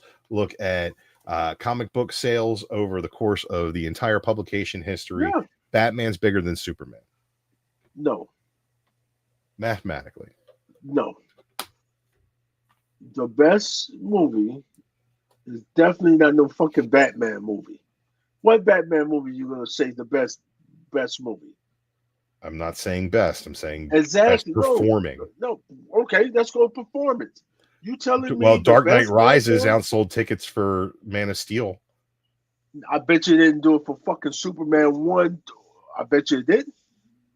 And Not fuck a Man of Steel. I'm talking about here's the Superman. thing is if you want to add up all the Batman box offices against all the Superman box offices, I will guarantee you Batman box office is bigger.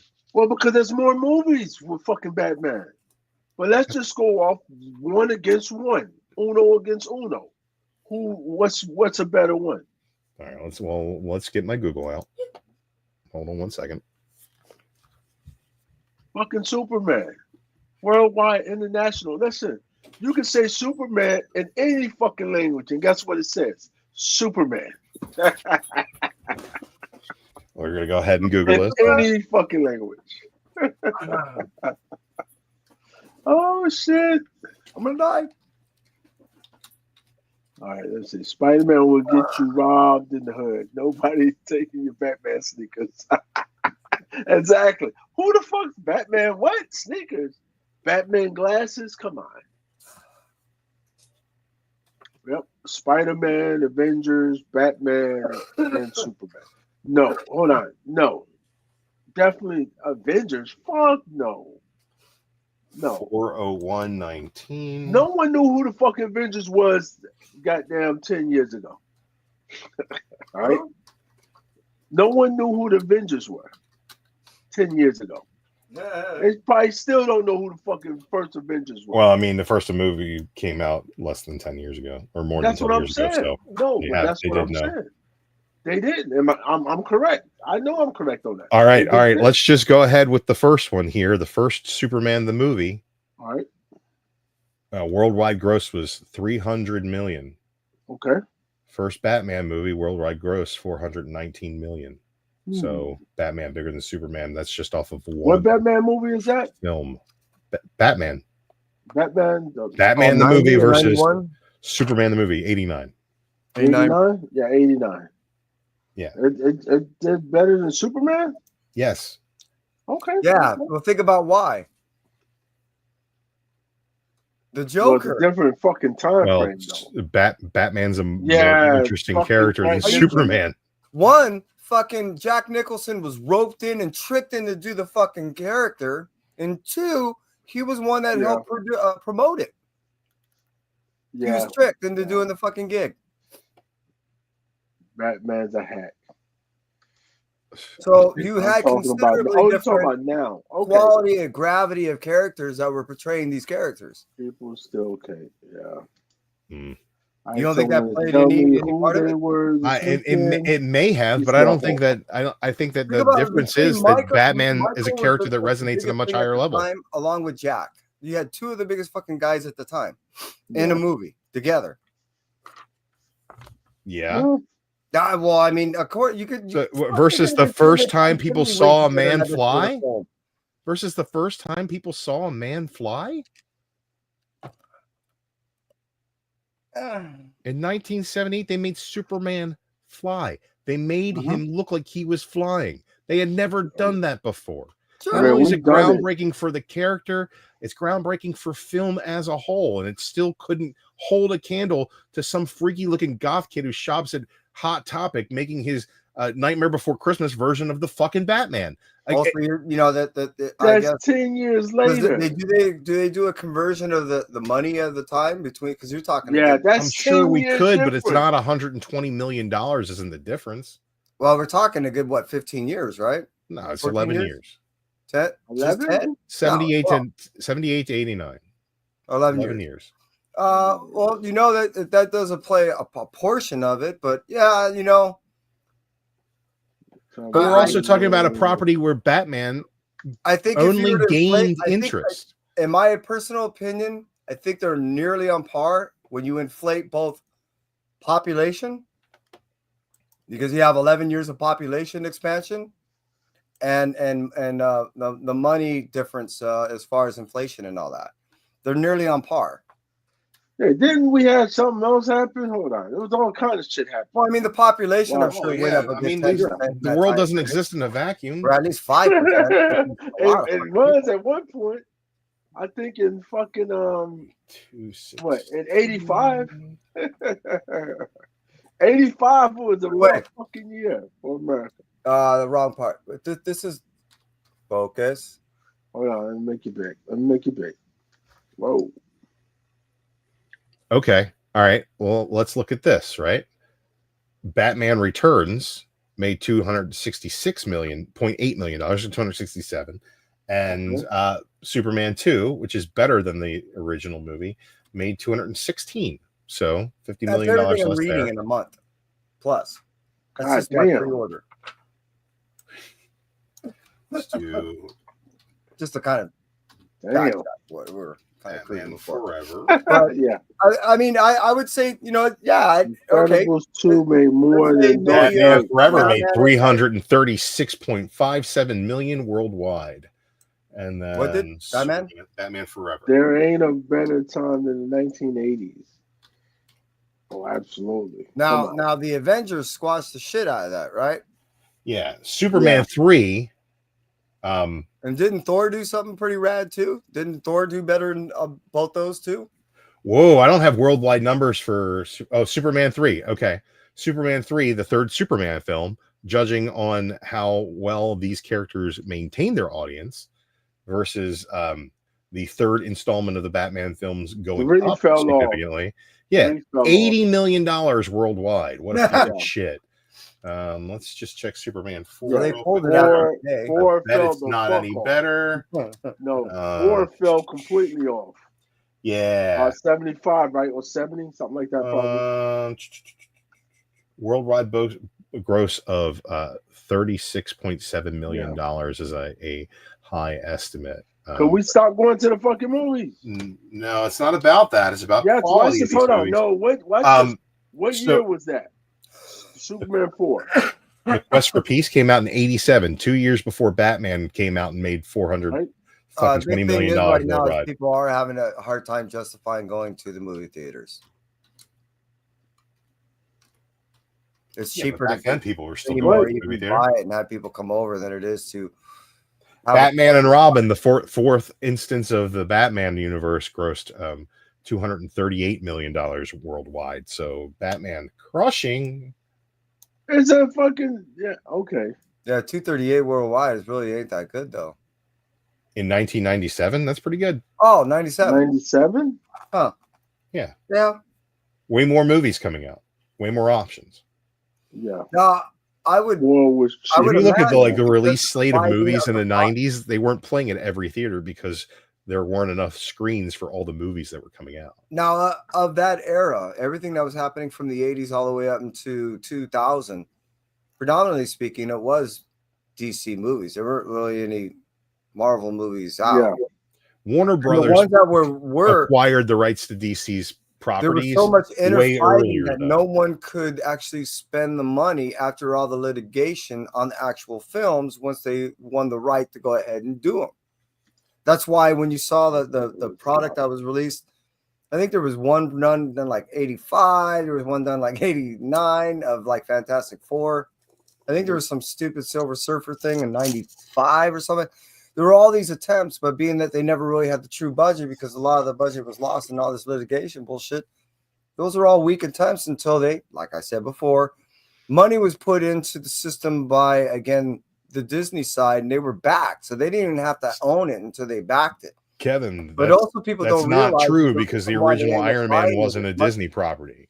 The original Iron Man is an independent movie made by Marvel themselves. They were able, beyond just the franchise aspect of it. What was working out for Marvel is right down the street from me, where they do all the Star Wars shit. Is Marvel knew Disney, because Disney's also right over here / over there to me, business there, all the amusement park and all the other aspect there.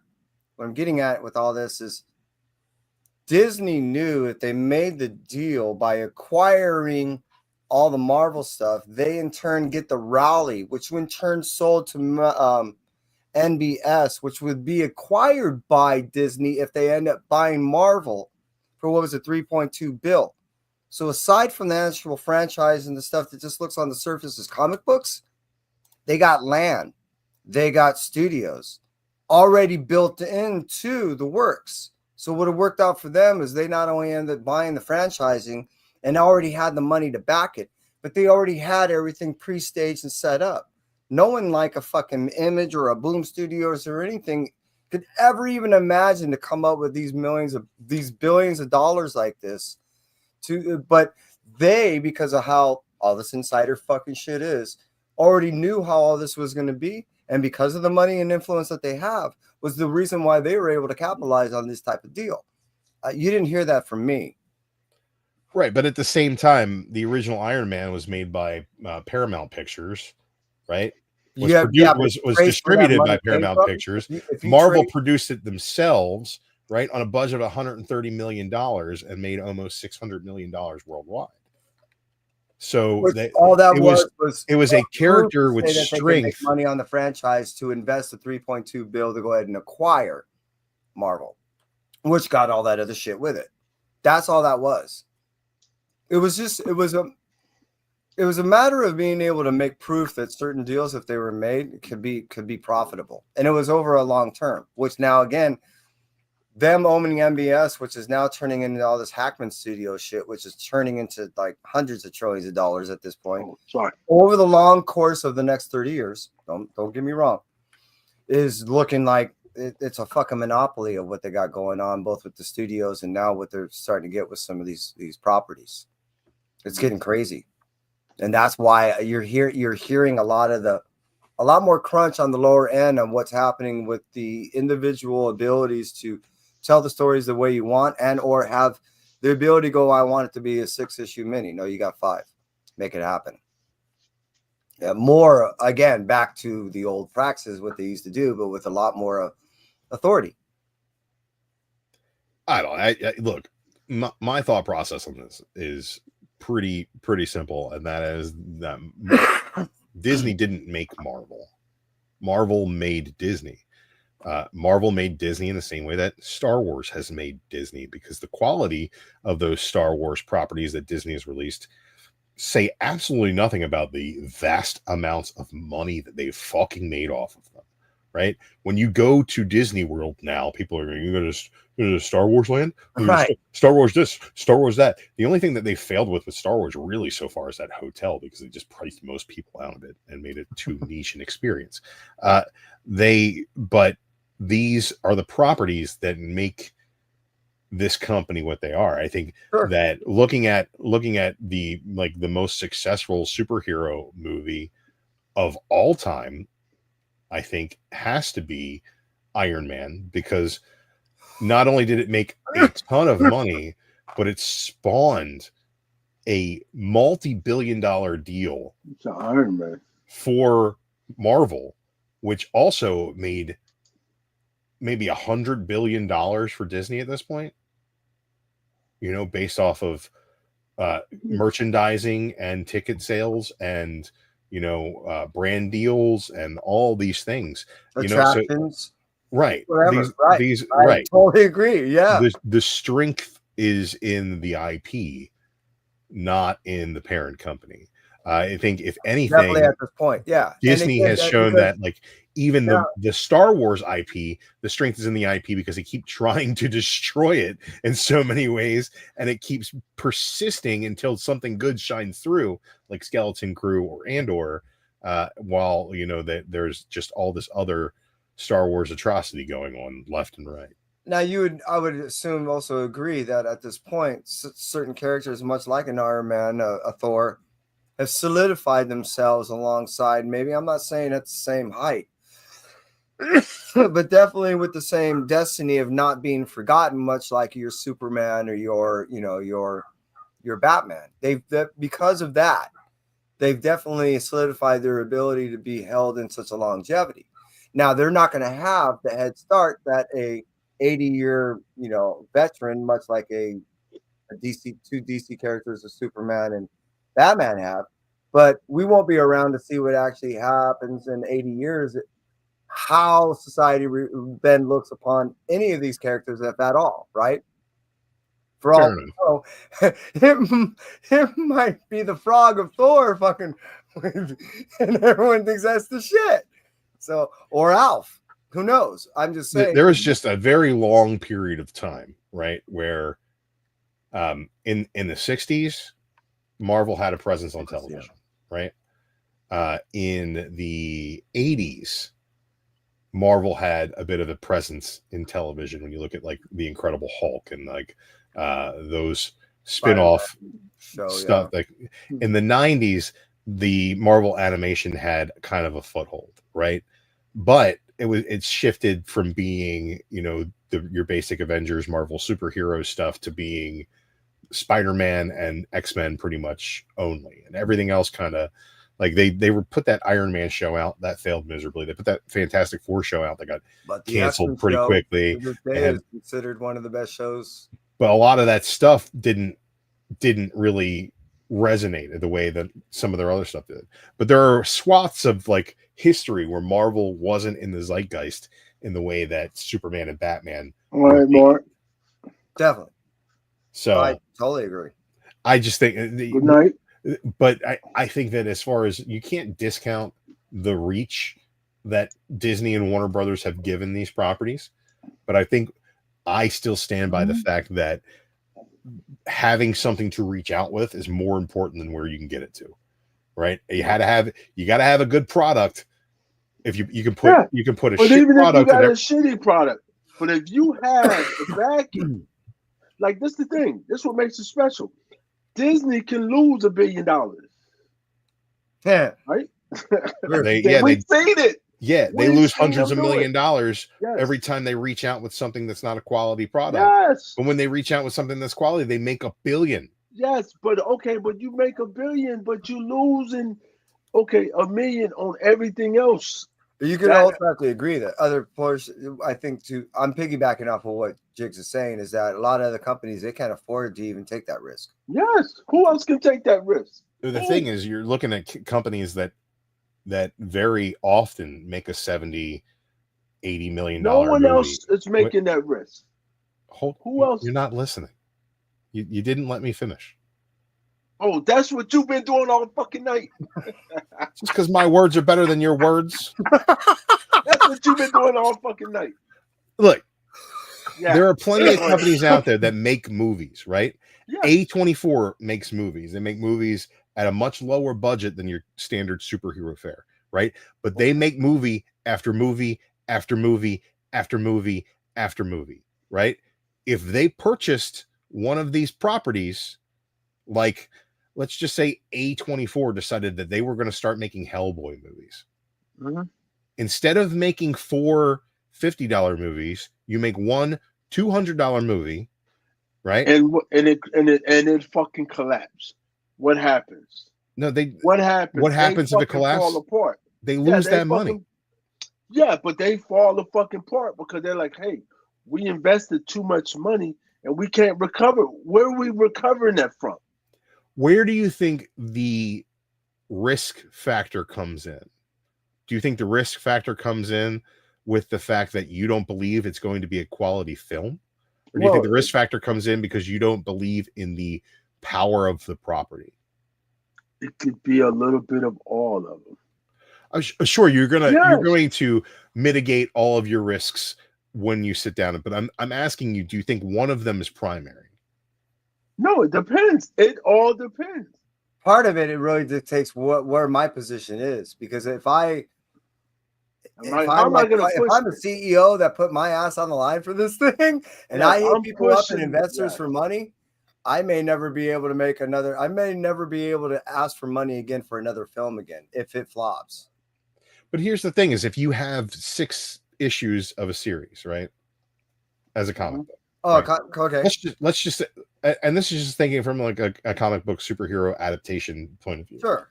If you have, let's say it's a 12 issue maxi series, right? And it's got a lot of critical acclaim, and it's resonating with an audience, right? And then you, as a producer, sit down and read this story, and it touches you like no other story ever has, right?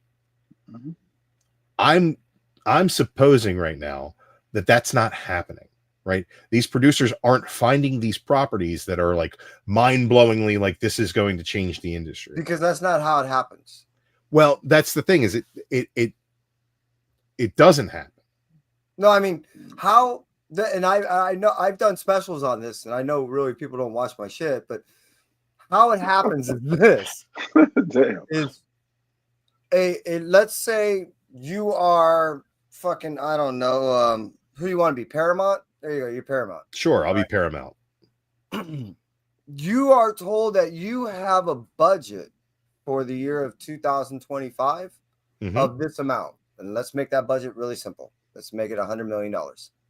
In that $100 million of your particular field that you run your department, you're allowed to sign as many properties as you can in 2025. And a standard is usually 18-month up to 3-year contract to go ahead and option that property. That's where all your money's going to. Now, out of all those properties that you did that to last year, that goes into another department. And let's say that department is given $200 million.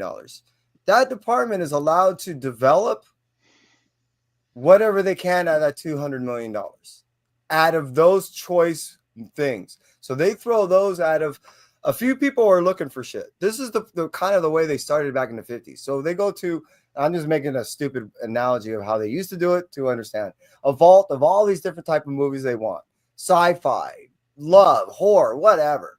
And somebody who has given the right to go ahead and develop a particular movie because they're backed by particular people to go ahead and develop something because they're entrusted by these people, are now putting that money up as a bond backed by the other money that's already available to be able to spend into the film by the company. So what that person now does is they get to flip through what they want to do and they pass it by the people they're investing. When everybody says yes, a movie is made and they're given a certain portion of that budget out of there. Now, they may be told that you can develop 3 films because you want to, on average, spend roughly around $67 million on each one, which calculates roughly to that 200 mil. That's how things are kind of done. Here, I'm not denying the fact that I am a novice when it comes to how things are developed within the industry. But I don't think that anything that you just told us discounts the fact that every one of these studios wants to find Harry Potter before the second book is written, right? Every one of these studios has people out looking at these properties to try to find the next big thing that's special out there. They're all doing that. What I'm not supposing is that they're not making the right things. What I'm supposing is that nobody's made the next Harry Potter yet, right? Just because there are several different things that come out and people enjoy them doesn't mean that they're going to spawn a huge franchise, a giant universe of films that exist to make billions of dollars. But if these things were out there, then people would bet on them, right? If New Line Cinema found the next Harry Potter, right, they'd be stupid not to bet the farm on it. And there are these risks that don't go on in Hollywood. Well, and I think it's because there are a lot of things that have not come out to break the mold. When she first pitched it, it wasn't taken. So we all know these things are hit and miss. Right. Even when it's produced, you don't know how. I was part of the test audience. So that you seen that book, The Freaked? It was a movie called Freaked. It happened in the early 90s. No, I was part of the test audience for that. I thought the movie was kind of good for what it was. It was supposed to be campy. It was supposed to be stupid. It was the guy that was the other side of Bill and Ted, not the other dude that was in that movie. Yeah, it flopped, but it tested very well. I mean, very well. Not just with my audience. It tested around the country very well. So everyone, much like you said, is yes, definitely looking for the next big franchise. Everyone wants to make that big sign. Everyone's hoping that they can go ahead and sign the next big thing, much like you said, yes, a Harry Potter, or yes, maybe something that they can model their theme park after every Halloween, like what they do at Universal Studios for, you know what I'm getting at. Of course, everyone wants to do that, but you never know how it's going to be received. Not necessarily. You thought that Squid Games was ever going to resonate the way it did around the world? I still don't understand why it did. I can't get into that. No, my point is that was never expected.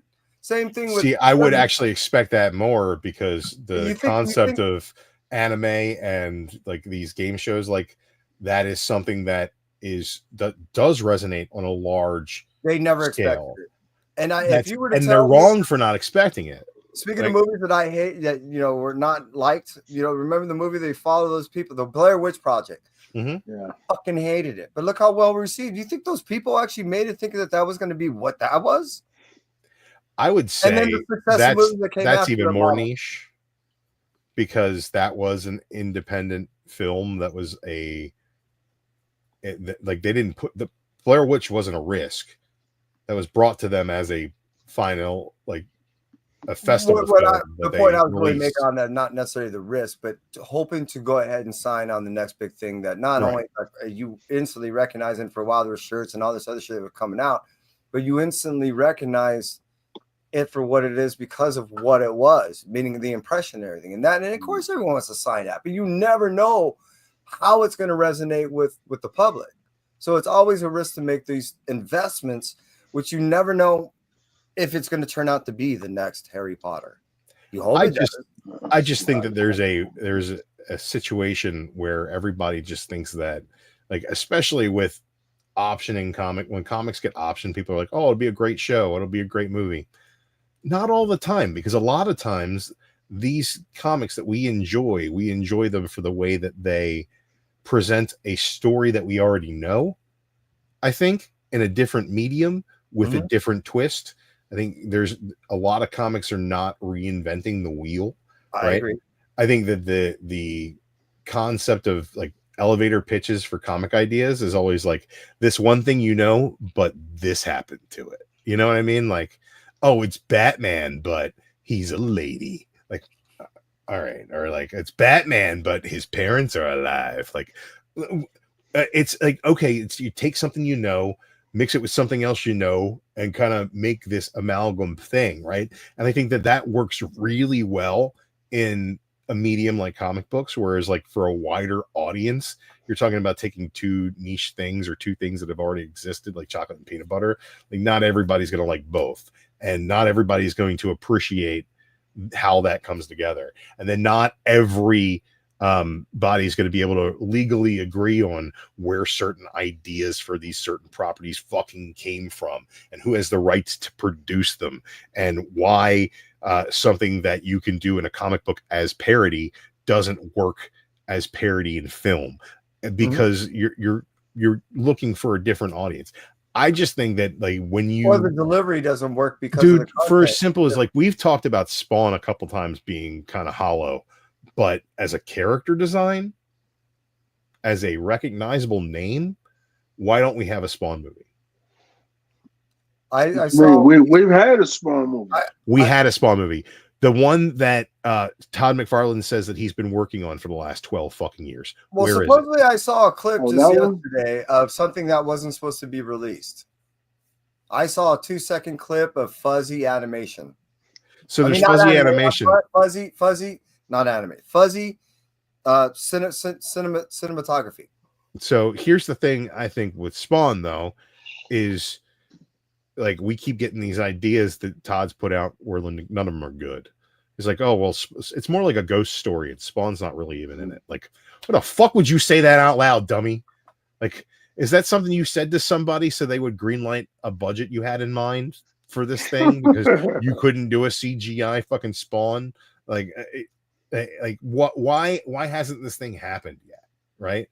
Why are we so far off on a property that in comic shops is a given that at least a portion of your audience is going to be subscribed to it? Chocolate and peanut butter together. Not everybody. So like it's one of those things that like you would think that is a no-brainer for a studio who wants to build a universe to take a shot on. And the fact that it is not at a point anywhere near us being able to think about a trailer, that to me is simply says that Spawn will not sell a film. Because if it would, it already would have. And not Michael Jai White pretending he's Kevin. All right. Not that one. Because we all saw that one and it was great. John Leguizamo as the clown. I mean, come on. And that was fun. It was not terrible in a time when a lot of things were. And it had a really good soundtrack. Oh God, yeah. Yeah. But like Spawn is not viable. Showed up at the movie, if you were the first person to show up within the first day of that movie, you not only got that soundtrack, that cassette tape, but they also gave you a free comic book day that was exclusive for the movie. Rad says that Todd doesn't want Hollywood to fuck up his IP. The IP that he's already fucked up over and over and over again. Like he doesn't want them to fuck. Like, you know what Todd likes? Todd likes money. And if they were going to give him money to make a Spawn movie, it would have already happened. He would not be out there shopping his bad fucking ideas for a Spawn movie still 12 years later if he didn't think that he could make money doing it. He wants to retire. Todd wants to never make another fucking comic book ever again. One is both Todd and Rob Liefeld are personalities that tend to ruin things for themselves. Yeah. When it comes to talking to individuals putting up hundreds of millions of dollars.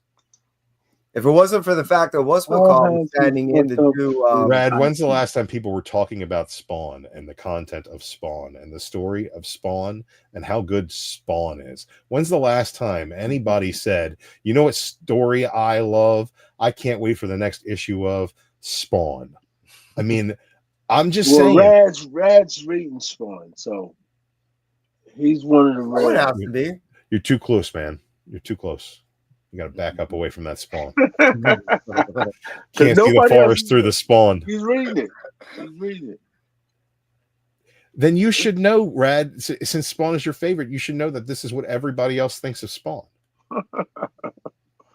I'm sorry. I don't mean to bring it to your attention. But it's not a property that's going to make $1 billion at the box office. Fucking ever. It's just not. It's too niche. And the things that you want to, like, the things about that story that make sense is like 6 issues. And then after that, it goes so far off the rails. And you know, maybe it comes back at certain points. I wouldn't know. I picked up a couple of covers, but that's about it. I would never crack open a book and read Spawn, but like, and that's not a judgment on anybody who likes it. I think it's a judgment on the viability of that property in a larger spectrum. Yeah, the fact that it's been selling all these years is a testament. To what? I'm not quite certain though. Right. So the 2 points I was making is one, their personalities hurt them when it comes to making type of these negotiations with people that have money. The other one is the fact that, well, the reality is when you really break down who's writing movies, now keep in mind too, I don't know if you know this, but around, I think it's under 17% now, that all written dialogue, all written script shit that actually comes through Hollywood. Now it's around the world. So it's not even what was that, 4 kids walk into a bank? That was done in Dublin, I believe. It was done in Ireland. So, yeah, most shit is not done here anymore. So when you don't, one, have those personalities, and two, the reality is most things are not written by comic book writers. It's rare, like really rare. You know, they sometimes get to work. So again, Boss and Rosenberg, they got to work directly with the film producers, the people, and put in their input. And the cool thing was, on the other side, they were really pussyfooting. They would always daily feedback information to get okays by the guys, which is not normal. So to have that type of creative input is a plus, knowing that, you know, it sounds like to me some people are trying to adhere to, if nothing else, the spirit of a particular idea, then if nothing else, the ability to give it, like you said, context plays a major factor. You know, that being able to turn the page and see a still sometimes resonates more than seeing the action play through. All right, he says, you won't be in game level money, but it'll still profit nicely enough. Jeremy Renner didn't want to do a second season of Hawkeye because he didn't like the money they were offering him. I'm pretty sure they're not offering Hawkeye money to play Sam and Twitch. I could be wrong. I don't know anything that you just said. You mean Hawkeye from MASH? No, Hawkeye from the Avengers. Oh, back to that. Okay. Yeah. I'm back to comics now. Yeah. But Jeremy Renner turned down season 2 of Hawkeye. It's already a 10. Oh, God. Is he really? Good for him. I hope he gets another job after that Sam and Twitch TV show loses money. There's absolutely no way a Spawn movie would make money. And I'll tell you this much right now. Anybody who has any sort of knowledge of entertainment for the last 40 years, yet doesn't read comic books, knows Spawn is one thing, and it's that Spawn film. And the fact that they would watch that and think they're making another one of these in 2026, it's not going to fucking happen. It's just not going to happen. Like, maybe if there is it's so hard for these things to get made. So even when like there's a big name attached to them that wants to make these properties, like it took forever for Seth Rogen to make Preacher, and it was terrible. It took forever for him to get that Green Hornet movie off the ground. And how did that end up? And this is people with reverence for the source material who it's a passion project for them. So it's like you're looking at something that like needs, at that level, the audience needs to be as passionate as the people who are creating it. And you can't just automatically assume that if you make it, they will come, because that's not the way that cinema has worked for the last 20 years. And maybe that is the fault of the Marvel Cinematic Universe, for being the juggernaut that's pretty much one of the only money makers in the space. A lot of these movies that are being put out that are smaller budget movies, that's the only way that they're profitable, is if they're successful because they have a smaller budget. A lot of these big budget movies, they fall on their face, man. And a lot of these, and a lot of these, they fall hard. You know, I guess one of the biggest examples would be Waterworld. Right, but for every Minecraft movie, there's a Waterworld, right? You know, for and every, that goes kind of what you were saying, Jigs, is, you know, it was a hard sell to go, okay, we're going to do this whole thing on the water. They're like, what? And then when the whole set fucking sank, they're like, yeah, now we're going to start over. They're like, what? I like how after Waterworld, Kevin Costner made The Postman, which also lost a bunch of money, but not nearly as much because it didn't cost as much as Waterworld did. But it's basically the same movie without any fucking water. That was sad. No, it's crazy to me that a lot of these properties that we love so much in this space haven't had the opportunity to cross over. But then when I really stop and think about it, a lot of them aren't strong enough to carry a movie at that level. And people were like talk about like the Snyderverse and like, oh, it's serious, it takes comic books seriously. It's like, all right, whatever. you want to say about it being dark and grim and all that, and does it really mean it's serious? But when you look at the formula of a Marvel movie, when you look at the most successful Marvel movies, they have some gravitas to them. There's some pathos. There's some stakes. But at the end of the day, it's about seeing the flashy, fun comic book superhero battles, right? And getting your Marvel Universe quips, your funny one-liners. You're definitely looking for a superhero crescendo too. You want that, good guy wins, fucking, conquers the bad guy type scenario, to where everyone at the end of the day can go, yeah, and give a Rocky moment. I think the best thing about the Thunderbolts was the yucks it gave me. It's like it made me laugh. Like the one-liners hit, the timing was good, but the one thing that it had that I would say Captain America 4 didn't have is it had really good, solid filmmaking, and the fact that they had establishing shots on scenes. It had interesting camera angles and things that would drive your eye through the shots, and in a way that, like, your boilerplate. Like, I'll say this about Captain America 4: the dogfight scene at the end was really great. The Red Hulk fight scene was really great. A lot of the Tim Blake Nelson stuff I thought was enjoyable with his character work, but overall, as a whole, it didn't have that polish that you want from. It was kind of like a Frankenstein together action flick, and sometimes you need to take a beat to let the last scene marinate as you go into the next scene, as far as like transitions and establishing shots and things of that nature. They're just missing from some of these big popcorn flicks. I think Thunderbolts put all that care and detail into making sure that there's a finished final product on the screen in a way that a lot of these movies don't. The producer was hanging out with the editor during it, as opposed to it's almost like, like there was, or the editor was included in the shot process, right? I think that I just watched he did 2 different podcasts in like the last couple of weeks, but Robert Rodriguez, he was on Rogan, and he also did another podcast as well where he just talks about his process and how he made like El Mariachi, and how he edits as he shoots, how like he edits all of his own films, so he never shoots more than what he needs, and he always knows what he's looking for the next thing. I think that we've got so many of these big companies just going out and being like, well, we've got 14 Marvel movies coming out this year. Go out there, shoot it, and as soon as the VFX are done, we'll slap it in an editor and he'll put it together. And I think that process of that, like, there are certain directors and teams within the process that seem to not allow it to take over. Right. And we get better product out of it.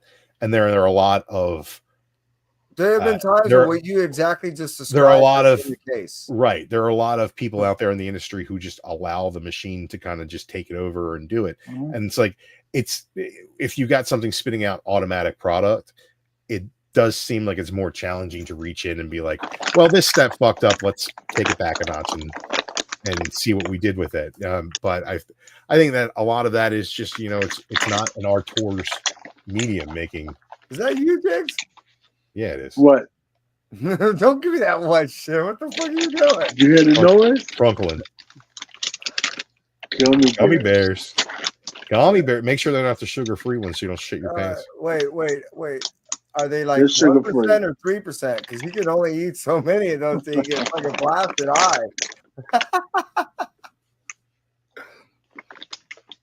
Gluten-free, buddy. Gluten-free. But there's no sugar in them. Fat-free, sodium-free. But there's sugar in them, right? No. Well, don't eat too many. I'll be all right.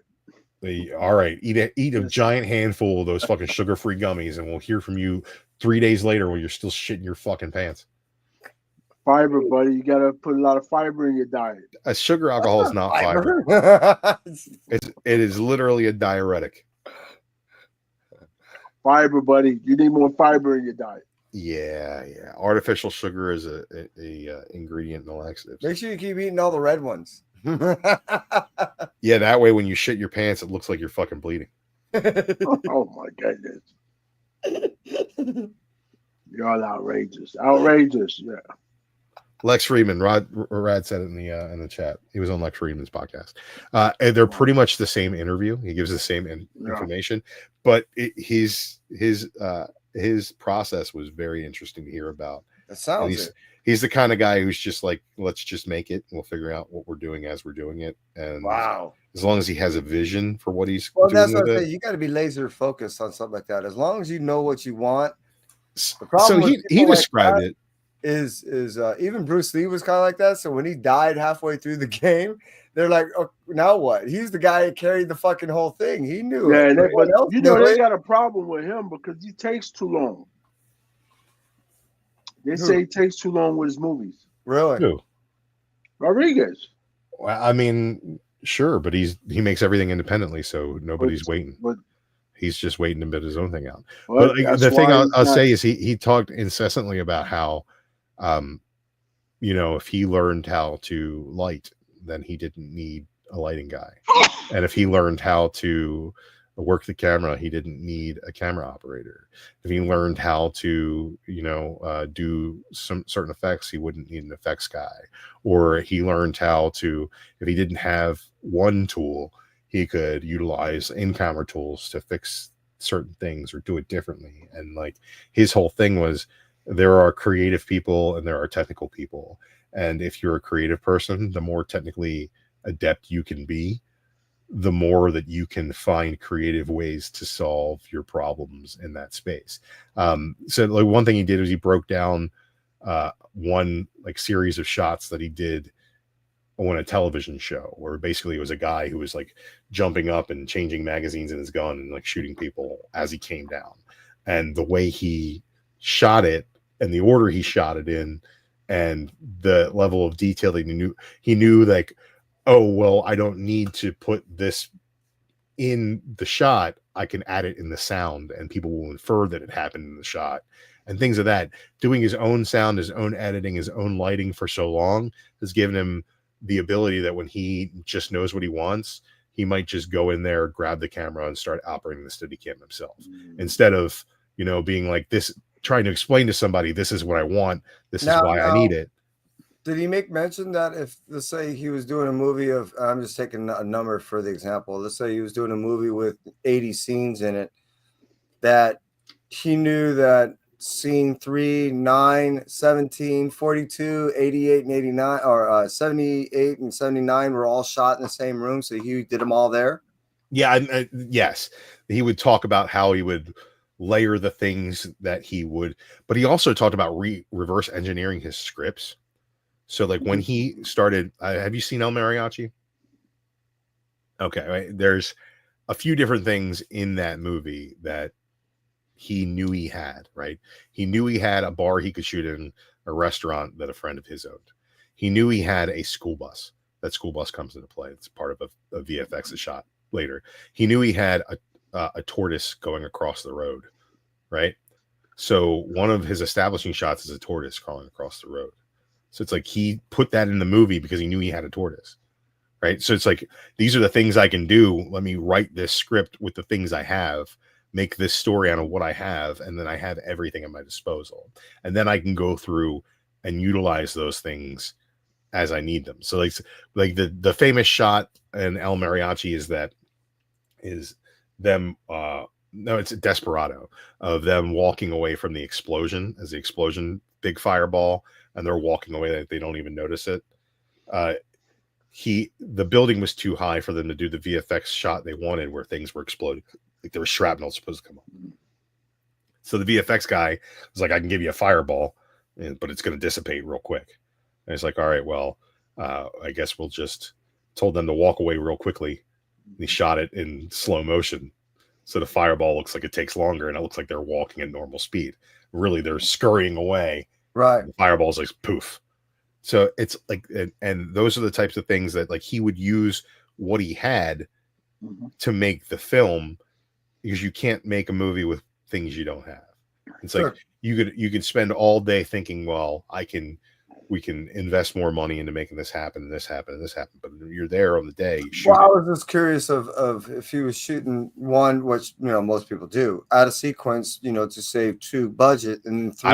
I would assume he's definitely shooting out a sequence. But I'm just curious, did he talk about sometimes people forget that you need continuity progression. So let's say hypothetically you shoot those, I mentioned 4 scenes or 5 scenes throughout the whole script.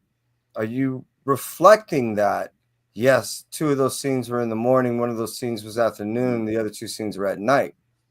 And then I would think that I didn't really get into that too much. Trying to show the progression of, yes, those 2 scenes were shot 3 months earlier. No one was there cleaning up the house during that afternoon, and at night the fucking place was wrecked. So are you showing not only, yes, obvious shots that you want to have in there, but are you showing it, making it realistic, looking like, which the difference is, and sometimes this is why people shoot in sequential, is if you set something up and then you walk away from stage and you don't come back to that stage a week or even a month later, you leave that dust there.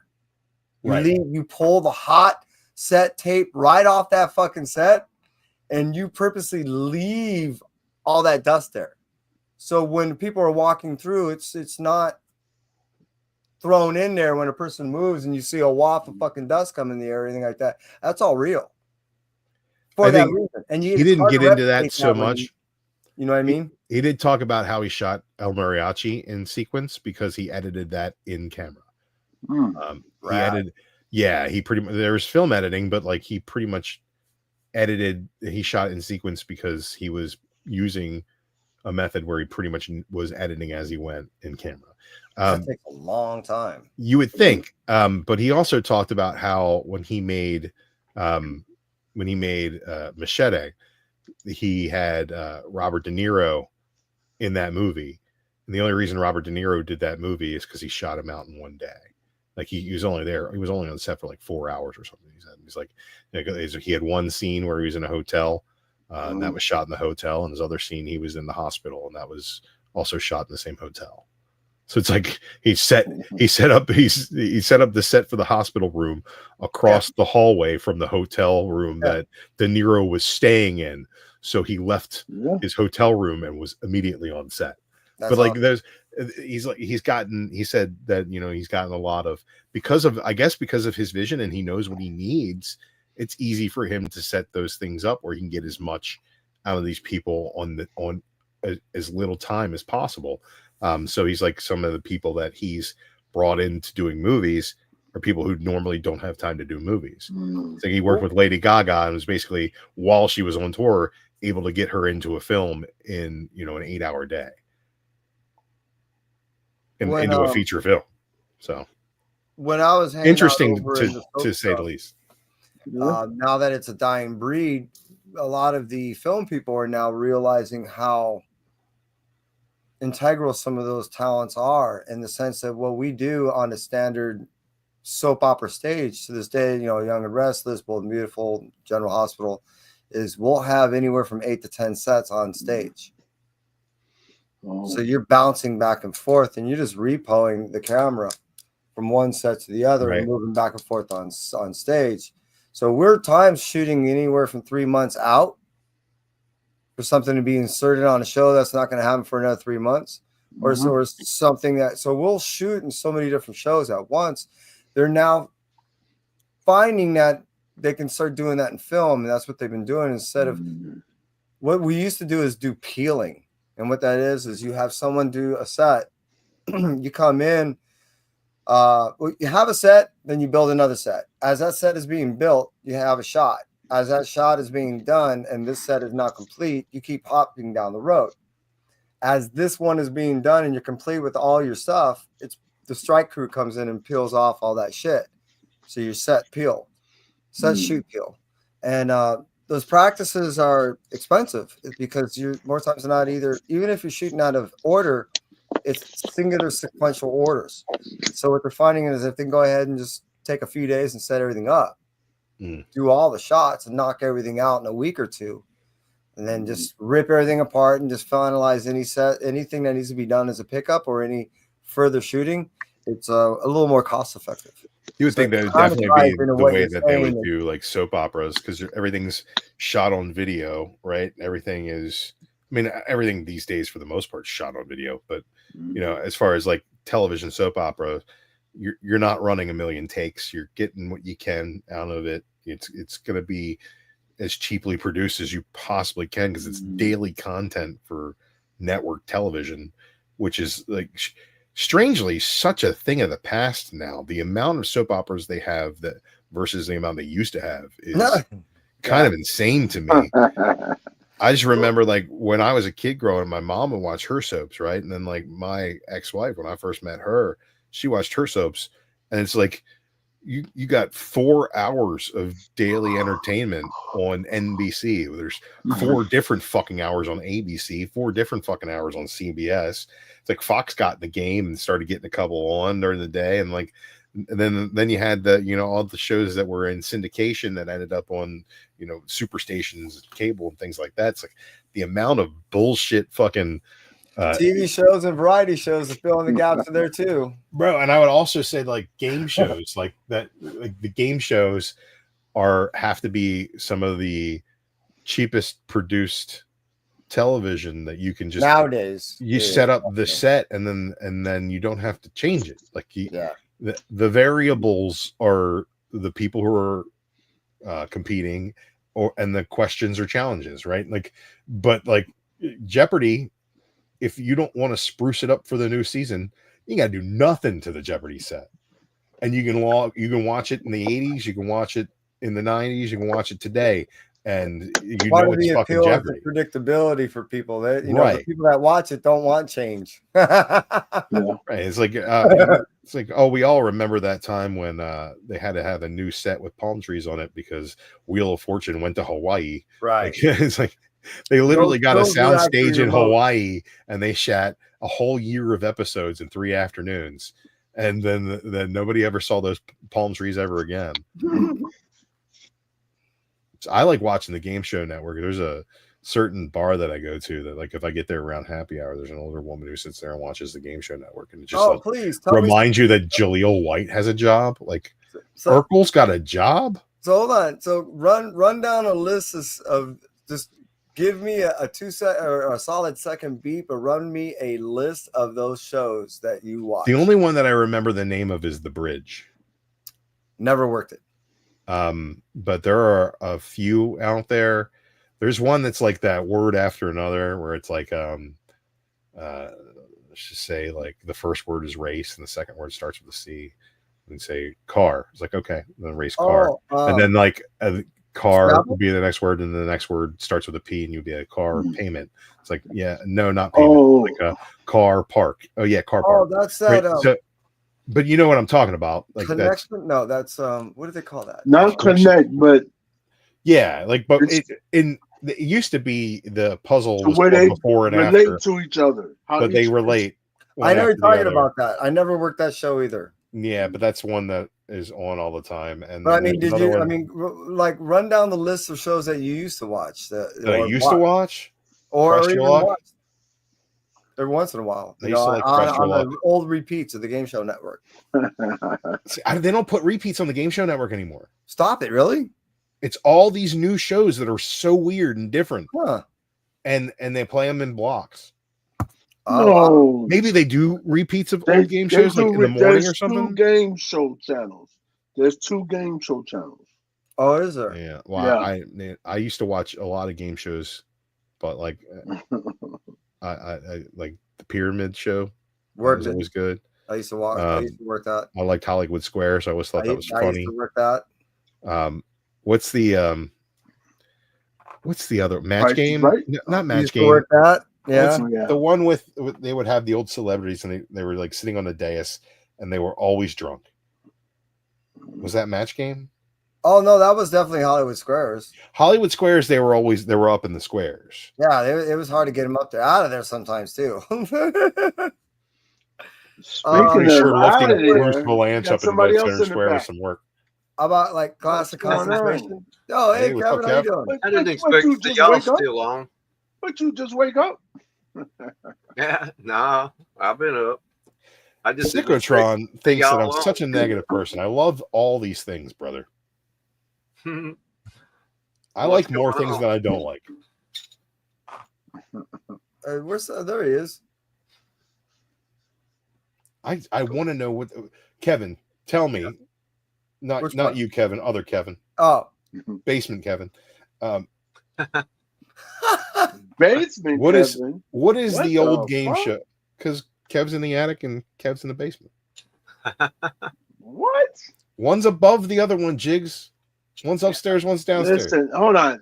Drew, let me fucking correct you right now.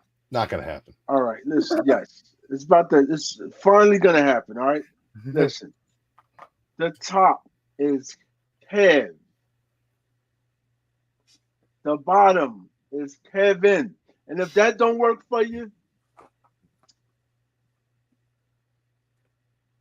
Ian.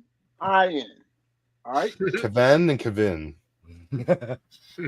Peace. You have to put the emphasis You on the don't right fucking have syllable. Yeah. All right, Capiche, we got that?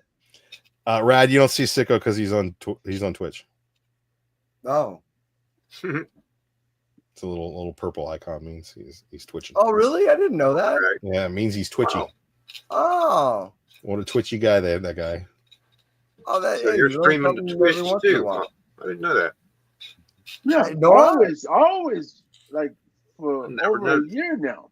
I've been What doing is that damn game I show? appreciate that. Drive me nuts. Which one? What game show are you talking about? Is it Match Game where the old This is celebrities would sit around on a dais and they would just always be drunk? Match Game was Dre Rayburn with the celebs. Well, yeah. Well, Well, I Match mean, Pyramid, they used to sit down and they used to get kind of drunk on that one. Another one, when we used to do Pictionary, man, they would get kind of hammered on that shit too. Pictionary sounds like a good game to get drunk on. on. $1,000 pyramid, $20,000 pyramid or whatever. There's a million of them. Which one? What came Thanks first, for Who's that. or Draw or Pictionary? Sue Mack, I'm not going to give her the full last name, but she was our production manager. She was the money person for Price is Right from like 1980 to around 2000. Or maybe it was around 85 to around 2005, let's say, somewhere around then.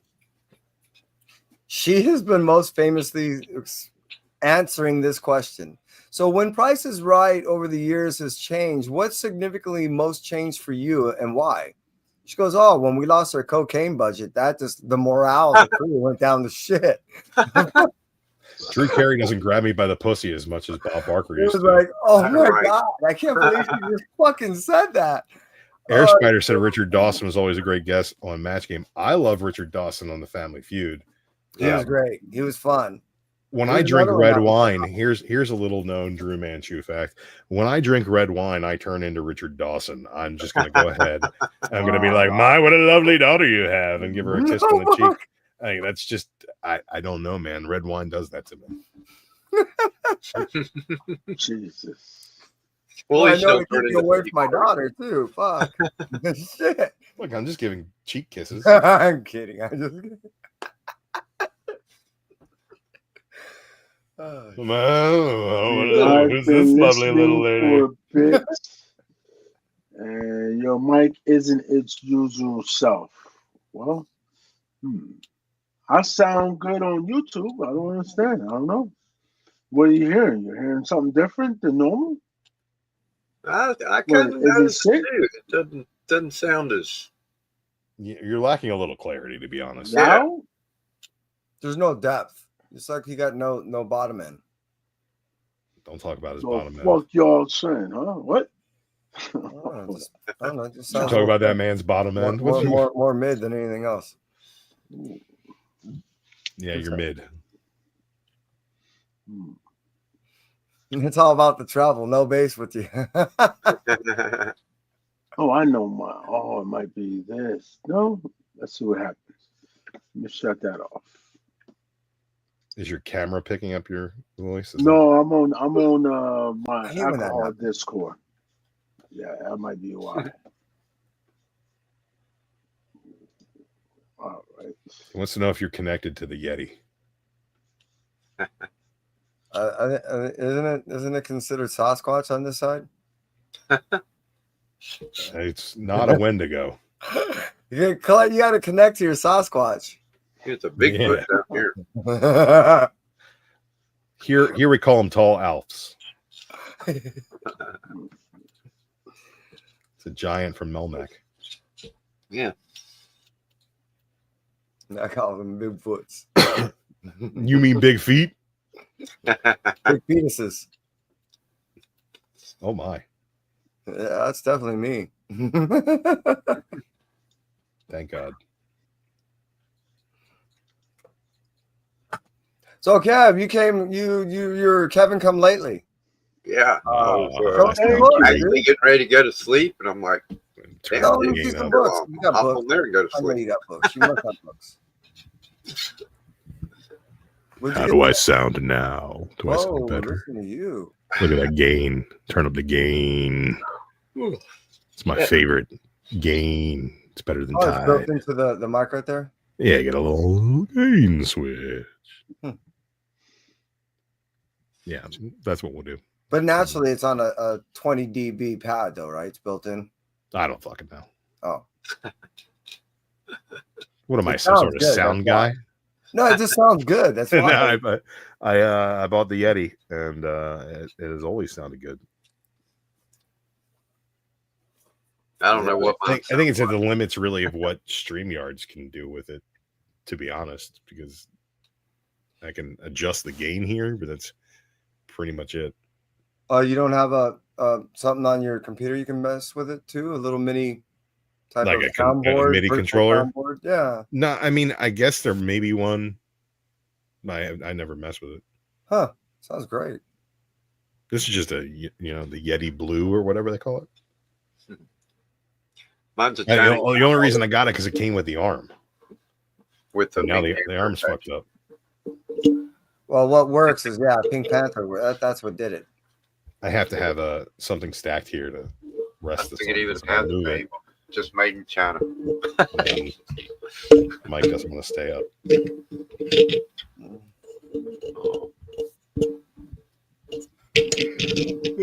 Well, But it's Hey, don't do it's that. good, Mike. You're gonna make I us like all it. tired. I know, right? It's just contagious. It's these pills I take, man, for my restless leg syndrome. Codeine Keeping the and rest of you up too.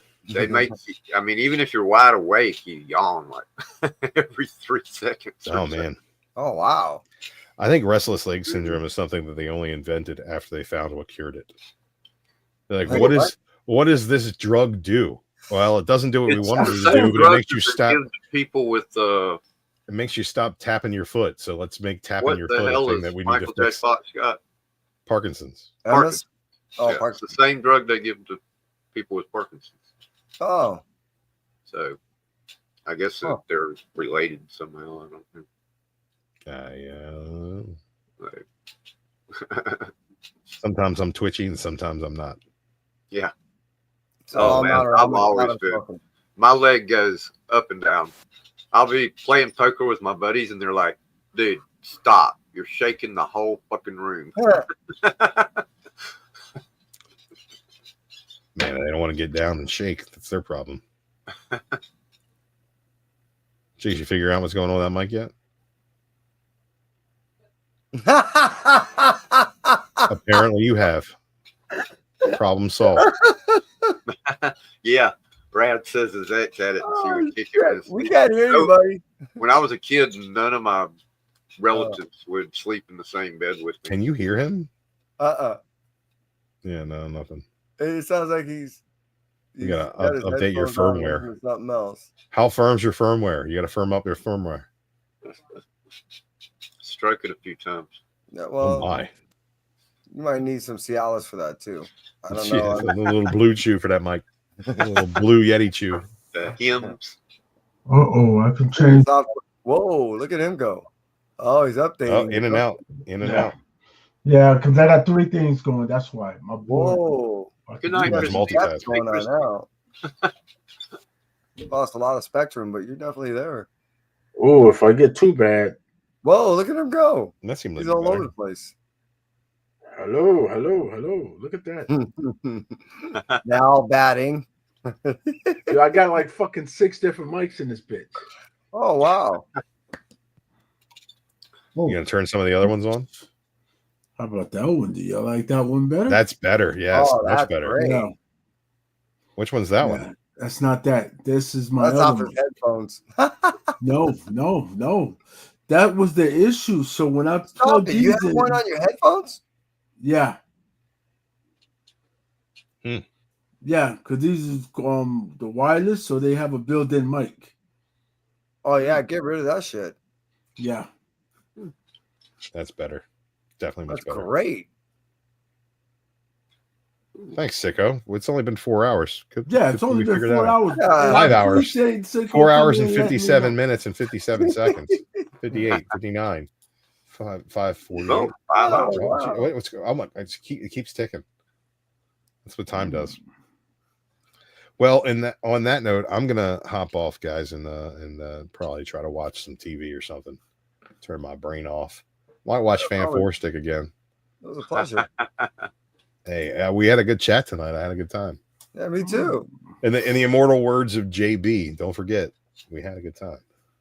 Hey. That's what he would say at the end of all of his streams. Just Yeah, even if I you didn't love have a that. good time, he was like, you left that thing. Oh yeah, we did have a good time. Didn't have a good time for the last 3 hours, but that guy When's said the we last had time one. you seen So JB? it's been a little while, man. I think the last time I really talked to him was like right after What's his name died? yeah, right after Tim passed. Because he was Yeah. we were talking about he needed somebody to help him with that cover price stuff they were doing, and was reaching out to some people, but I didn't have time at the time to help him out with that. But I mean, he moved up to Oregon, I believe. Yeah. And yeah, living a family life, doing things with his Not kids. Oregon. No, I think it was. Was it? Oregon? Yeah. That's Portland. Yeah. No, not Oregon. Not Oregon. I Just know that Oregon's place that's a fucking Oregon. state. I know. But his girls are older now, so he's got a lot more involvement in their day to day, and I think he wasn't doing as much internet stuff. But yeah, He's still great dude. doing whatnot stuff though, right? Yeah, I think he's still selling books here and there, and I think he was still doing that Shakers list, but not as much on his own channel, not doing his own like daily content like he was for a long time. Yeah, it's like there was a time period where you could hop online and you knew JB was on. Oh, Yeah. Shit. I mean, I to this day, one of the most missed shows of mine and one of the most favorite shows to ever be conceived. That morning the TV program or YouTube program that he was doing. He put so much work into that. It was great. Work into that. The first time we met him, like all of us met him in real life, IRL. So we were at C2E2. We had a big Airbnb house, and we all got there like Thursday night, Friday morning, and JB didn't get until like midday Friday or whatever. And like everybody's like chilling already, and he rolls in, but he was like up all night working on his fucking format. Like he had this desk calendar with like tiniest print notes handwritten all over it to get down who was doing what when, and it was just really fucking amazing. No, I agree. And then like I came down for some water in the middle of the night. It's like maybe 4:30 in the morning, and he's like 48%, and then like pass right the fuck back out. God. I'm not the only one with that story. Many people walked in, looked at him, he's like 68%, and then fucking pass right the fuck back out. So fucking funny, dude. But he put so much work into that, and like a lot of people just did not realize or appreciate how much work he was putting into it, dude. People would call him up and be like, "Hey, I'm trying to promote this thing," and he's like, "We're going live in 15 minutes." Like, you can't tell me last minute. He's like, he would get himself so stressed out about it because he wanted to be there and promote everybody in the community. He really loved it, and You know, it was tough sometimes on him, I think. But yeah, I love that he was doing that. When he started doing Disco After Dark, dude, what a fucking fun time Disco After Dark was. Every once in a while when he wouldn't do it, and I came in because it was during that time he was doing that disco when he first started. One of the first times he never did it, I'm like, this can't be right. So one of my first After Dark type things was like Disco After Dark wannabe version or something like that, taking over for, you know what I mean? And I did that, and I'm like, I can't do that. So it was when he did it again about a month or two later. It was way back in 2019 when I was doing 1-2 Comic Talk that was the first time I ever quoted comic books, comics and cocktails, cocktails and comics. That's what it was called. That's when I first did my first cocktails and comic show, is when JB didn't do his Friday night show. So every time he wouldn't do that, I would do that. And then one time, dude, I did his daily show. It was during COVID. I was doing a show on the Comic Core, like that would come on right after his show. One time he showed me his OBS and his StreamYard setup, like just his camera view of like what he was looking at. It was like the level of detail that a Bernie Wrightson would have. It's like, why do you have 18 fucking video clips for super chats? Like, how many transitions do you need? Like, it was on a whole nother level. And the fact that he could do that on a daily basis, and like nobody else is on that level, dude. And he did not get nearly enough love for the effort that he put in. I agree. I actually told him around 2021, I think it was. I said, dude, I could take you in any studio, put you in the booth, let you observe for about a week. And I guarantee if I can train you in any one of those fields, and I can easily replace you within a month with any one of these people, and you could do just as good as a job. He said, really? I could do. I'm not blowing smoke. I've seen what you do. I know what they do. I think his ability to come up with his own vision and execute it is a lot like we were talking about with Robert Rodriguez. I don't think JB would be a great editor or a great, chroma key guy or a great, anything in that space. I think that he'd be a great producer. I think that having the vision to do it all yourself makes it so much easier. We can just look at somebody and be like, hey, can you do me a favor and give me this up here, that, or make sure that this title's ready to go here. Like that's the kind of level that I thought that he was at. And as far as like, was he technically great at everything? No, but the dude never met a swing he wasn't going to take. It's like he was like, oh, do you think I could add, titles to this? Like, I don't know why you couldn't, JB, but if you need help, let me know. Like, we would talk about that kind of stuff all the time. I felt like when we were doing titles and transitions and putting clips up for different segments on we were some of the first people doing that stuff, and it was a lot of work, man. It is a lot of work. I was definitely not anywhere near his level on the stuff that I was doing, but I was still having a good time with it. That's where real production was coming in. That's what I was telling him. I go, look, you're that close to understanding how to do a true show. You need a real intro, not this 3-minute fucking thing. You need, nowadays everyone's doing it right. And he was laughing at me. He built the logo that I have, that NCBD Comics, that was him. The original one was him. And then I have a little intro that no one really. Y'all don't hear that? No one hears all that noise? Yeah, no, I hear it. Kevin. No, that's me. Yeah. I'm trying to put the Pink Panther back on my mic. Oh. Yeah, mute it. There we go. Okay.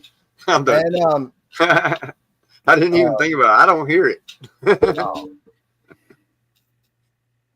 I lost my train of thought, but it was, he was end up working on stuff, and he could have done stuff that he was so close to being on the edge of producing real shows that he just didn't understand how to just come in and out of certain things or bump into certain things or segment certain things, like you're saying. He was so close to doing it, though. Sicko said something, asked me a question in the chat. I'm going to answer him before I get out of here. So he finished Clone Wars season 5 or 6, but when does he get to watch Andor? Andor is actually, so Clone Wars takes place in between episodes 2 and 3. Andor takes place right before episode 4. Right. The Is it original 4? Star Wars. So Andor takes place right before Rogue One. Like it's the season 2 is leading up to it. So when Andor has been released, season 2 has been released 3 episodes at a time. Each one takes place in a different time period. So the first 3 episodes are 4 years before the Battle of Yavin, which is the battle for the Death Star. The first battle for the Death Star. So it's counting down to the incidents that lead up to Rogue One, which the end of Rogue One takes place 20 to 30 minutes before the start of the original Star Wars. So if you've watched all of Clone Wars and you've watched Revenge of the Sith, I would say now's a good time to start at Andor then. And then after you're done watching Andor, you can watch Rogue One, or you can watch Rogue One first and then watch Andor as a supplement. Yeah. But yeah, you're on the right track. Yeah. All right, guys. I actually really got to go. I'm going to take a shit and go to bed. Oh, go for me, would you? I'm going to go for anybody who needs release. It's You stay well, brother. I'll give you a mid-plop dedication. All right, I'll see you guys. Good night, Drew. All right. Take care. Yo, Sicko, basically I'm just talking about how a quick version of production as far as when it comes to doing a show, a YouTube thing. Yeah, and way back when I was trying to set some stuff up with JB, and nowadays, like Kevin's a decent example. People now know, you do a quick introduction, you go ahead and run your little bumper in, you go ahead and after it bumps out with the same, which is usually just anywhere from a 7 to around 12-second little clip. Then you go ahead and reintroduce yourself and go into the show. Most people don't really look at what they're doing on YouTube. If it's a pre-recorded thing, is how they're going in and out of certain segments when they get into their content. So that's what people do. I'm ignorant of how to actually physically do all that stuff. My stuff is because I play with production on a different level, is I know how to. It's all up here. I know how to. All right, ready 1, go 1. Ready 2, go 2. Hold 1. Ready 3, go 3. Go to 1. Hold 1. That's. I know how to call cameras. I know how to light. I'm on that level. So as far as actually physically do it, I don't know how to do it. If you want to know how to put the show together, hit me up.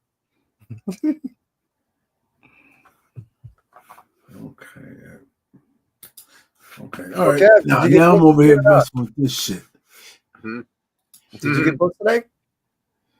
I did not. No. I gotta what go are you doing up tomorrow so I can buy new comics. Ooh. Ooh. Yeah, I have a cash flow problem right now. Right. Yeah, I get it. The wife hit me up. She's like, "Hey, did you make the house insurance payment?" No. It was due yesterday, right? No. That's not good. That's not okay. Yeah. So it's like just I don't know. Sell one of the kids. Pissing in the tent. Yeah, right. If I had a kid, I'd sell them. See, their equity. All right. My Yeti's not fucking working. Really? Oh, Yeah. so that's what. That's my other mic. Yeah. That's crazy. You got so many mics going on like that. Yeah, because see, I have an alcohol Discord that I'm normally always on, and that's my Yeti's working on there, but it's not working over here. Huh? Might that uninstall it, reinstall it. Yeah. It's these fucking headphones. But now I'm so used to having these, right? Because it just gives you so much clear, like you can hear everything. Right.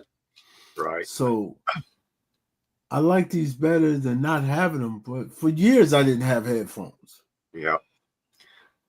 I have to put them on sometimes because there's just too much difference between the people Yeah. on most streams. Now, Will Boggs is always low, Yeah. and Well, then some will be loud as hell when they talk. I have They need- professional grade monitor systems that I'm using as my speakers.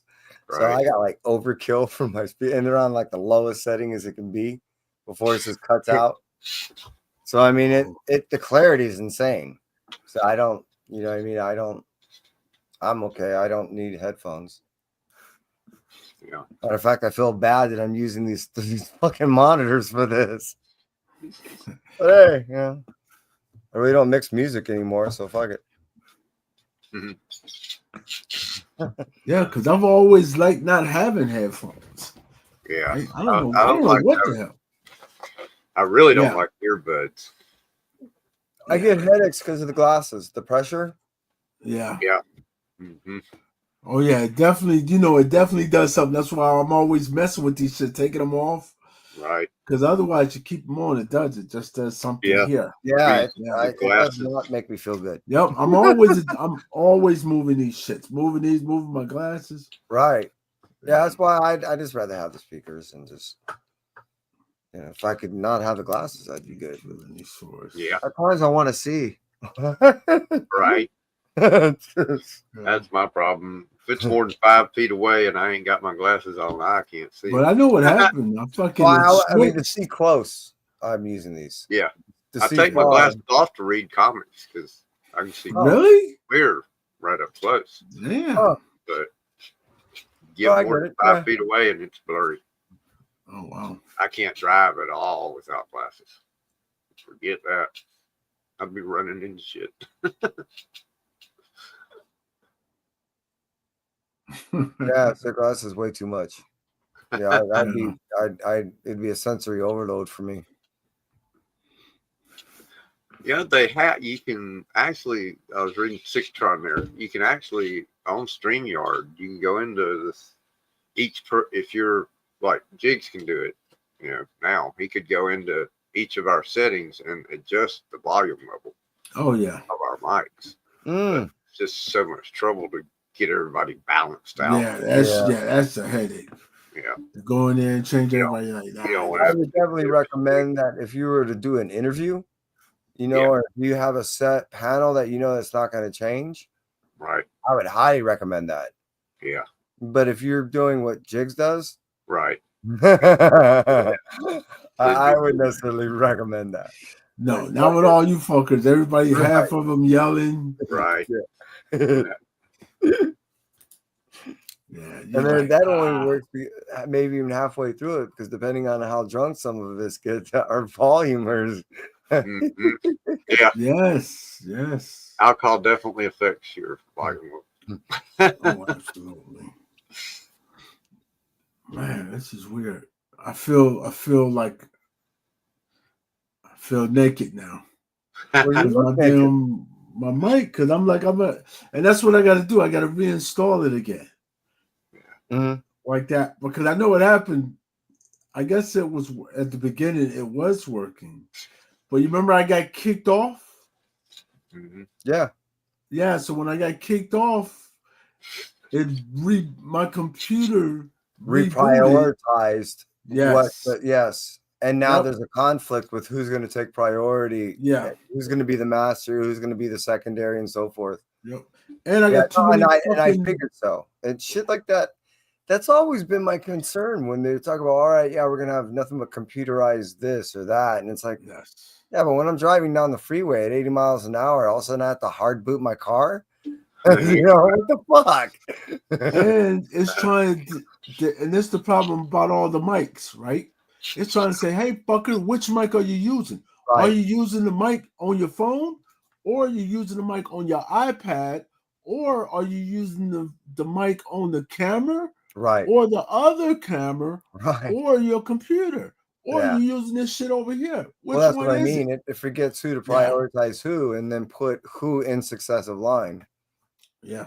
That's why it's better to actually have remove everything and have it forget everything and then only input what you really want to utilize and then introduce the other things as you need them. As you need them, yeah. That way you don't have those conflicts. Yeah, that's what That would be my recommendation. I remove all the stuff. Like my phone, when I hook it up, it doesn't bring the mic in. Doesn't show up. But it's just because this fucking computer decided it wants to reboot in the middle of a live. Which it normally doesn't do, but it's just fucking did it tonight. It's like, hey, fucker, you know me, because it knows when I'm on. That was so weird. Drew and I looked at each other like, did Jigs just leave his own stream? What the fuck just happened? My shit, yeah, because now, like for the iMacs, they don't do like, so let's say my Microsoft computer, my Windows computer, it'll tell me, hey, we're gonna shut down in this time. My iMac, it's like, hey, fucker, 12 o'clock, boom. Yep. Because it knows when you're on. So it's like, hey, fucker, you're not supposed to be on right now. Right. So we've already scheduled this shit. So it's like, all right, whatever. What the hell? This is fucking nuts. I'm like, yeah. Right. I guess that's what happens when I'm not on this shit all the time. So you're like, yeah, see what happens, fucker? You take a break for a month. Yes. Now everything's wacky. Yeah, but that's the fun about being live too. You never know what's gonna happen. Oh, right. Shit. I've had worse shit happen. I've had that I know. I'm telling you, listen, if certain things haven't happened to you on the live, you haven't been live long enough. So it's like, hey, gotta learn on the fly. You're like, oh shit, what happened to this? No. I remember one night everything froze on me. Froze? Yes, just froze. Like you couldn't do anything. It was just like, okay, we're gonna take a 5-minute break here. Yeah, it was. I was like, what the hell? Yeah. What's the YouTube? Oh, that's why. Okay. Well, anyways, Kevin, did you tell us why you're up this time of night? Did you just you skipped that, didn't you? Yeah, just up. You just woke like you been up? Yeah. Oh wow. Oh wow. Fuck yeah, I took my 5-minute break. So couldn't get to sleep. I just had you guys freeze, got kicked from Madden, phone went to LTE, and the modem was fine. Oh shit! Wow, it happened, man. Listen, everything we just been talking about just hit air spider all at once. Yeah, all at once. Damn. See? Yeah, like bam. He's like, "What the fuck, guys?" Like I just repeated exactly what he just said. Yeah. Right. Yep. It happens. You're like, oh shit. Yeah. Well, fine, gentlemen. I'm gonna take off. Oh, a little bit of sleep. Sleep? Who needs that? Shawnee, you know what? I did a rough 5 hard working. I didn't work that hard. But you were there. I was there. You was there. You had a productive day. There you go. Productive day. So I'm gonna try to end up doing a show tomorrow and be relaxing. I gotta get my numbers all together for this time of year is graduation season for me over at the Shrine Auditorium. So I gotta put a show together starting Sunday. I load in. Monday I load in. I think with 1 graduation, and then I do some graduations after that, like 2 the next day, or I don't know. So I got like a full solid week of a bunch of graduations coming up. So what I'm doing is I'm spacing things out. Work 1 day, off a day, work a day, off 2 days, work 2 days, off a day. You know what I mean? Yeah. So so tomorrow's gonna be my day off to try to put together all my work coming up, and then I'm just gonna. Like I said, probably do a little show on YouTube and just hang out. Yeah. But I need rest. There you go. Yes, it's 3:30 in the morning. Yeah, No, well, 12 for what? you guys, 12:30 your time. I'm You lazy. should have plenty of rest. 12:30. Yeah, it's only 12:30. Oh, Yeah, that's what I say. Damn. I'm lazy. 3:30. No, I know. Listen, if it was still 12:30, I'd be like, hey, this is great. Yeah, It's like, no, yeah, I wouldn't be At some yawning. point, I got to get up at some point tomorrow, and I Oh, definitely want to yeah. get something in the mail for Christina. You have to mail out her package that she won from last week. So yeah, I got a couple things I got to do. But hey, thanks. I hope you do another live tomorrow. I'll try to jump on if you do, and everyone stay well. And that's it. Hey, if you haven't I'll try to already, be hit earlier that like, hit that subscribe. Oh, I work Friday morning. You're not gonna Yes, get listen, tomorrow will be Thursday. I haven't done a Thursday in a while. So I'm like, Yeah, yeah, do so I Tuesday. can. I noticed you didn't do one last week. You must have got drunk early. See, I don't know what. do it Thursday. I'll be there. Everyone stay well. Yeah. Hit like, subscribe. Take care, Kev. Later, Jigs. You too. Later, Kev. Yeah, I don't know what happened last Thursday. Thursday, something happened. Shit, something always happens. It's always something. But I am going live tomorrow, like that. Cool. Yeah, I'm like, I'll all right. look for you. Yeah, because I know Matt does his live tomorrow at 7. Yeah, But I think he's he usually ends by about 10 or 11. Yeah, because he does his at 7. Yeah, so I don't start to 10:10 tomorrow. Right.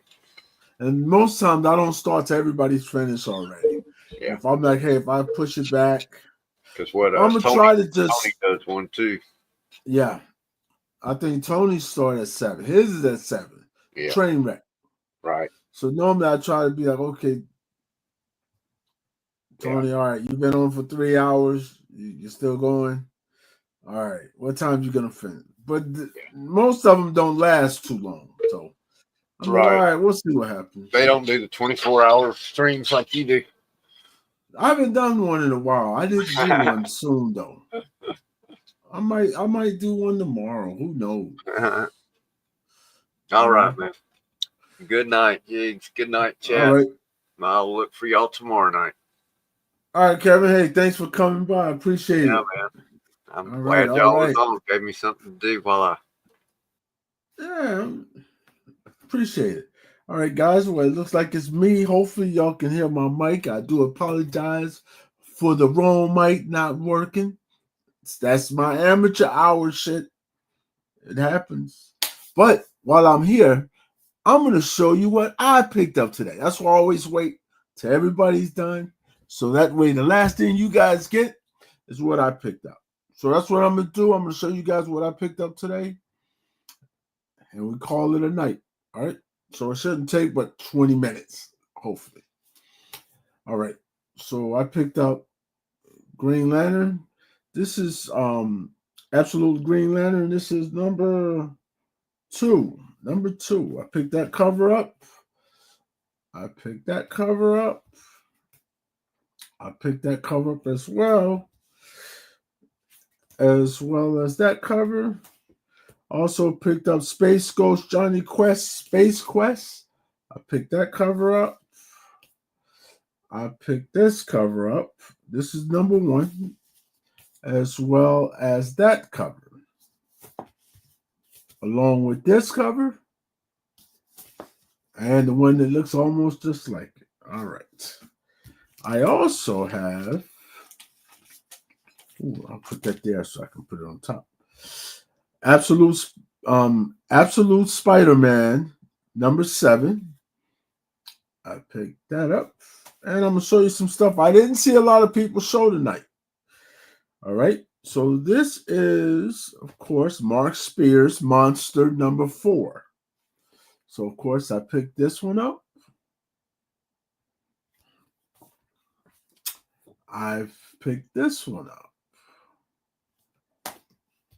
I also picked that one. All these homages to that, as well as that one. Along with this one. This is the full cover, right? And the way they did this is pretty cool because on the back is that. So you're like, ooh, nice. Right? Not bad. All right. Next book I pick up is The Walking Dead. This is 112. We've been going a long time. So I picked that. This is also 112 Walking Dead. All right. Oh, was this the first one? Yep, that was the first one. And this cover of The Walking Dead. 112. We're going all the way to the end with it. All the way to the end with it. All right. Next book I picked up is Thundercats Lost #2. So I picked that cover. I picked this cover. You know, I'm a Thundercats guy. I also picked up that cover along with this cover. With that cover. All right. Herculoids #3. I picked up that cover that came out today. That cover of Herculoids #3. All right. With this one here.